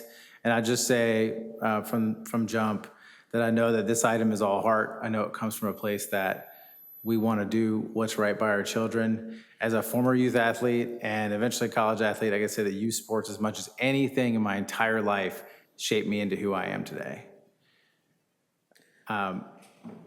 It's my hope that we can do this the right and ethical way, and the excellence of the Pop Warner programs have clearly earned a home in our city. All right, thank you. I'm going to speak before you, Councilmember Robinson. Where I'm at here is, I know it seems like the process is taking a while, right? And I have been working with Pop Warner over the years in trying to make sure that we had space, starting with Terrence Webster, who was then very, very involved with it and trying to find, I mean, you call it a home. I don't know that, for me, it's about prioritizing and maintaining, and the city maintaining control over the fields, because it was said here, there are seasons, right? And I want the Parks and Rec to be able to program other things when it's off-season, because we have such a high demand for space. So it would not, to me, it wouldn't be fair to others to have, say, the fields not being used. You see that Little League, I don't know that I would have done that, have those contracts, because that means maintenance doesn't happen. That means a whole lot of things don't happen. And then all of a sudden, at some point, it's going to cost a lot of money to address those issues. So I'm thinking more in terms of maintaining control by the city, which means Parks and Rec, so that we are able to program other things happening when it's off-season, right? As to what would be on there, I think we've been talking informally about having the goalposts there and the scoreboard, but I am concerned about committing to any kind of storage, because then everybody, I've actually been requested that several times over this year and last year, and it's so hard if someone gets it, then to say, no, you can't have it because you're not as important. I am a big supporter of football. It started at Oceanside High in 1926. This year is 100 years that Oceanside football has started in Oceanside, and at the high school, OHS, which was really where everybody met, right, at a football game on a Friday night, right? So I think that these are early discussions. I don't feel comfortable supporting such a very specific motion tonight, but I do want to give staff the time and the space to be able to come up with recommendations that we can then look at. This isn't going to happen for another 2 years at least. And then we also have the other conversation we're going to have probably during the second part of this, that, as the deputy mayor said, might be another place as well. So if we could be a little more broad about the direction to staff, because, and I also want to make sure that the use classifications are adhered to, so that would be a preliminary checkbox to make sure that this continues to happen. And also for girls, that we I don't know, there was a suggestion that maybe one field be dedicated, or not dedicated, I guess, primary use for Pop Warner and rugby, and then the other one could have girls. I mean, I think we need to be able to address that issue. I will tell you, growing up, we didn't have anything for girls. I get it, but I'm saying that it's very important for me to spell it out, because I was basically a tomboy until I was 11, so I got to play with my brother and his friends in baseball, basketball, and throw the ball a little about football. But then when my mom decided to slap a bra on me at 11 years old, I didn't feel comfortable doing that. And there were no girls. There were no girls' sports except, PE, which wasn't very much. So I definitely want to address that, have staff address that as an equal access issue. So, Councilmember Robinson, do you have maybe some recommendations? I want to, look, I don't think the way it's going, it's going to pass. So let me offer an idea. First of all, rugby football, that's a new sport. Combining them both into Pop one. Warner has been asking for a field to play in rugby too, I'm sure, but I've heard Pop Warner for years. So they're not dependent on El Corazon. They would take a field tomorrow if we would create one, I think, from my meetings with them, if we were to find a field that's suitable tomorrow, they would rather have that than wait 2 years. So, but the point came up that we can dedicate something to them. So that's why we're here. So if it makes it easier, and I don't know if the motion maker wants to change it, but to direct staff to specifically find a field that is a home field for Pop Warner football and for rugby. Now, I don't know if that's too broad or too, but yes, Mance Buchanan Fields, it's all soccer just about all the time. And nobody said, let me just remind everybody, nobody said just because it's a home field that other groups can't use it when it's not in use, but football has priority. That's the point. That's the idea behind a home field. Not that they own it, but it may be outside the allocation thing, and that's fine. We can change those policies too. But I don't know, Councilmember Figueroa, I'm trying to get a yes to get staff to find these guys a home field. That's my point. And if we do that, then we don't even have to deal with the turf thing tonight because that can come up later. Yeah, thank you, No, I think Councilmember that Robinson. would be an issue. We can address that. Councilmember Figueroa? So I want to provide a historical context on how we even got to El Corazon. Councilmember Robinson and I attended a community meeting in Melba Bishop maybe 9 months ago. And when we were there to discuss or to hear about potential park improvements to Melba Bishop. The community came out and said, before we can even discuss that, we need to discuss having a field for Pop Warner and rugby. That's what that conversation turned into. I believe in a perfect scenario, they would play at Melba Bishop. They asked, is Melba Bishop a possibility?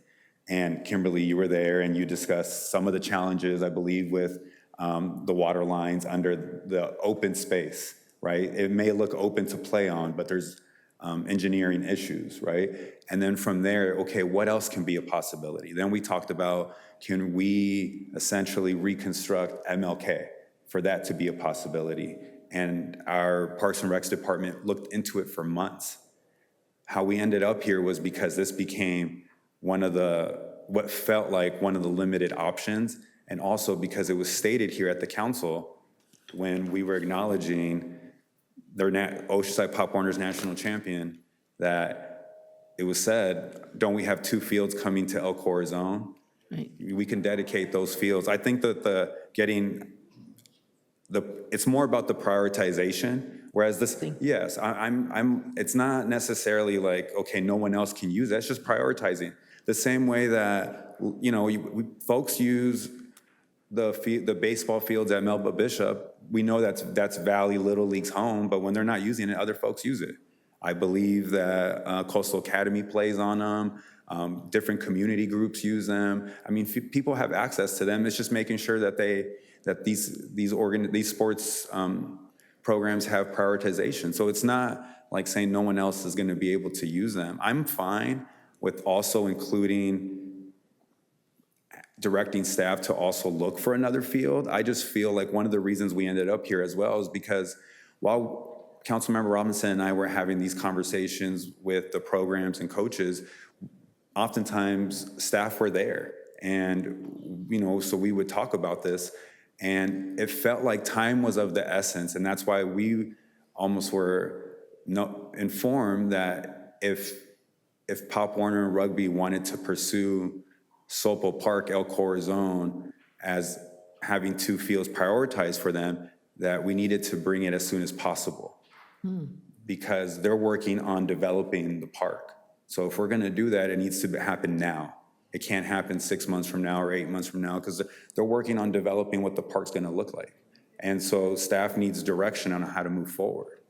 And so I think that if we send this back to staff and if we can find buy-in where it also includes it has Sopel and El Corazon as an option, but also can we find another place, and can staff bring this back in, 3-4 months? I mean, whatever it is, because if it is, they're already in season right now, and if it is gonna be, we're looking at a 2-year construction, I'm okay with amending my motion to also include directing staff and to look at other fields as well, but they don't have to come back in 4 weeks with this information. They can come back in 3 months, 4 months. It's not gonna change their current season now, and it's not gonna change what is happening at El Corazon. But I know that for staff, they were hoping to have an answer from us sooner than later so they can move forward with their plan for El Corazon, because that is important to them, because this is gonna slow down the overall process for El Corazon if it does come back in 4 months.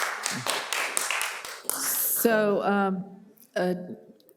Mr. Borrego, do you have, you're asking to be heard, and I'm wondering if staff can, because I mean, you see that we all support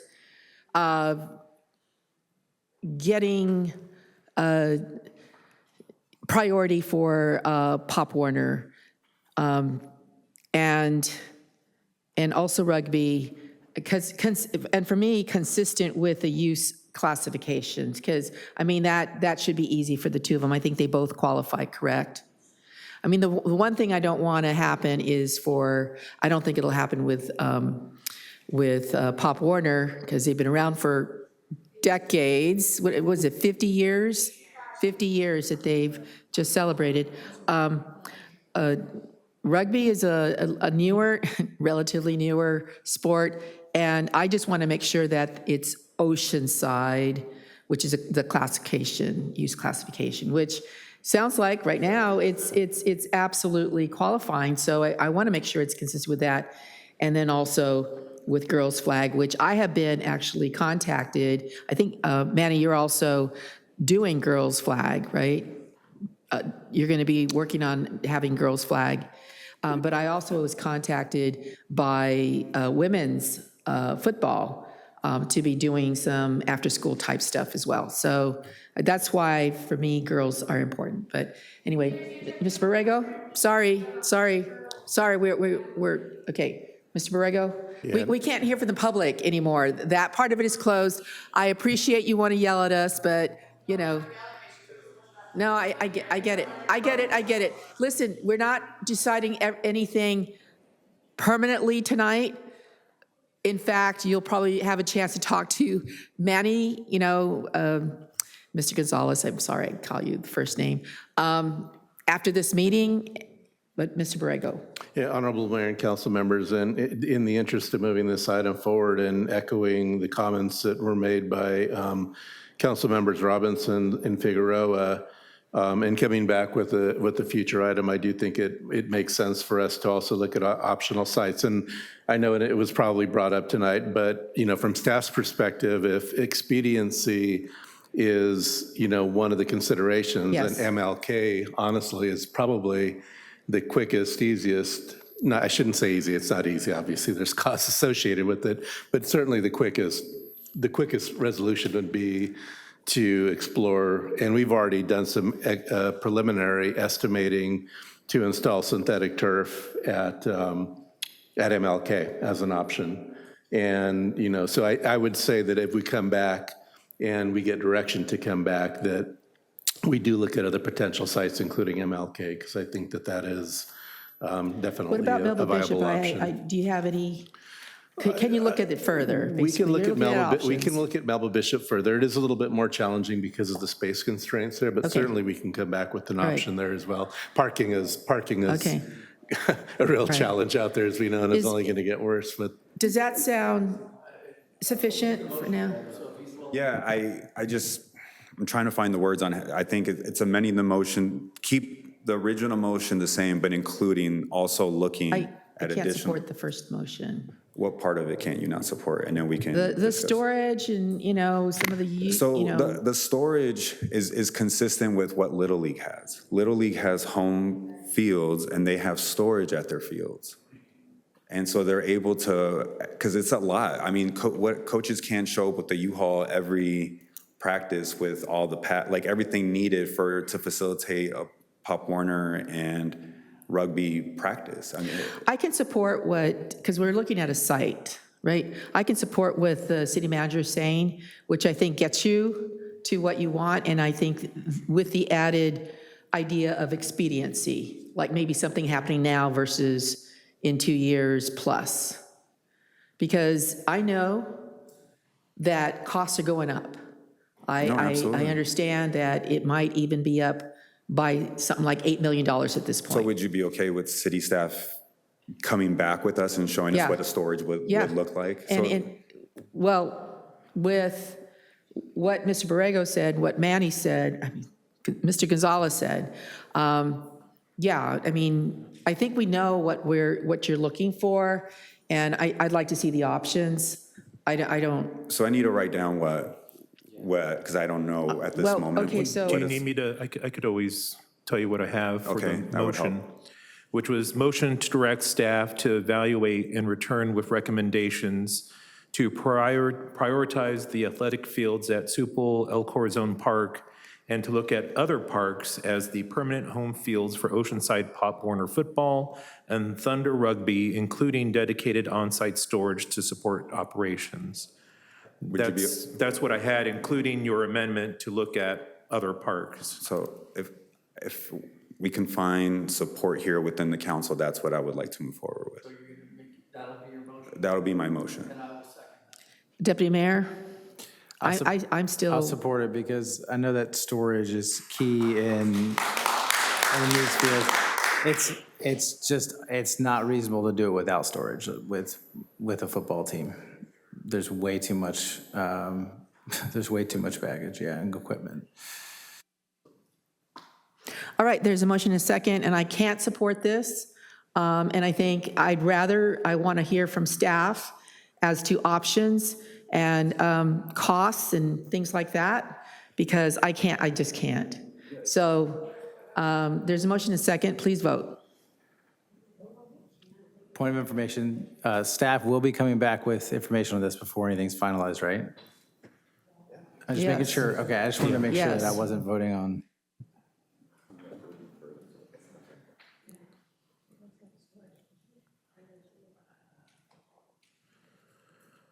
Motion approved, 401, Sanchez, no? Now, the second part of it is the issue of synthetic turf versus, well, I guess that's the issue, is the part that is directing staff to evaluate the feasibility of sustainability and costs of installing synthetic turf at the field. I'll just say at the field. Okay, so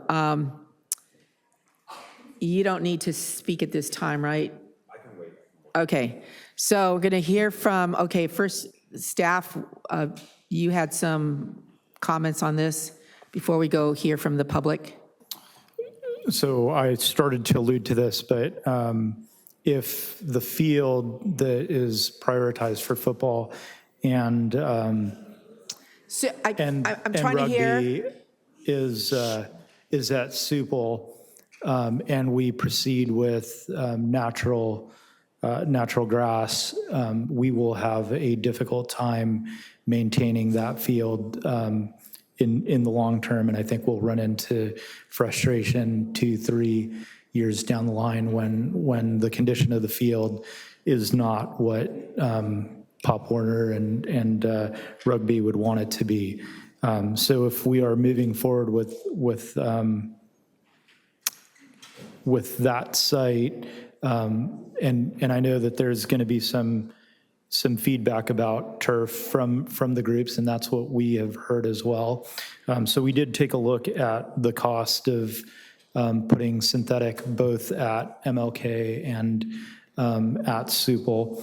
And so to install the grass fields at Supple, we're looking at $2.2 million. To install the synthetic at Supple would be $3.2 million. And to install synthetic at, to convert MLK to synthetic would be $4.2 million. So So it'd be $1 million more it would be $1 million more to add synthetic at Supple, whereas it would be $4.2 million more to add synthetic at MLK. So that's one consideration.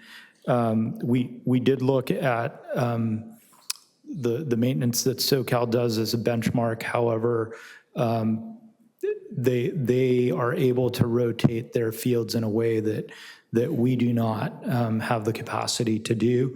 Their fields sit vacant a significant amount of time. Our fields would be heavily used.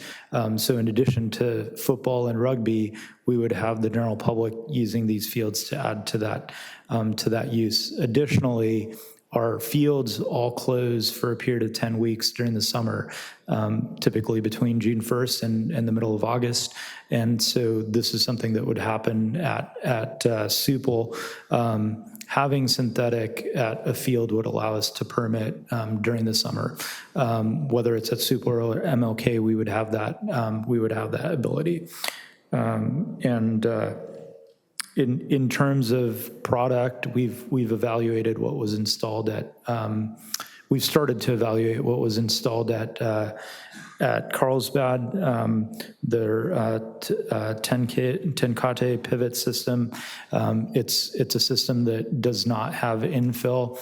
There's a lot of different options in terms of organic infill and gel infill that reduces temperature. So advantage to different things. But we started to analyze, and we will continue to need to analyze the cost of maintenance of natural grass versus turf were it to be at Supple. But our preliminary analysis is that to install synthetic at Supple and to replace it over the course of the 12-year warranty, so over a 24-year period, would be about $5.2 million.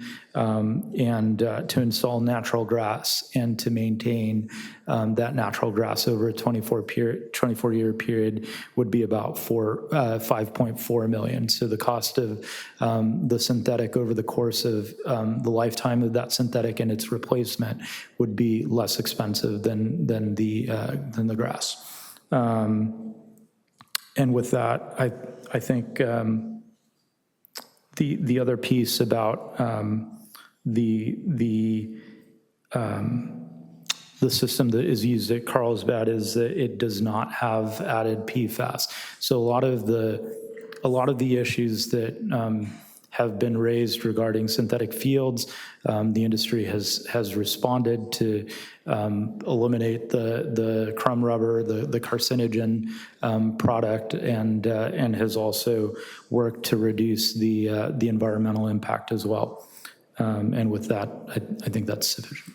All right, so let's hear from the public. Speakers. And you have 2 minutes. Andrew Napuloa. Specifically about the Celia turf. Costa, CJ Malaulu, and Diane Nygaard.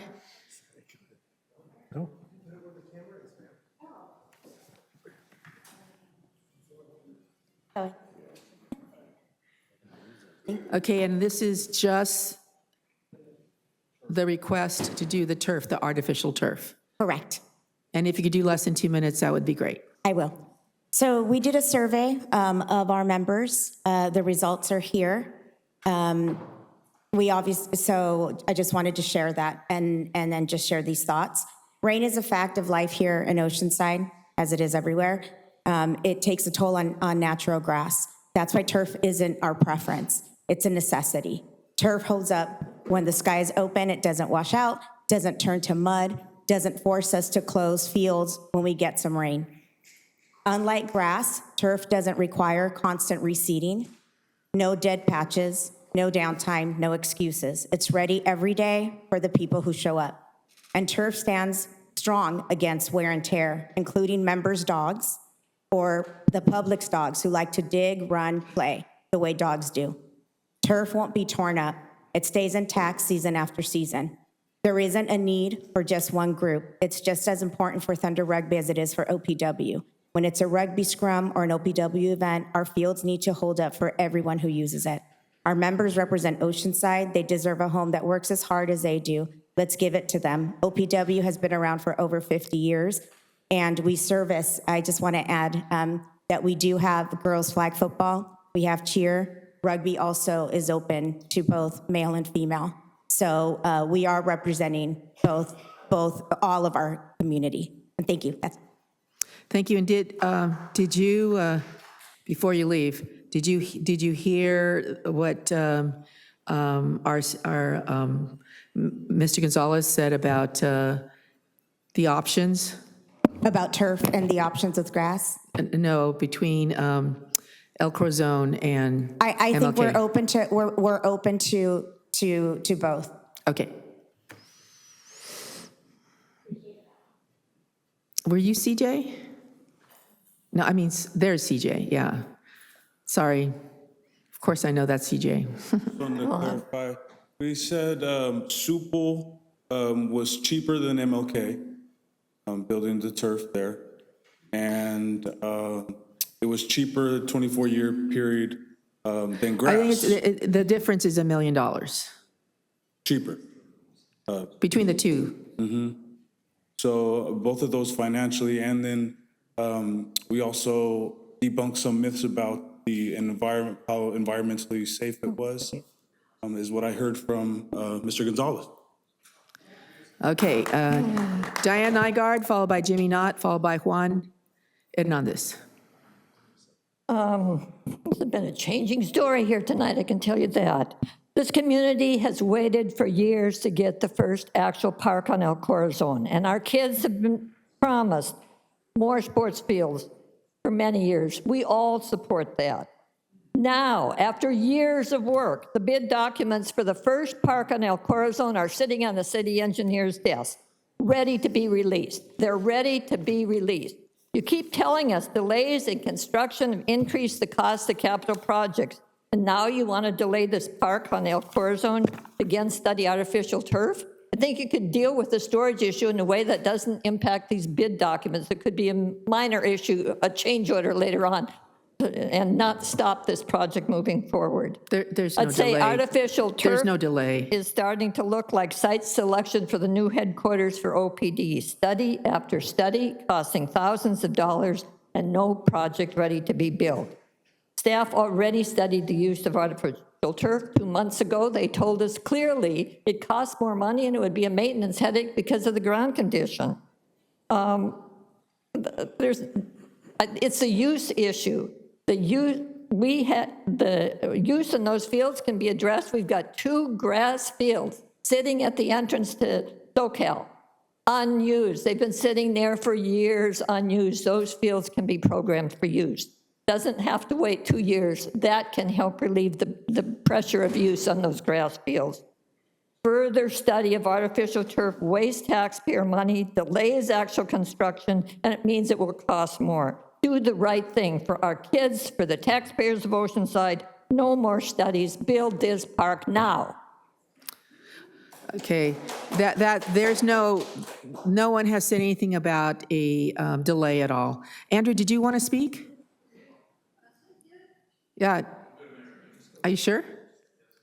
I thought you wanted to talk about this issue. Okay. Okay. Mr. Knott.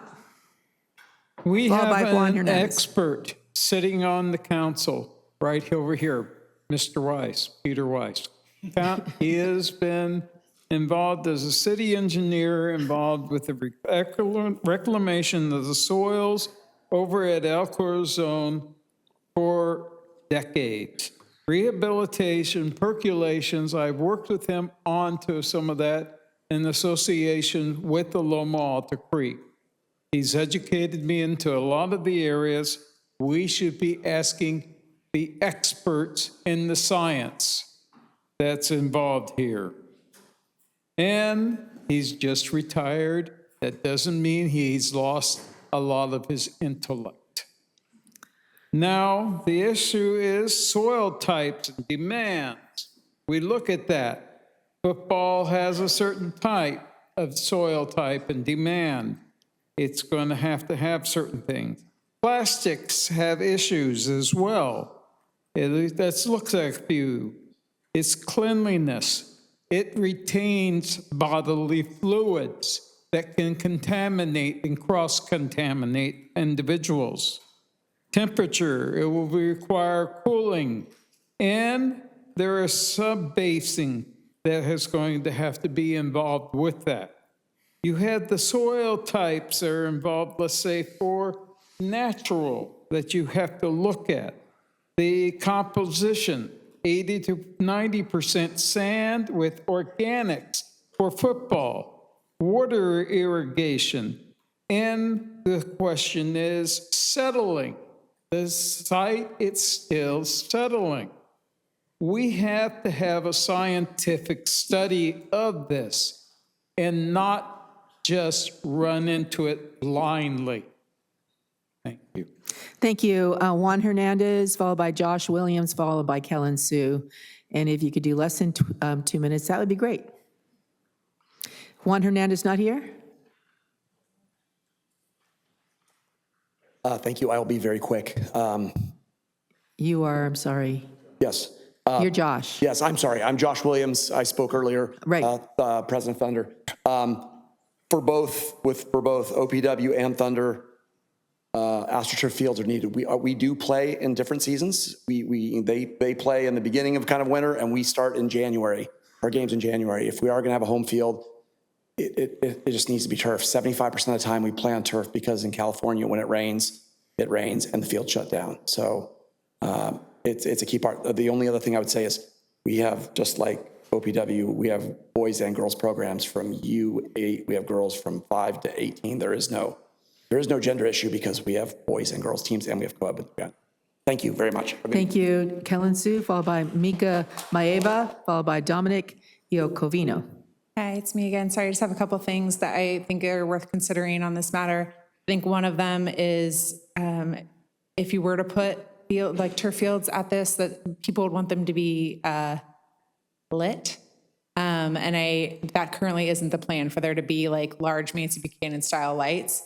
That isn't, as we've learned from other fields, millions of dollars more. That does change the timeline of the park. This park has been, it's taken a really long time for us to get to this point. So I think there is a point of like, it does just need to get built. And I understand that it sounds like that maybe it wouldn't be a delay. I don't know necessarily how that's possible because it seems like anytime we change anything small, it really like kind of restarts some of the project. And then the last thing I would just say is, I think it's important to consider that the injuries that are happening. We know professional athletes don't necessarily love playing on turf. I know that we can't maintain fields to the level that a professional field can be done. I think we need to consider the concussions and the things that happen when you're playing on a turf field. Like it's more likely to happen than on grass. I grew up playing soccer. My cleats would melt. The glue would literally come apart on turf. Like it would get so hot. So I think these are just things to consider. I understand that it sounds like the Pop Warner kids are really excited and they want to play on it. I think sometimes kids don't always understand, the full scope of it. It's like, well, it's really fun to play on and it's not necessarily what's best for you.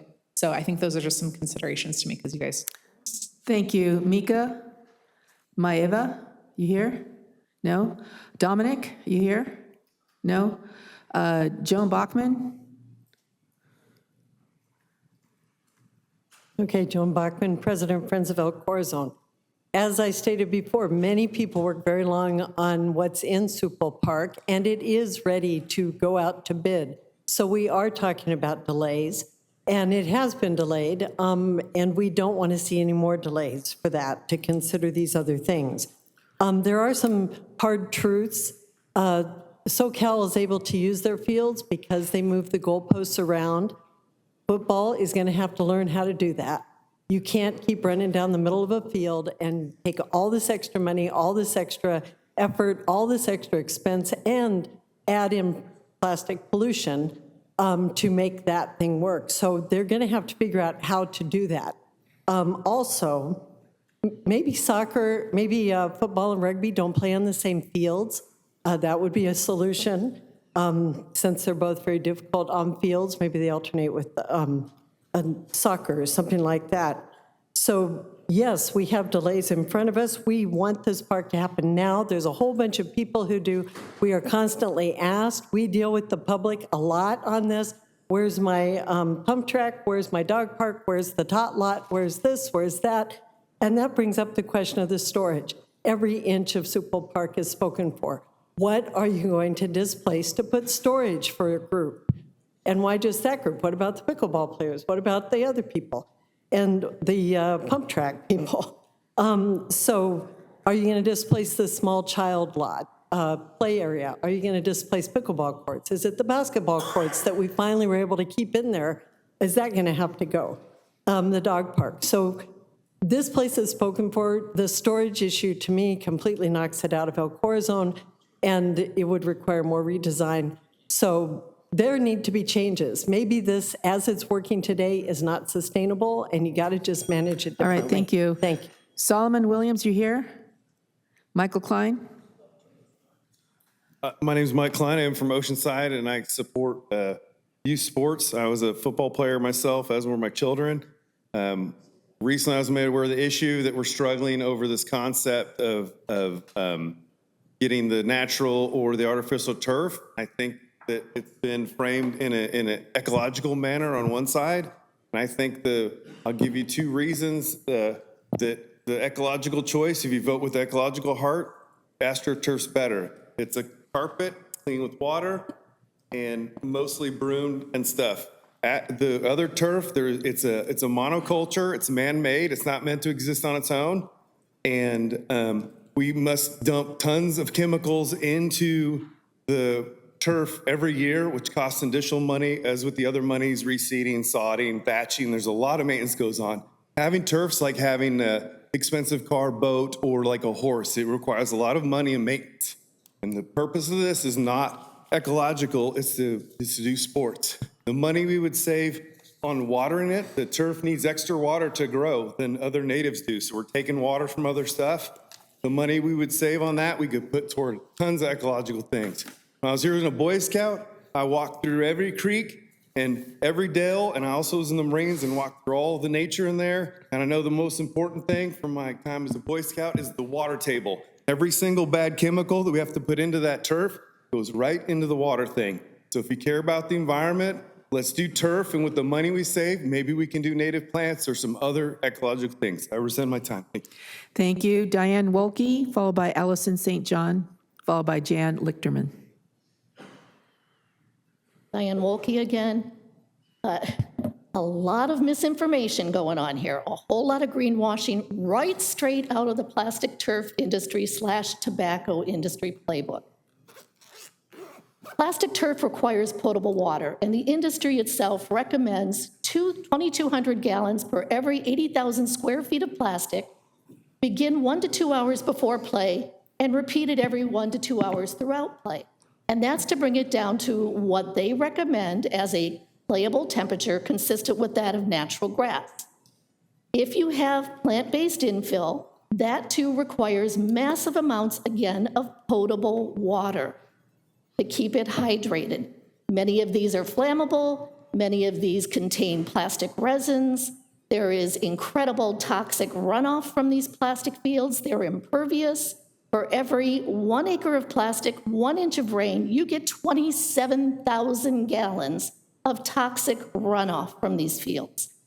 We are working with Billy and Janice Crystal and Resilient Palisades. We have spent nearly $6,000 testing Tenkate pivot turf, and yes, in fact, it does have PFAS, as does Field Turf and all of these other companies. They play whack-a-mole with chemicals. Right now, Tenkate is hiding between short and ultra-short chain PFAS. Make no mistake about this. These things create massive heat islands, and in fact, I have a lovely image here of a heat island at Poinsettia Park, which has the wonderful new Tenkate pivot. It is unbearably hot, even on a reasonably temperatured day. I've gotten higher temperatures, of course, at the same Tenkate pivot out in Poway. Let's get real here. Let's get real. Hybrid Bermuda grasses can save 30 to 60% of water and can use reclaimed water. Thank you. Allison St. John Inglis, followed by Jan Lichterman, followed by Jolene Smith. Thank you, Mayor Sanchez and Deputy Mayor and City Council members. I'm Allison St. John, a longtime Oceanside resident and member of Oceanside's Sierra Club Climate Action Team. I totally support, first of all, the young athletes in Oceanside and the need for them to have a home field. And I would say that the Sierra Club really supports natural grass playing fields because we support the athletes' right to play on safe and healthy grass.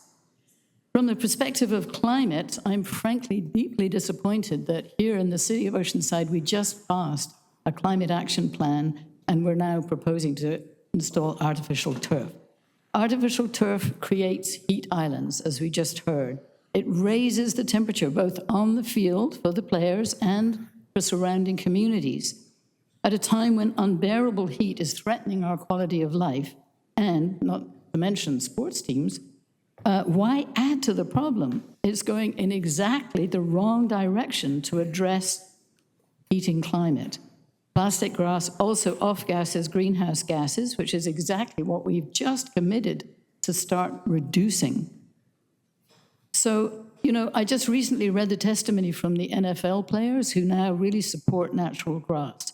And I strongly suspect that when our young players experience the difference between artificial turf and natural grass and what it does to their bodies long term, they too will eventually lobby to play on natural grass.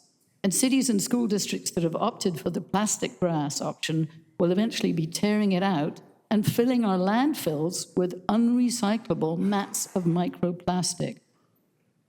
I hope that Oceanside can find a sensible way to meet the needs of the kids who need safe, resilient playing fields without spending a lot of money on a playing field surface that harbors serious health and heat risks. Thank you so much. Thank you.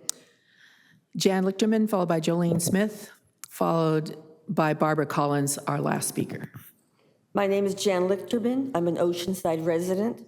I support youth sports in our city. This evening, I would like to talk about the National Football League Players Association stance on plastic grass and associated injuries. The NFL players strongly oppose plastic grass. The Players Association argues that synthetic surfaces cause more non-contact injuries, joint soreness, and fatigue. The NFL players would prefer all stadiums and practice fields to be converted to high-quality natural grass. Plastic grass causes more lower extremity non-contact injuries because it provides higher traction, meaning player cleats get stuck in the surface during quick maneuvers. Unlike natural grass, which has a certain amount of give to release the shoe, plastic grass holds the shoe in place. Plastic grass is firmer, absorbs less shock than natural grass, and puts more stress on players' joints. What are some of these non-contact injuries? ACL tears, Achilles tendon ruptures, hamstring strains, and ankle sprains, to name a few. It's interesting to note that multiple NFL stadiums with plastic grass temporarily installed natural grass for soccer's FIFA World Cup events just this past year, prompting players to ask why the team owners can provide real grass for temporary soccer matches, but refuse to do so permanently for football players. We should all stand with the NFL players, not the owners. Thank you. Thank you. Jolene Smith, followed by Barbara Collins. Good evening, Mayor Sanchez and council members.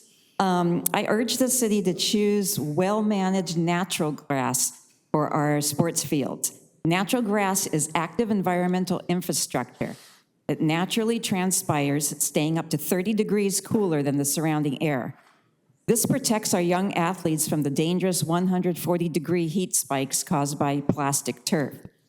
Real grass also protects our coastline. It acts as a sponge during heavy rain, filtering storm water naturally into the ground rather than flushing microplastics and toxic runoff straight onto oceanside beaches.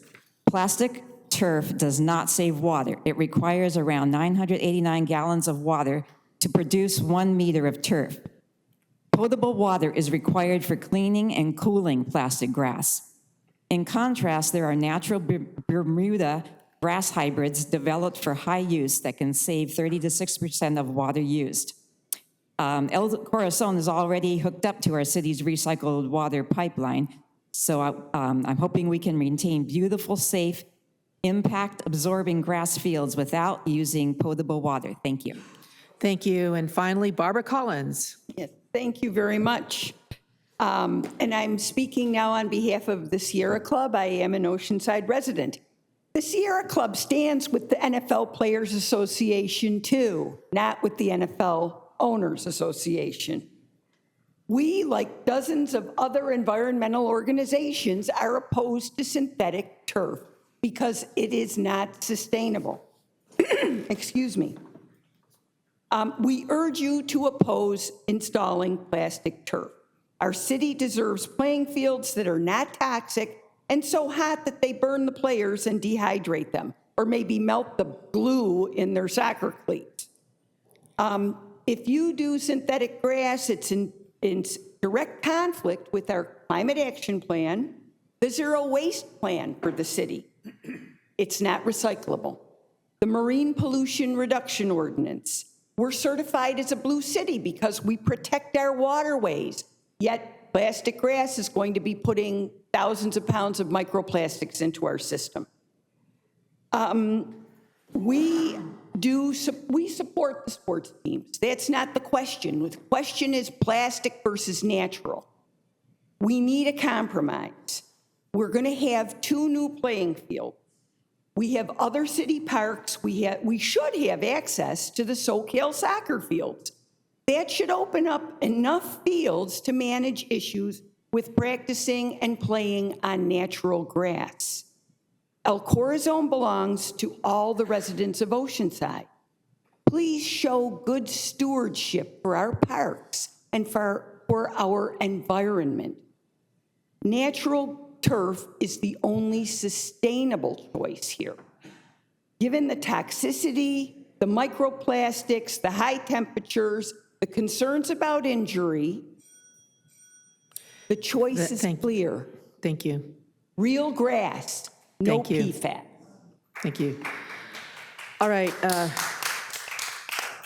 Mr. Gonzalez, any final comments? I quickly wanted to clarify the financial numbers that I provided. So the difference in installation of grass versus synthetic at Supple would be $1 million, but were we to move forward with 2 grass fields at Supple and synthetic at MLK, we're estimating the cost would be $6.4 million. So there's a significant difference if we're looking at a different location. I'm sorry, say that again, because so the 6.2 million would be where? So it would be 4.2 million for MLK plus the 2.2 million to build the grass fields at Supple, which we're gonna, if we're not doing synthetic at Supple, we're gonna build 2 grass fields. So that cost doesn't go away. Okay. Councilmember Figueroa. So I just want to address a few things. One, SoCal soccer fields, Pop Warner and Rugby have been asking since they were built if they can play on them. If they can play there, they would. The 2 extra fields there, I think they gave Rugby a trial run for a small period of time, and they immediately said they couldn't play there no more because they were beating up the grass too much. The Mance Buchanan is another place that they would love to play at. But what's been said by soccer, someone mentioned maybe we can put soccer with one of these sports. Soccer doesn't want rugby or football played on their fields because they say they beat up the fields. I know there was a mention about the NFL, playing on. Yes, I've talked to Rugby and Pop Warner. If they had access to high quality grass, they would love to play on high quality grass.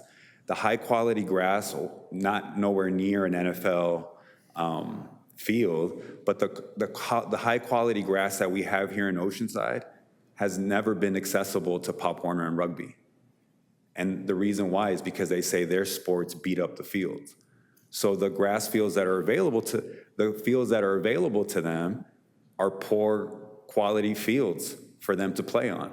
And so what happens is that our programs try to find quality fields that they can afford. So what do? They make their home games at Army Navy Academy in Carlsbad, which is a turf field, Tri-City Christian, which is a turf field. When they go to away games, they play on turf field.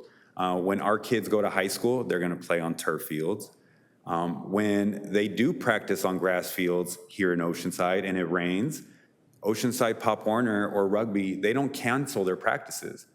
They reach out to the nearest turf field and move their practice there. The kids are playing on turf fields now. I also want to mention that all of our neighboring cities along the 78 highway, including Carlsbad, utilize synthetic turf fields within their sports parks. Carlsbad has turf fields, Vista has turf fields, San Marcos has turf fields, and Escondido all use synthetic turf for their athletic sports parks. And our youth are going to continue to play on turf. That's what they're playing on now. And so I just want to make that comment. And again, I know that I'm assuming, and maybe please, this motion would also apply to that other field in the first motion. The options. Correct. And Okay. so I would like to motion to move this forward. And Councilmember Robinson, did you have any other comments? Yeah, this is your motion. I mean, this is your item. No, I would just say that you can find a nice little memo here dated October 7th, 2025, from the city of Carlsbad outlining the advantages to the turf fields that they use. So all the time I hear people say, oh, we should be more like Carlsbad. Here's a way we can do it. I'm sure you'll provide a copy to staff. All right. Deputy Mayor. Can you clarify the motion? Again, because we changed. I believe the his original. motion is to do Yeah, turf. it would, That would apply to the other options. correct. So it would be to direct staff to evaluate the feasibility and cost of installing synthetic turf at Sopo El Corazon athletic fields to support the prioritized use of Pop Warner and rugby, but also At the options. at the options that we listed in the. This isn't designating that they would use turf. This is saying, what would it look like if they were? And like, No, I'm asking. I think the motion is for turf. That doesn't sound like what it is. It says evaluate the feasibility of it. And the feasibility including, what was the second part? Cost. The cost. So what I'm asking is when this comes back, are we gonna get evidence of why a natural grass field compared to a turf is completely infeasible? And will that be considered in the motion? Say that again, comparing, So- I think, and this is, I think this is the, and I'm not trying to cut off. I think the issue is like that we have encountered is that no matter if we go to MLK or El Corazon, we don't have the luxury of having the 20-plus fields like they do at the SoCal, where they can use the fields and then let them breathe. Yep. So the fields are not going to breathe. And so what has been said is if we have these sports essentially on grass fields, they don't survive. And that's been the issue of why Pop Warner and rugby don't like playing their home games on the fields that they have access to in Oceanside right now, because they're in such bad shape.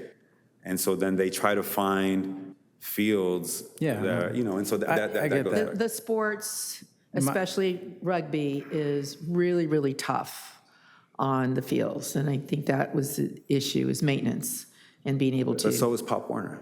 Yeah, well, I just said especially. Sorry, go ahead. But, go. So I understand that. I played football. We did not practice on the same field that we played our games on. You would practice on a practice field. It would get beat up a lot more.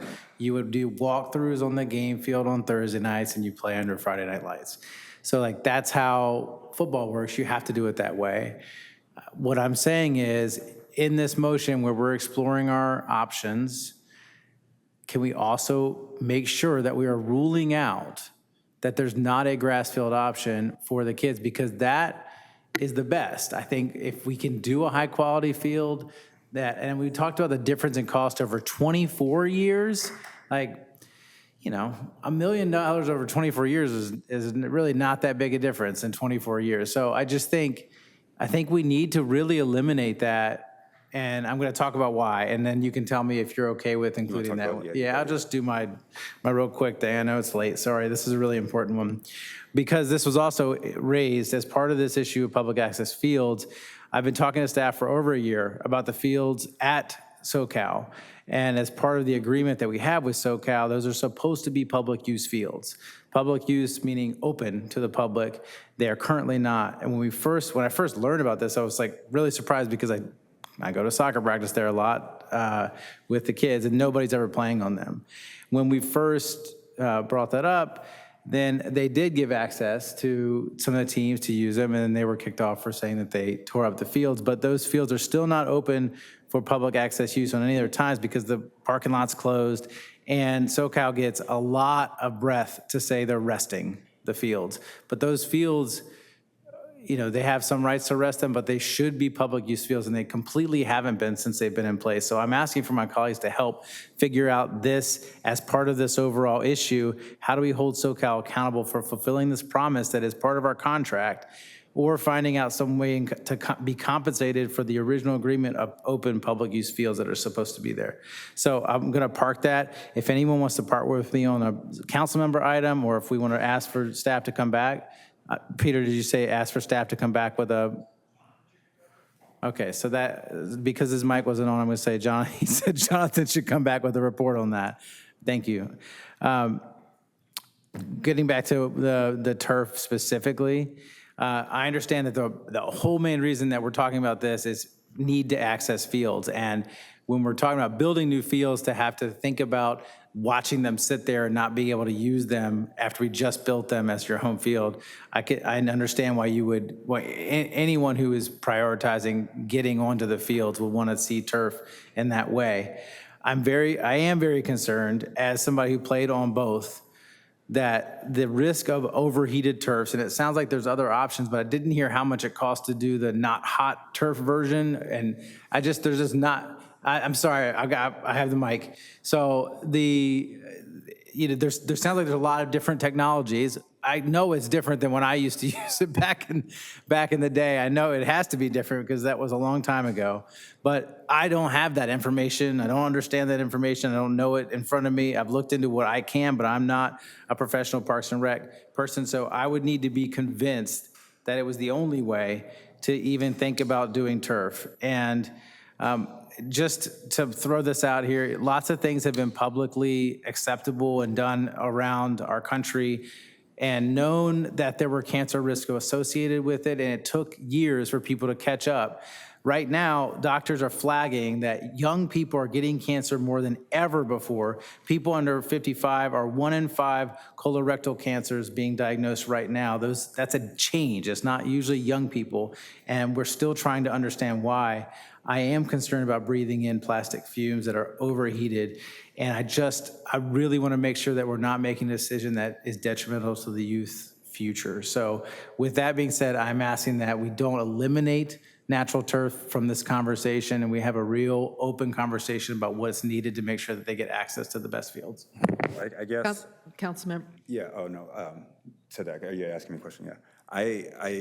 For me, would staff understand that? What would that look like in the report for them to come back? Because they can come back and say, well, they can just play at MLK. They're playing at MLK now. You can give MLK new grass, but the sport eventually the same thing will happen at MLK. With new MLK grass, that would happen at, please.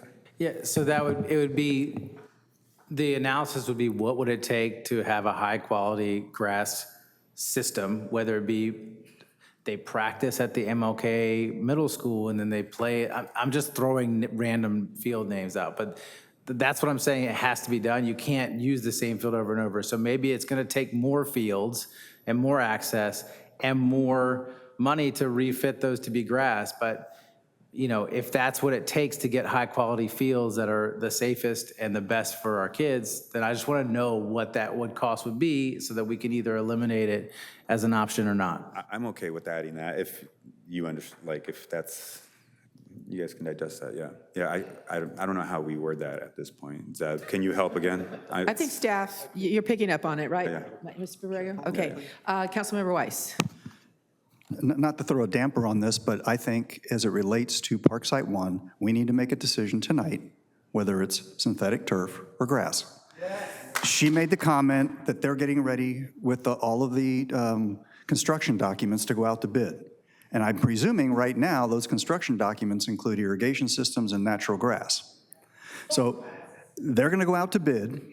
Contractors are going to bid, and we are not going to have an opportunity prior to them starting construction to have this conversation of whether we convert Parkside 1 to synthetic turf. So I think they're going to need something tonight to say change the plans and specs or not. Mr. To me, and, oh, sorry, go ahead. Yeah, what I was going, one of the options that we considered was actually having them bid 2 different alternatives for the sports fields. And, but, knowing that you're the former city engineer, I'm sure you're a lot more educated in this process, but that was one option that we considered so as to not slow down the process and instead just change the bid document so that they have to provide 2 options, and then we can decide a little bit later down the road without really slowing up the process.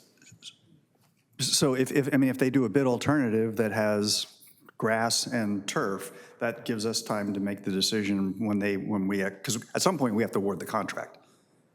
That's what we would suggest at this point in order to keep the park project moving forward. Okay. Yeah, if staff can include that, that'd be great. Right. Yeah, so I made a motion already. Yeah, And then you seconded I it, think and then you already seconded it. I asked Zeb if he can provide what Deputy Mayor Joyce also included.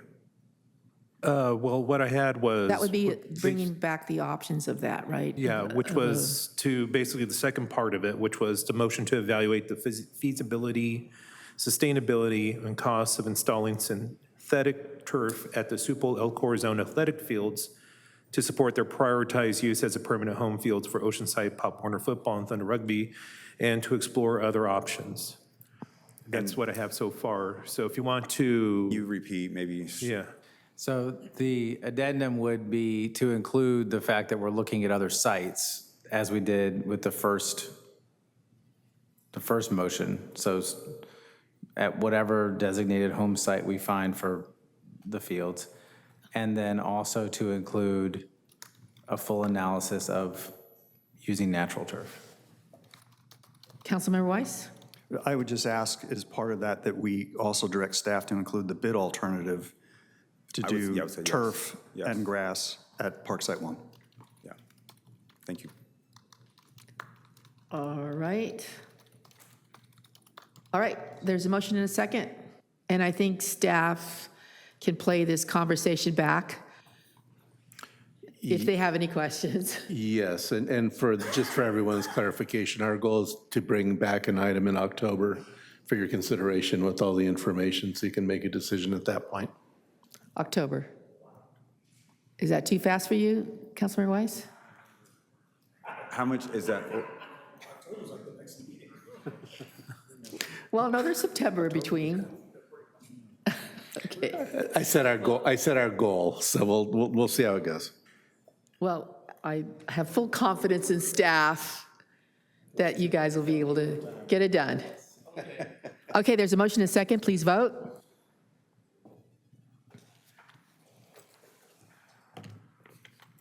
Motion approved, 5-0.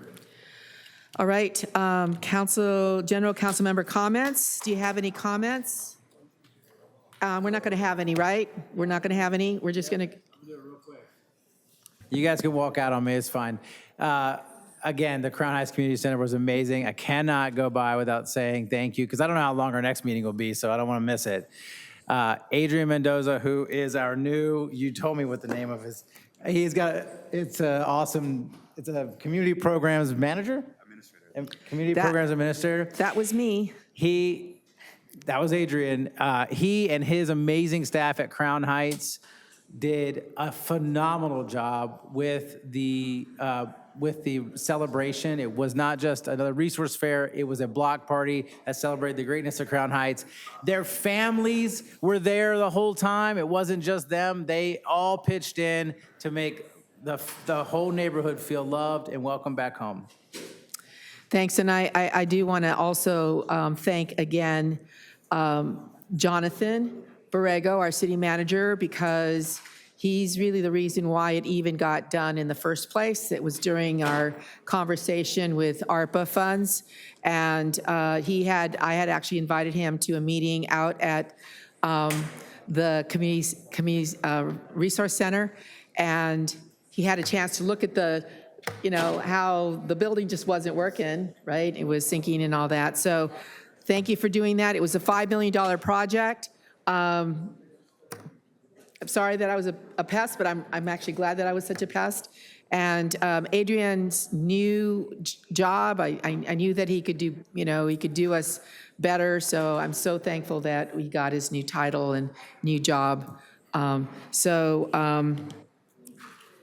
And staff, I want to say Victor and MJ did such a fantastic job. So this meeting is adjourned to September, is it the 2nd?